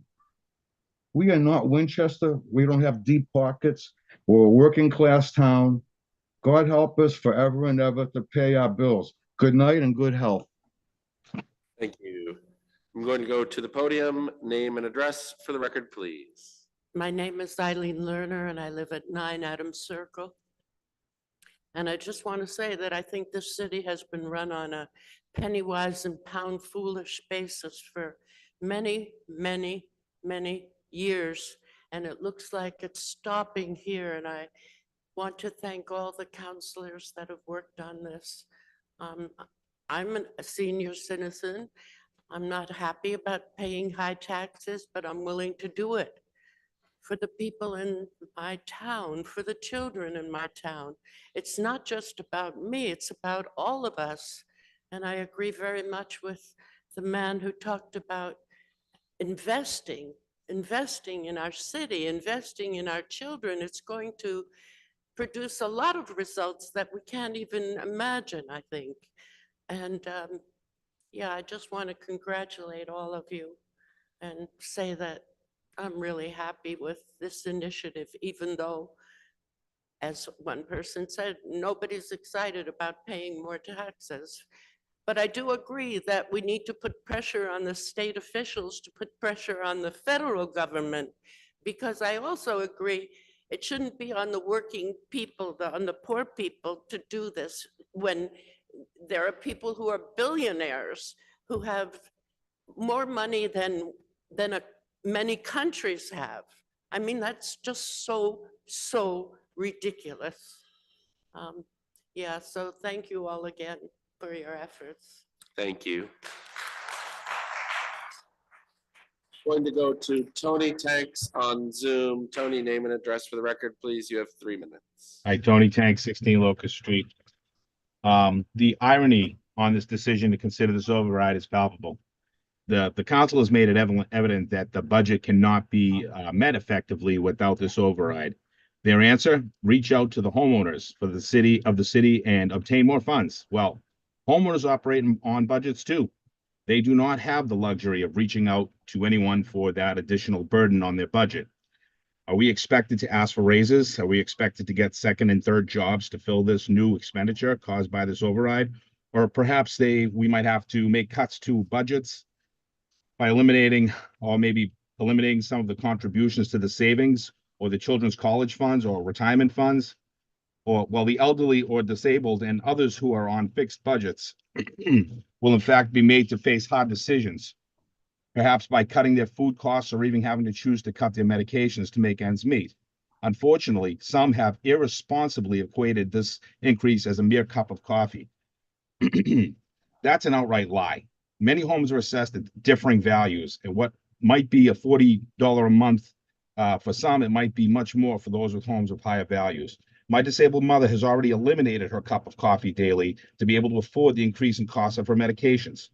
But back to budgets. Homeowners do not have the luxury to ask for more money. Unfortunately, many residents are just not confident in the manner of operation of the current administration, council, and school committee.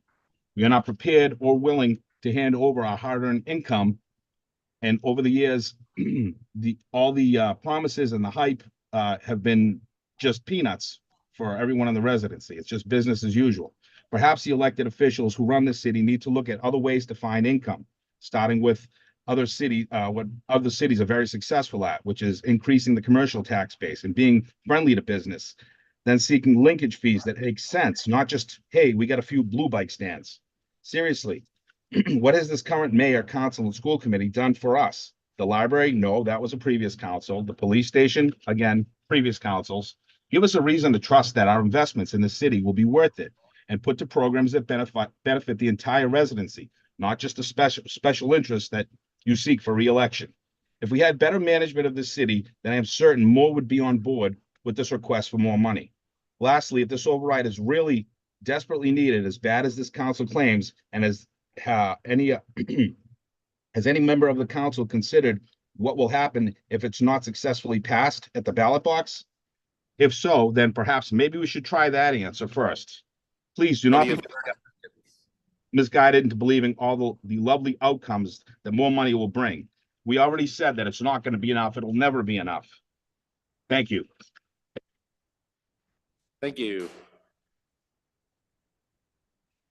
I have 2 people who have spoken already on Zoom, and I also have 2 public comments to read. I'm going to read the public comments now.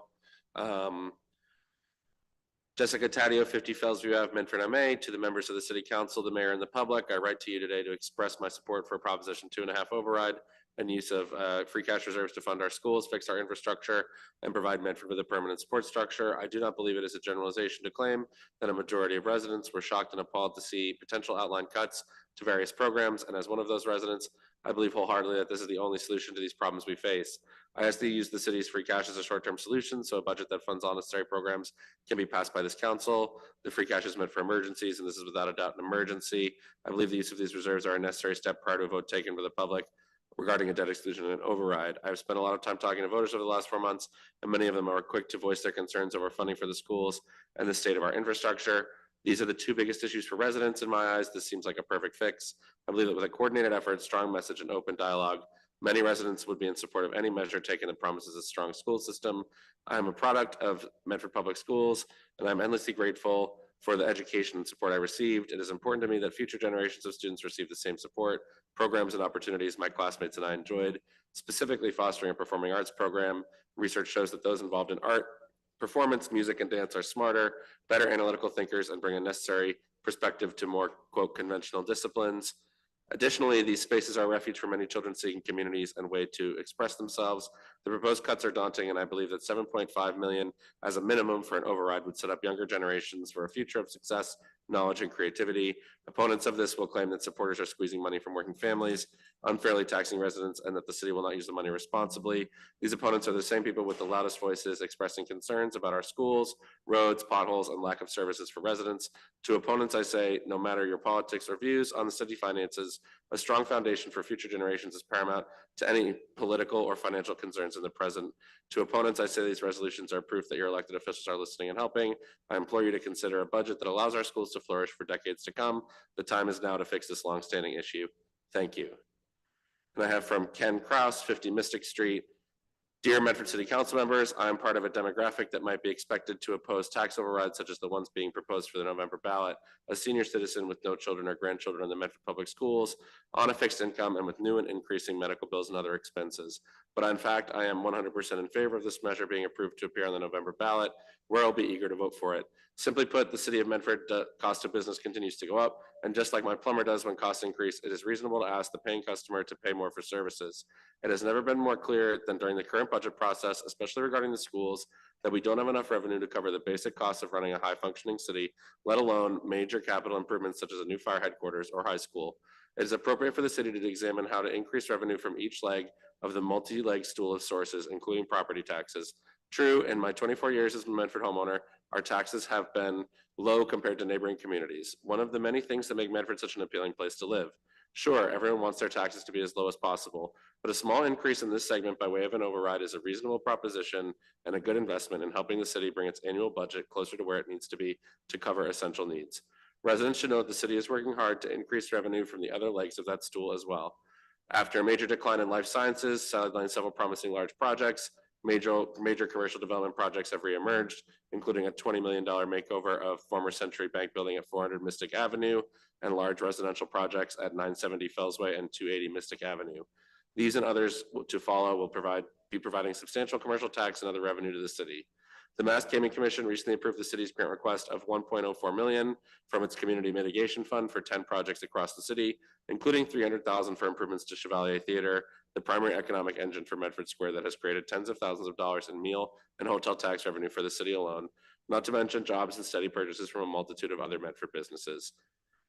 Those are just two examples I cite in response to people say the city is overburdening the residential taxpayer. Finally, I noted above, we're talking about the city covering essential needs such as robust education that doesn't shortchange departments such as the arts, and not that many things in the city could truly use help to make it thrive.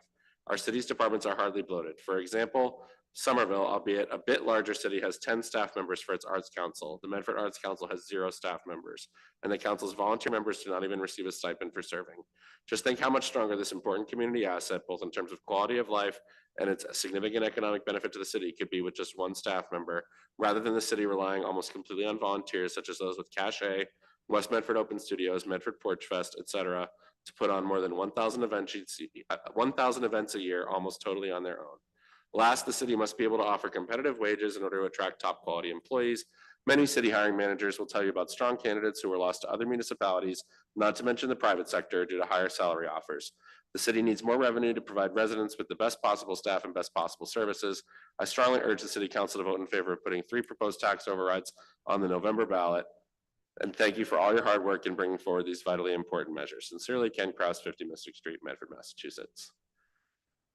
Pursuant to the new rule, gonna go for 1 minute to Jess H, and then 1 minute to Sharon DeYeso. Jess H, you have 1 minute, name and address for the, well, you already given your name and address, just confirm that you're Jess Healy. Yes, it is me, Jessica Healy. I know it's a little off, but with the lady stating a methadone clinic on Salem Street, can anyone verify that? Sorry, can you restate the question one more time? Sorry. With a methadone clinic going on Salem Street, can anyone verify that is definitely happening? There is a proposal before the Community Development Board and the Zoning Board of Appeals for a substance use clinic on Salem Street. The Zoning Board of Appeals is the final decision maker on that proposal. Oh, okay. So is that who I would more reach out to, the zoning board? Yes, and they have a community development board and a zoning board meeting, I believe, on June 25th and June 26th to consider that application for a special permit. Perfect. Thank you very much. Thank you. I'll go to Sharon DSO. Sharon, you're going to have 1 minute. If you could just confirm that you are Sharon, and then I'll give you 1 minute for a special permit. Thank you very much. I'm going to just take a couple of minutes to conclude. So Sharon, you're going to have 1 minute. If you could just confirm that you are Sharon, and then I'll give you 1 minute. Yes, it's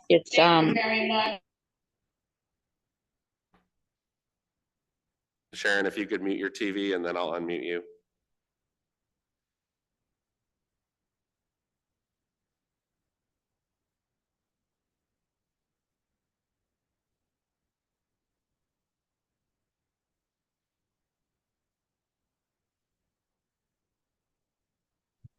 okay. You have 1 minute. Thank you. Can you hear me now? Thank you. I was just reviewing some of the interesting comments. It's our podium. Thank you for your time again this evening. I'd just like to make a few remarks. You have 1 minute. Thank you. Can you hear me now? Thank you. I was just reviewing some of the interesting comments. It's our podium. Thank you for your time again this evening. I'd just like to make a few remarks. You have 1 minute. Thank you. Can you hear me now? Thank you. I was just reviewing some of the interesting comments. It's our podium. Okay. Vice President Collins. Thank you, President Bears. I'm really glad that we've had the opportunity to consider all of these papers together. Like I said earlier, I don't think there's any other way to consider all of these pieces than in context with each other. And I'm really glad that we got to hear from so many members of the community about each of these and about these budget-related proposals together. With that, I'm going to motion that we divide the question and consider each item in this order: 24-413, which is the debt exclusion; 24-414, which is the mayor's $3.5 million override; 24-415, which is President Bears and mine $4 million override; 24-410, which is the ARPA allocation; and then 24-045, which is the budget proposal. Second. Thank you. As Councillor Collins has moved to divide the question, seconded by Councillor Sang. Mr. Clerk, please call the roll to divide the question.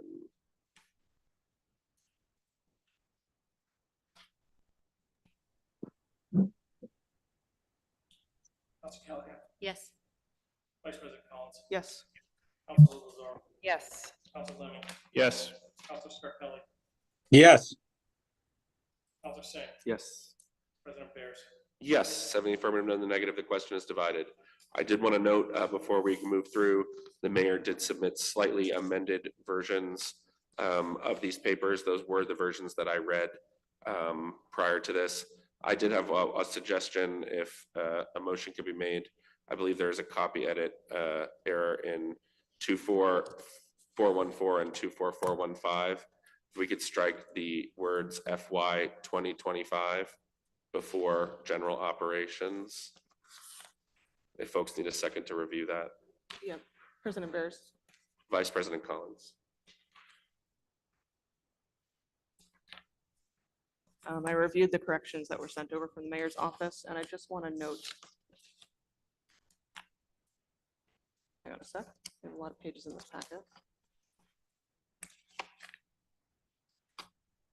Just to clarify, is the correction being made that in the mayor's override proposal, which is 24-414, the first instance that for FY25 appears, that's being deleted?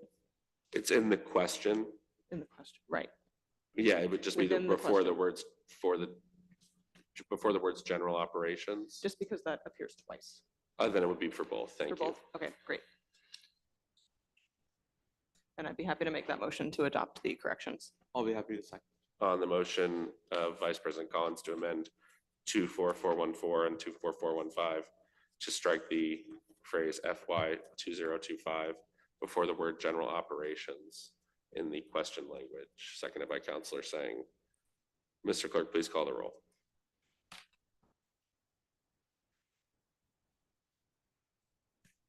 Can you repeat that again, Council President? Apologize.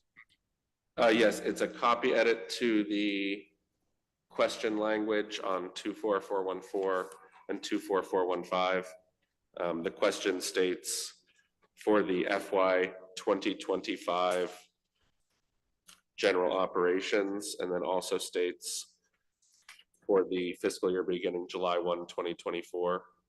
So it would just be removing the duplicative FY 2025 general before the words general operations. Thank you. For everyone's edification, fiscal year 2025 is the fiscal year beginning July 1, 2024. Vice President Collins. I'm sorry, was that amendment to do a similar deletion in 24-415? Yes, that was my understanding. Okay, Yes. great. I just Great. wanted to make sure we were doing the same things, Right. all questions. And that's how the clerk has it as well. Great. On that motion, Mr. Clerk, please call the roll. Council Callahan. Yes. Vice President Collins. Yes. Council Lozaro. Yes. Council Lemmi. Yes. Council Scarpelli. No. Council Singh. Yes. President Bears. Yes, 6 in the affirmative, 1 in the negative. The motion is amended. Is there a motion on the consideration of 24413, the 2.5 debt exclusion order and ballot question for fire headquarters as amended by the mayor? Vice President Collins. Motion to approve. On the motion to approve by Vice President Collins, seconded by Councilor Sang. Mr. Clerk, please call the roll.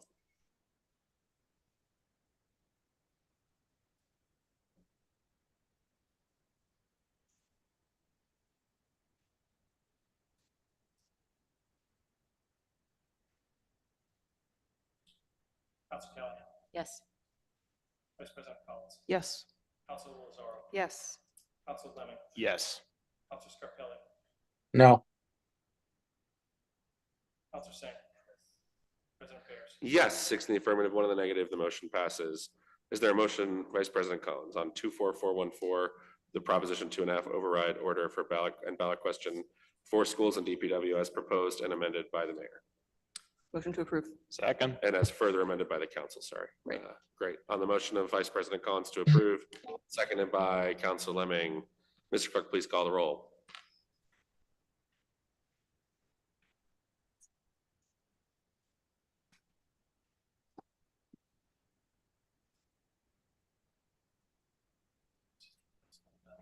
Yes. Council Callahan. Yes. Vice President Collins. Yes. Council Lozaro. Yes. Council Lemmi. Yes. Council Scarpelli. No. Council Singh. Yes. President Bears. Yes, 6 in the affirmative, 1 in the negative. The motion passes. On 24415, offered by myself and Vice President Collins as amended by the council, Proposition 2.5 override order and ballot question to invest in future of Medford Public Schools. Vice President Collins. Motion to approve. Second. On the motion to approve by Vice President Collins, seconded by Councilor Callahan. Mr. Clerk, please call the roll.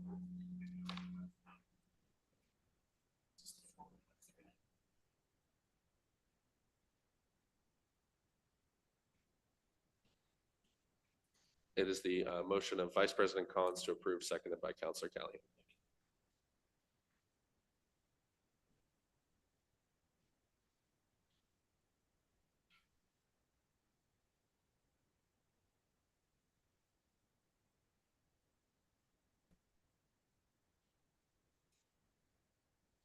Council Callahan. Yes.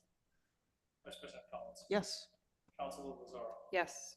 Council Lemmi. Yes. Council Scarpelli. No. Council Singh. Yes. President Bears. Yes, 6 in the affirmative, 1 in the negative. The motion passes. On 24410, offered by the mayor as amended by the mayor to use ARPA one-time funds of $1.75 million to stabilize the school department budget for fiscal 25. Vice President Collins. Motion to approve. On the motion of Vice President Collins to approve as amended, seconded by Councilor Lozaro. Mr. Clerk, please call the roll.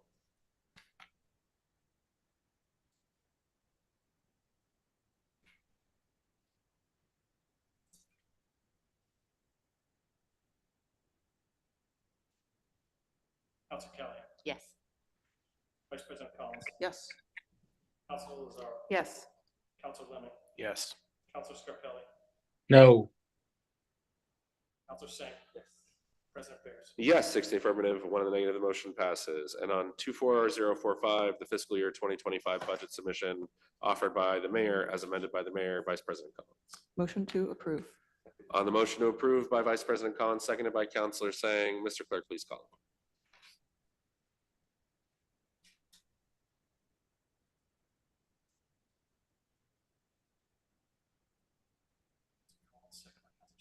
Yes.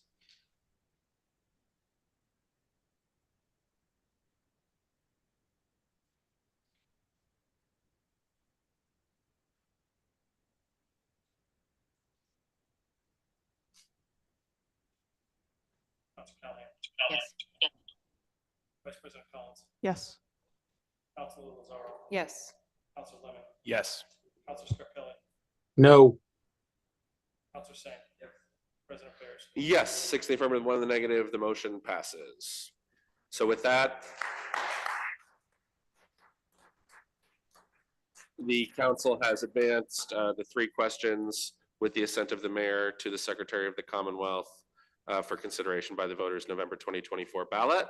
And we have advanced one-time fund stabilization for the schools, and the city budget for fiscal 2025 has passed. On to the next. 24-404 offered by Mayor Brianna Longo-Kern, request for a food truck permit for Chicken and Rice Guys, June 15th, 2024. President Bears. Oh, No. did I? President Bears. Can we take this one out of order to just get it done? Sure. Where the rules are suspended. Motion, the rules are, can we? They were suspended, great. On behalf of the below food entity, I respectfully submit to the city council the following request for a food truck permit for the city of Medford. In addition to city council approval, vendors are required to adhere to the health department food safety requirements. This is for Circle the Square, food truck of Chicken and Rice Guys at Circle the Square on Saturday, June 15th. Any discussion? Is there a motion? Council Vice President Collins. Motion to approve. The motion of Vice President Collins to approve, seconded by Councilor Lozaro. Mr. Clerk, please call the roll. Council Callahan. Yes. Vice President Collins. Yes. Councilor Lozaro. Yes. Councilor Lemmi. Yes. Councilor Scarpelli. Yes. Councilor Sang. Yes. President Bears. Yes, 70 affirmative, none negative, motion passes. Vice President Collins, I'm going to ask you to take the chair. 24-412. Resolution to recognize and discuss the Stop the Stigma campaign in relation to our neighbors with substance use disorder. Whereas substance use disorder is a recognized disease by the medical community, and whereas in 2023, Medford was home to 403 individuals with active prescriptions for buprenorphine and medication-assisted treatment for opioid recovery, and whereas buprenorphine and methadone are life-saving medications to treat substance use disorder and are effective at treating opioid dependence, and whereas between July 2022 and June 2023, Medford was home to 22 individuals who died for reasons related to substance use disorder, and whereas in 2018, 16% of individuals with a substance use disorder did not seek treatment because they were worried it would have a negative impact on their employment, and approximately 15% felt it would impact their community's view of them. And whereas the disease is not a moral failing, now therefore be it hereby resolved that the Medford City Council recognize that all Medford residents are deserving of care and respect, regardless of their medical disability or disability status. Be it further resolved that when we speak of the services we can offer our residents, we do so while offering the utmost dignity to all people at all times. Councilor Lozaro. Thank you. I know it is late. I will try to keep this brief. I have worked with many people with substance use disorders in my time working at the Malden Warming Center. And there's been some conversation about something that our body will never approve or not approve, but there's been discussion in our community about a clinic that will offer medication-assisted treatment, medicines for opioid use disorder, and when those conversations are happening, I just thought it would be prudent to bring up something called Stop the Stigma, which is a campaign that highlights that the stigma against people dealing with substance use disorder can be additionally damaging to people with substance use disorders and can prevent people from seeking treatment. People in recovery deal with a lot of negative stigma associated with the disease of addiction. So I just wanted to present this and encourage folks to research this topic. It's very close to my heart and very important to me, and I'd be happy to discuss it at length if people are interested, but I know it is after 11 p.m. and this is the budget meeting. So that being said, my great hope in presenting this now is only that we recognize that substance use disorder is recognized as a disease by the medical community, and that people with that disease are protected, have a protected status, and should be considered people with a disability. And it's not appropriate to talk about people with a disability in a blanket kind of negative manner. Thank you. Thank you so much, Councilor Lazaro. Any additional comments from councilors on this motion? Councilor Callahan. I guess my only, not knowing very much about this, my only comment is that I will admit I do not quite understand what this actually does, and if it restricts the ability for people to speak in a certain way, or like I'm just trying to understand what this actually changes materially for people. It's sort of like how we celebrate Haitian American Flag Day, in my mind. Stop the Stigma isn't doesn't have a day, though during my work in Malden at the Malden Warming Center, there is a day that's celebrated in Malden. It's celebrated in March, I think, but it was just decided as a city to celebrate it on a day. So we don't do that in Medford, but and this wouldn't be to encourage us to do a day. I just wanted to present it as an awareness raising issue, mainly because as an elected body, we are not approving or not approving the business that is trying to open on Salem Street.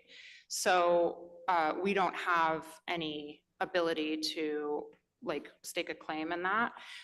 But I did feel that it was something that was important to me to state sort of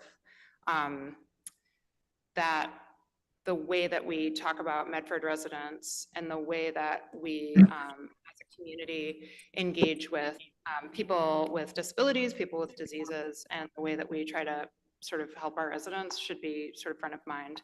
And I just wanted to raise awareness of it as a community issue. Thank you. Thank you, Councilor Callahan. We'll now move to public participation. Oh, President Bears. Thank you, Madam President. I just wanted to thank my fellow councilor for putting this item on the agenda and bringing up some very important issues. And I think we all know how much the opioid crisis has impacted our community, such a serious issue. And, you know, whether it's Medford overcoming addiction or our prevention and outreach office, or just the sheer amount of work that so many people in this community have done to do harm reduction and also try to just save lives. I think it's important that we acknowledge that, you know, yes, it's a difficult issue. Yes, it's tough, but that there are people and families in our community who have been so deeply affected by substance use disorders, and people in our community.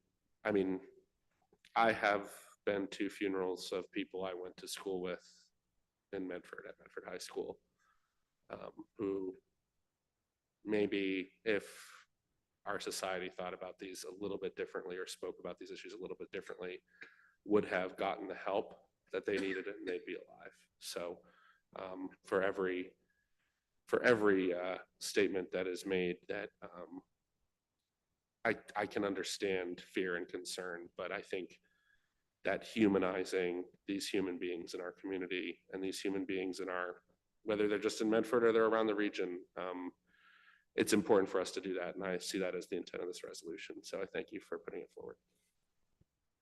Thank you, President Bears. We'll go now to Councilor Scarpelli on Zoom. Thank you, Madam Vice Chair.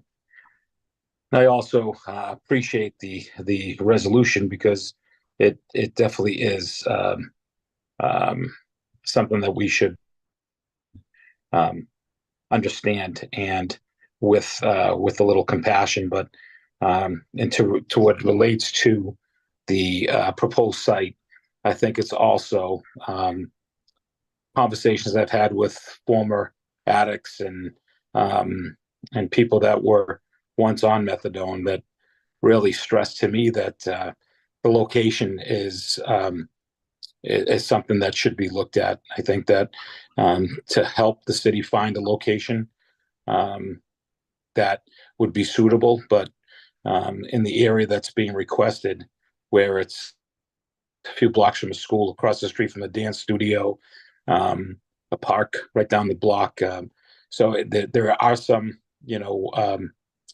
concerns there for the residents and the parents of the Roberts School. So I think that has to come into play. And I think that, again, this isn't coming arbitrarily. This is coming from discussions that I've had with addicts themselves, and who've told me that it should be in a place, because there are some serious concerns there. So although I appreciate my fellow council bringing this forward, and I feel for and respect a resolution, at the same time, in the same breath, is understanding that having the location in a part of a community that could negatively affect so many, we'd have to look at their well-being as well. So I thank you for that.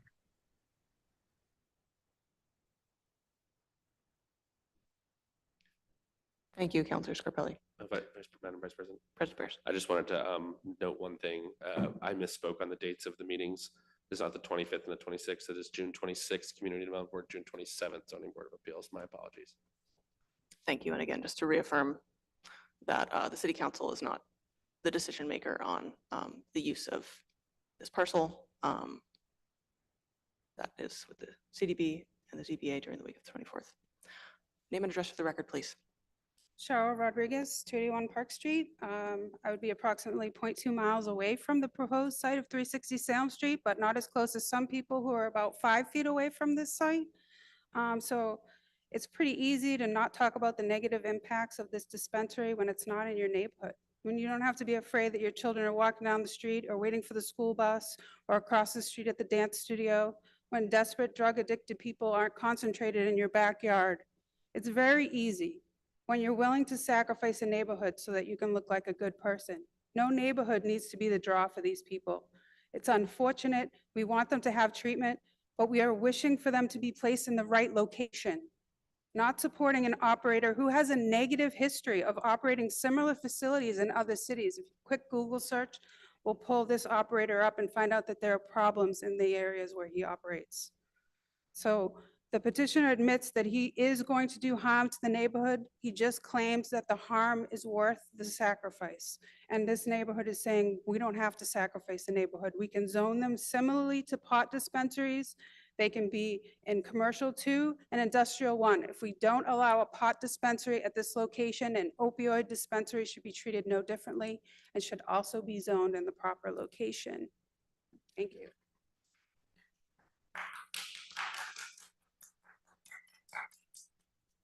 Name and address for the record, please. Thank you for your patience. My name is Joan Lemler, and I live at 56 Farragut Avenue, and I've been there for about 25 years. I'm also a licensed clinician that has dedicated over 2 decades of my professional career to the substance addicted population. I feel very positive about the fact that we would do anything in my town to eliminate stigma. I do have some concerns that I have learned through my many years of being involved. And it's basically, there are 4 things that really are important: right treatment, the right time, in the right place, with the right provider. And the right provider actually involves a number of components. It's not just meeting accreditation and standards and getting the constant regulatory monitoring, but it's also involvement of stakeholders in the clinic. or the corporation, be it nonprofit or profit-making.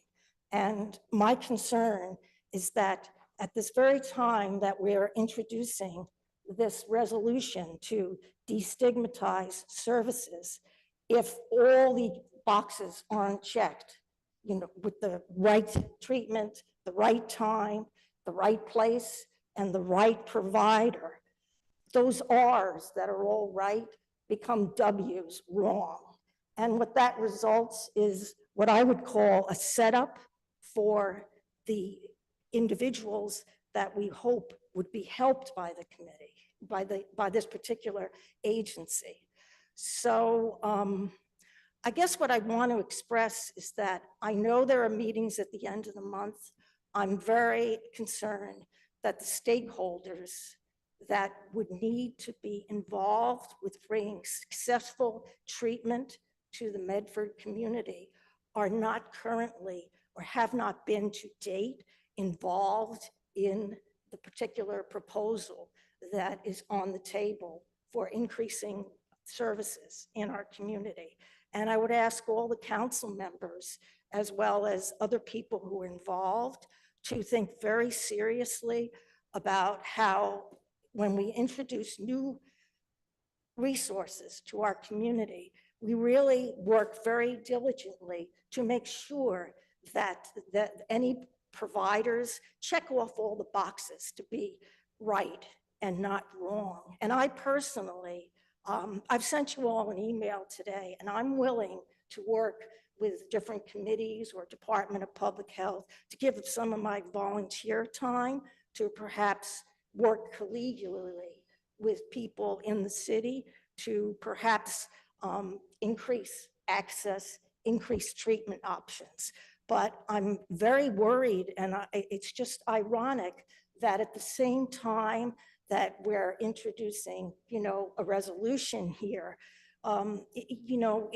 it won't have its maximum mileage if we have an operation which doesn't check all those boxes. And that's why I wanted to come to express my concerns, as well as to let you know that I want to be available and to help in the efforts.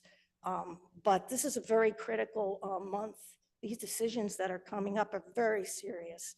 And you've heard comments. This is not to address the issue at 360 Salem Street. And I am relatively close to that particular location. But I'm speaking from a clinical professional as well as a community-based perspective. And stakeholders, I was very pleased to hear one person mention that they had, or two, that you've talked to ex-addicts or recovering addicts was part of the stakeholders. It's not just the community, it's recovering or ex-addicts. The terminology changes over the years, but also the communities, professionals, and peer review, other types of clinics or operations. All that is initial and ongoing stakeholder input that is so critical. So I just wanted to share that and wondered if there is anything else the city council would be doing other than referring people to the end of the month meetings. What can we rely on you to do in this effort to ensure that the services check all the R boxes right instead of wrong? Is there anything else the council will be able to do? And I know Councilor Mrs. Lazaro. Zorro, you- If I may, since we do not, it's a special permit to approve that space, and we are sort of limited in what we're capable of saying yes or no to, as far as that clinic opening in that space. So it's the Community Development Board and then the Zoning Board of Appeals. So it really is a matter of referring folks to those meetings and saying you can review the documents that are on file. They're all online with those boards on their web, it's the city's website, but it'll be under those umbrellas. But also the Board of Health in Medford is very involved in this kind of work, and I'm sure they would appreciate hearing from you. And that would be where I would start, because there is a great interest in trying to help people navigate this sort of thing, definitely. And I appreciate hearing from you. I did get your email. I didn't have a chance to reply yet, but I'll write you back. Yeah. Okay. Okay, well, okay, so let's get somebody in here who checks all the Rs and not the Ws. Thank you so much for We're your very nuanced concerned about perspective. it. Really And thanks for appreciate your it. patience. I'm going to go to Zoom next. Danielle on Zoom, you have 3 minutes. Thank you. Danielle Balaka, 17 Wilson Street. I'll save my comments about the actual methadone clinic space for the other meetings, but I do support it. And I really am grateful for this, what Councilor Azaro is putting forward here. I work with survivors of rape, and there's a big overlap of folks who use substances to cope with the impacts of that. So I have a lot of empathy for how people arrive in a situation where they would be utilizing a methadone clinic. I also have a son at the Roberts, and I also have a neighbor who died of an opioid overdose when her son was a student at the Roberts. So I think it's really important that we think about the language that we use when we're talking about this issue, because people are going to be hearing it that are greatly impacted by this. And I just want to be, and I support this motion because I think it is, I think it's really considering how we can be respectful of people while we have this conversation. And I think highlighting this point that we're talking about human lives here. And if there are steps that we can take to help support the health of our community and the lives of our neighbors and friends, I think that we should do it. All right, thank you. Thank you so much. We'll go to the podium now. Name and address for the record, please. Hi, I'm Marian Tomaszuk, and I live on Garfield Ave. And I want to stress that this is a methadone distribution center. It is not a clinic. There is no treatment at this place. There are no doctors. There are no nurses. There are no therapy sessions. There is no treatment at all. Nobody is going to get therapy. Nobody is going to get any type of help other than coming in and getting your medication. That's all you're getting. So it is just a distribution center. It is in the middle of two densely populated family neighborhoods. It is directly across the street from a dance studio. It is less than 0.2 miles from an elementary school. It is diagonally across from a karate studio, which is also an after-school program. There is only one bus that goes by. It is the 101. It doesn't go by that often because all the buses that went by got cut. We used to have quite a good bus system.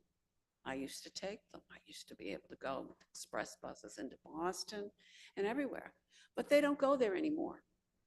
So no, it's not on a very good bus, commuter rail, bus thing, bus system. It is not a good location. It is right next to a restaurant, a very successful restaurant, Nappy's. It's near 2 parks, actually 3. The school park, Hickey Park, and Logan Park. It is heavily populated with children. And it is in a very good neighborhood. But it is not a commercial neighborhood. You have 30 seconds. So I think you need to move this. If you want to have something like this, you put it in an industrial area. You put it in a neighborhood that has a good transportation system in an area where it can be useful. Thank you. Thank you. We'll go now to Zoom. Marianne, I'll ask you to unmute. Please state your name and address for the record. Mariana Coombs, 113 Dudley Street. I know we're not voting today, but I just want to make everyone aware that this is a for-profit company that is owner and the business of this methadone clinic. They are profiting on keeping people addicted to a substance. And if you ask a lot of addicts, they'll tell you that methadone is actually harder to, it's a worse withdrawal from methadone than it is from heroin, let's say. And a lot of really reputable treatment facilities won't actually take a person that is on methadone because it is so hard to come off of. So I just wanted to make everyone aware of that. And in addition, for more logistical purposes, you know, Salem Street is already heavily trafficked area. There's people walking on crosswalks. There's already cars that fly by and don't stop for those pedestrians. There's a lot of kids. Again, a lot of businesses that, you know, it just wouldn't be a good appearance for those small businesses. And I know Medford is pro small business, so. Thank you very much. We'll go now to Bill on Zoom. I'll ask you to unmute, name and address for the record, please.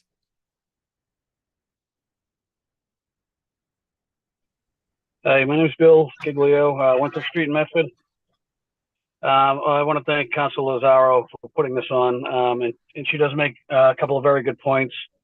And I think what most people are concerned about is not the actual treatment; it's the actual location as to where it is. And like the last caller said, it's a dispensary for profit, which kind of baffles my mind because we just got money for the opioid crisis, and methadone is an opioid. But I'm for treatment. I'm all for treatment. I raise a little girl now because of someone with addiction. You know, she lost her mother, and we took her in. And I'm sure there's no one in the world that would want this for people than probably that little girl and to be with her mother. You know, we love her, and she, you know, we wouldn't have it any other way. But I would say, you know, a child wants to be with their parent more than an aunt or an uncle. But and I know from past experience that, you know, methadone, it doesn't always work either. Like the last caller said, it's just another drug to try to appease you from another drug. They're both opioids, and you know, I know I'm rambling because it's very late and I just left there, but I do like the fact that we want to help people, and I definitely want to be part of trying to help people. I think it's just the location, and I don't think we've heard anybody, or at least I haven't heard anybody say or read that, you know, talking about people calling them junkies and not in my neighborhood and stuff like that. I think it's just the location and the proper way to dispense this type of medication. That's all. Thank you very much. Thank you.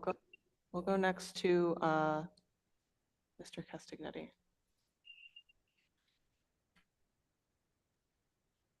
Thank you, Counselor. 3 minutes. You read me? Okay. I have much empathy for people with addictions. I've seen it in the 60s, a tough spot. I've seen a few people go down with the needle, and it was sad. Reminds me of a song. I seen the needle and the damage done, a little bit of it in every one. Oh, the damage done. Okay, now it's worse. We got Chinese chemicals going into Mexico, and then the fentanyl's coming across the border. We're having 100,000 plus dead a year in the 50 continental states. You know, this is really, really bad. And if they can get to the pharmacy and pick up the methadone, which is a little better than fentanyl, I'm sure, and heroin, because we don't know what the hell's in this stuff, but besides the point, okay? All right, so the point is, give them their methadone if that's what works, and maybe they can become functioning members of society and go to work and stop robbing mama and papa and their neighbors, for God's sakes. But we should not have this location in a residential bordering neighborhood. If they insist on Medford, how about we put it in the section of Mystic Avenue, south of Harvard Street, in a commercial district? That would make more sense and keep them away from Medford Square, because we got enough problems as is. Good night. Thank you, Councilor Lazaro, and then we'll take our. I final- just wanted to say thank you to the folks that spoke, and I'm just sorry for your loss, Bill, and anybody who has lost folks. It's a very tough thing, and the only point I was making here is that I want us to speak about our residents and our family members and our friends and maybe parents at the Roberts who are currently in recovery, and maybe they're walking their kids to school right now. Maybe they take methadone or Suboxone, and maybe they're just in your community right now as we speak. So the way that we talk about each other should be respectful and kind. Thank you, Councilor Lazaro. Appreciate that clarification. Before we go to our final hand on Zoom, I just want to segue from that to recenter that again. The City Council will not be taking a vote on where this use ought to go. We do not have the authority to take a vote on that matter. The resolution before us tonight is not a referendum on the efficacy of methadone. We know that it is a medication. It is used to treat a disease. Substance use disorder is like every disease, not something that anybody chooses. And all patients should be treated with dignity and given every ability to receive care. And I thank the counselor for recentering us on the intent of her resolution, which is to affirm that throughout the community of Medford, which is, of course, and unfortunately, yet another community that has been ravaged by the opioid epidemic. And I'm glad to see us having discussions about how to best address that within our community for our community members. I'll go to Tony on Zoom. Name and address for the record. Hi, thanks. Tony Tanks, 16 Locust Street. Just wanted to chime in. I know most people are gonna, I don't want to repeat what most people have said, but one of the points that I want to just talk about real quick is, again, this is a for-profit business, and I think the business owners of this facility have made a business decision by putting this on Route 60, which is a thoroughfare into Malden where there is already a clinic available. I think this business is just trying to get the people to get an earlier stop rather than go into Malden off of Route 93. It's not a good decision to put this in this area for obvious reasons that everyone spoke about. We definitely need treatment facilities. No argument there. Perhaps they consider someplace like at the Lawrence Memorial Hospital or you know, a treatment facility that's already there that has vacant spaces. Again, I know you're not voting on a resolution tonight, but I just appreciate the platform to talk about this. Thank you so much. Thank you. Any further comment from councilors? Is there a motion on the floor? Motion to receive and place on file? Second. Motion to receive and place on file, offered by Councilor Lazaro, seconded by President Bears. Mr. Clerk, when you're ready.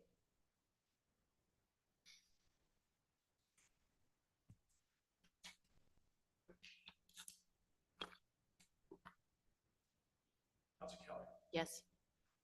Vice President Collins. I'm Yes. sorry. I'll just wait last. Councilor Lazaro. Yes. Councilor Lemmi. Yes. Councilor Scarpelli. Yes. Councilor Singh. Yes. President Bears. Yes. Vice President Collins. Yes. 7 in favor, none opposed, the motion passes. Motion to suspend the rules, take paper 24416. Motion to suspend the rules and take whatever it was. I'll let you say it again. It's the Yeah. Caribbean American. It's our one, yeah. It's late.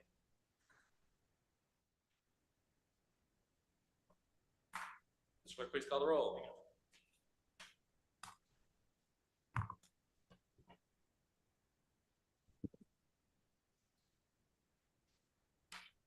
We're taking it from the table. Councilor Callahan. Yes, thank you. Vice President Collins. Yes. Councilor Lazaro. Yes. Councilor Lemmi. Yes. Councilor Scarpelli. Yes. Councilor Singh. Yes. President Bears. Yes, I mean, from then the negative motion passes. 24416, offered by President Bears and Vice President Collins, be it resolved that the Medford City Council recognize and celebrate Caribbean American Heritage Month. Vice President Collins. Thank you, President Bears, and thank you for co-sponsoring this resolution with me. Very happy to recognize and celebrate Caribbean American Heritage Month. We have many community members that are part of this vibrant community here in Medford, and it's great to have an opportunity to acknowledge these folks who hail from the Caribbean and have landed in Medford, sometimes for a short time, sometimes for many generations, and to celebrate the ways that their culture and their contributions add so much to our community here in Medford. So a happy Caribbean American Heritage Month to us all. Thank you. Vice President Collins. Councilor Sang. Thank you. This is a very, a happy occasion for the Caribbean American members of our community. There's not much I'm going to say that isn't repeating what Vice President Collins has already said, but we have a very vibrant Haitian community here, very vibrant Puerto Rican American community here, in addition to a lot of other Caribbean nations whose immigrants have come to America and called Medford home. This is in the spirit of making everyone feel accepted as a part of our community. I'm very excited to celebrate this month with all of our neighbors. Thank you, Councilor Sang. Any further comment? See none, just want to acknowledge this is a month, a Heritage Month that is acknowledged and created by the federal government under presidents of all parties, Congresses of all parties, and has been around since the early 2000s. So it is just another great thing to celebrate, and thank you to all of our residents from Caribbean American communities who make up a wonderful part of the tapestry that is Medford. On the motion, Vice President Collins to approve, seconded by Councilor Sang. Mr. Clerk, please call the roll. Council Kelly. Yes. Vice President Collins. Yes. Councilor Lozaro. Yes. Councilor Lemmi. Yes. Councilor Scarpelli. Yes. Councilor Sang. Yes. President Bears. Yes, 70 affirmative, none negative, motion passes. Public participation. Anyone want to talk about anything they want? I believe Cheryl Rodriguez had a petition on, but I believe that she spoke under the prior item. With that, is there anyone who would like to speak in public participation in the chamber or on Zoom? Please come to the podium in the chamber or raise your hand on Zoom. I do see Mr. Castanetti and Mr. Tanks. I'll recognize Mr. Castanetti. Public participation. Is there anything that you'd like to? Thank you. Thank you, Mr. Yeah, Castanetti.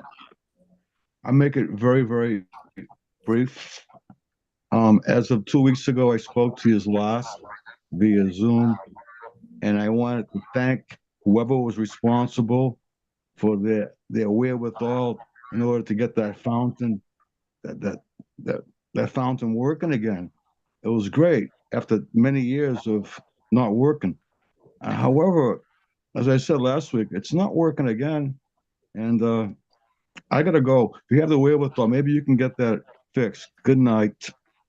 Thank you. And I do see a hand for Tony Tanks. Tony, name and address for the record, please. That was left up from last week. Got it. Appreciate it. Thank you. Sure. All right. Is there a motion on the floor? Motion to adjourn. On the motion of Vice President Collins to adjourn, seconded by Councilor Lozaro. Mr. Clerk, please call the roll. Council Kelly. Yes. Vice President Collins. Yes. Councilor Lozaro. Yes. Councilor Lemmi. No. Councilor Scarpelli. Yes. Yes. Councilor Sang. Yes. President Bears. No, 5 in the affirmative, 2 in the negative. Motion passes and the meeting is adjourned. Thank you all and good night.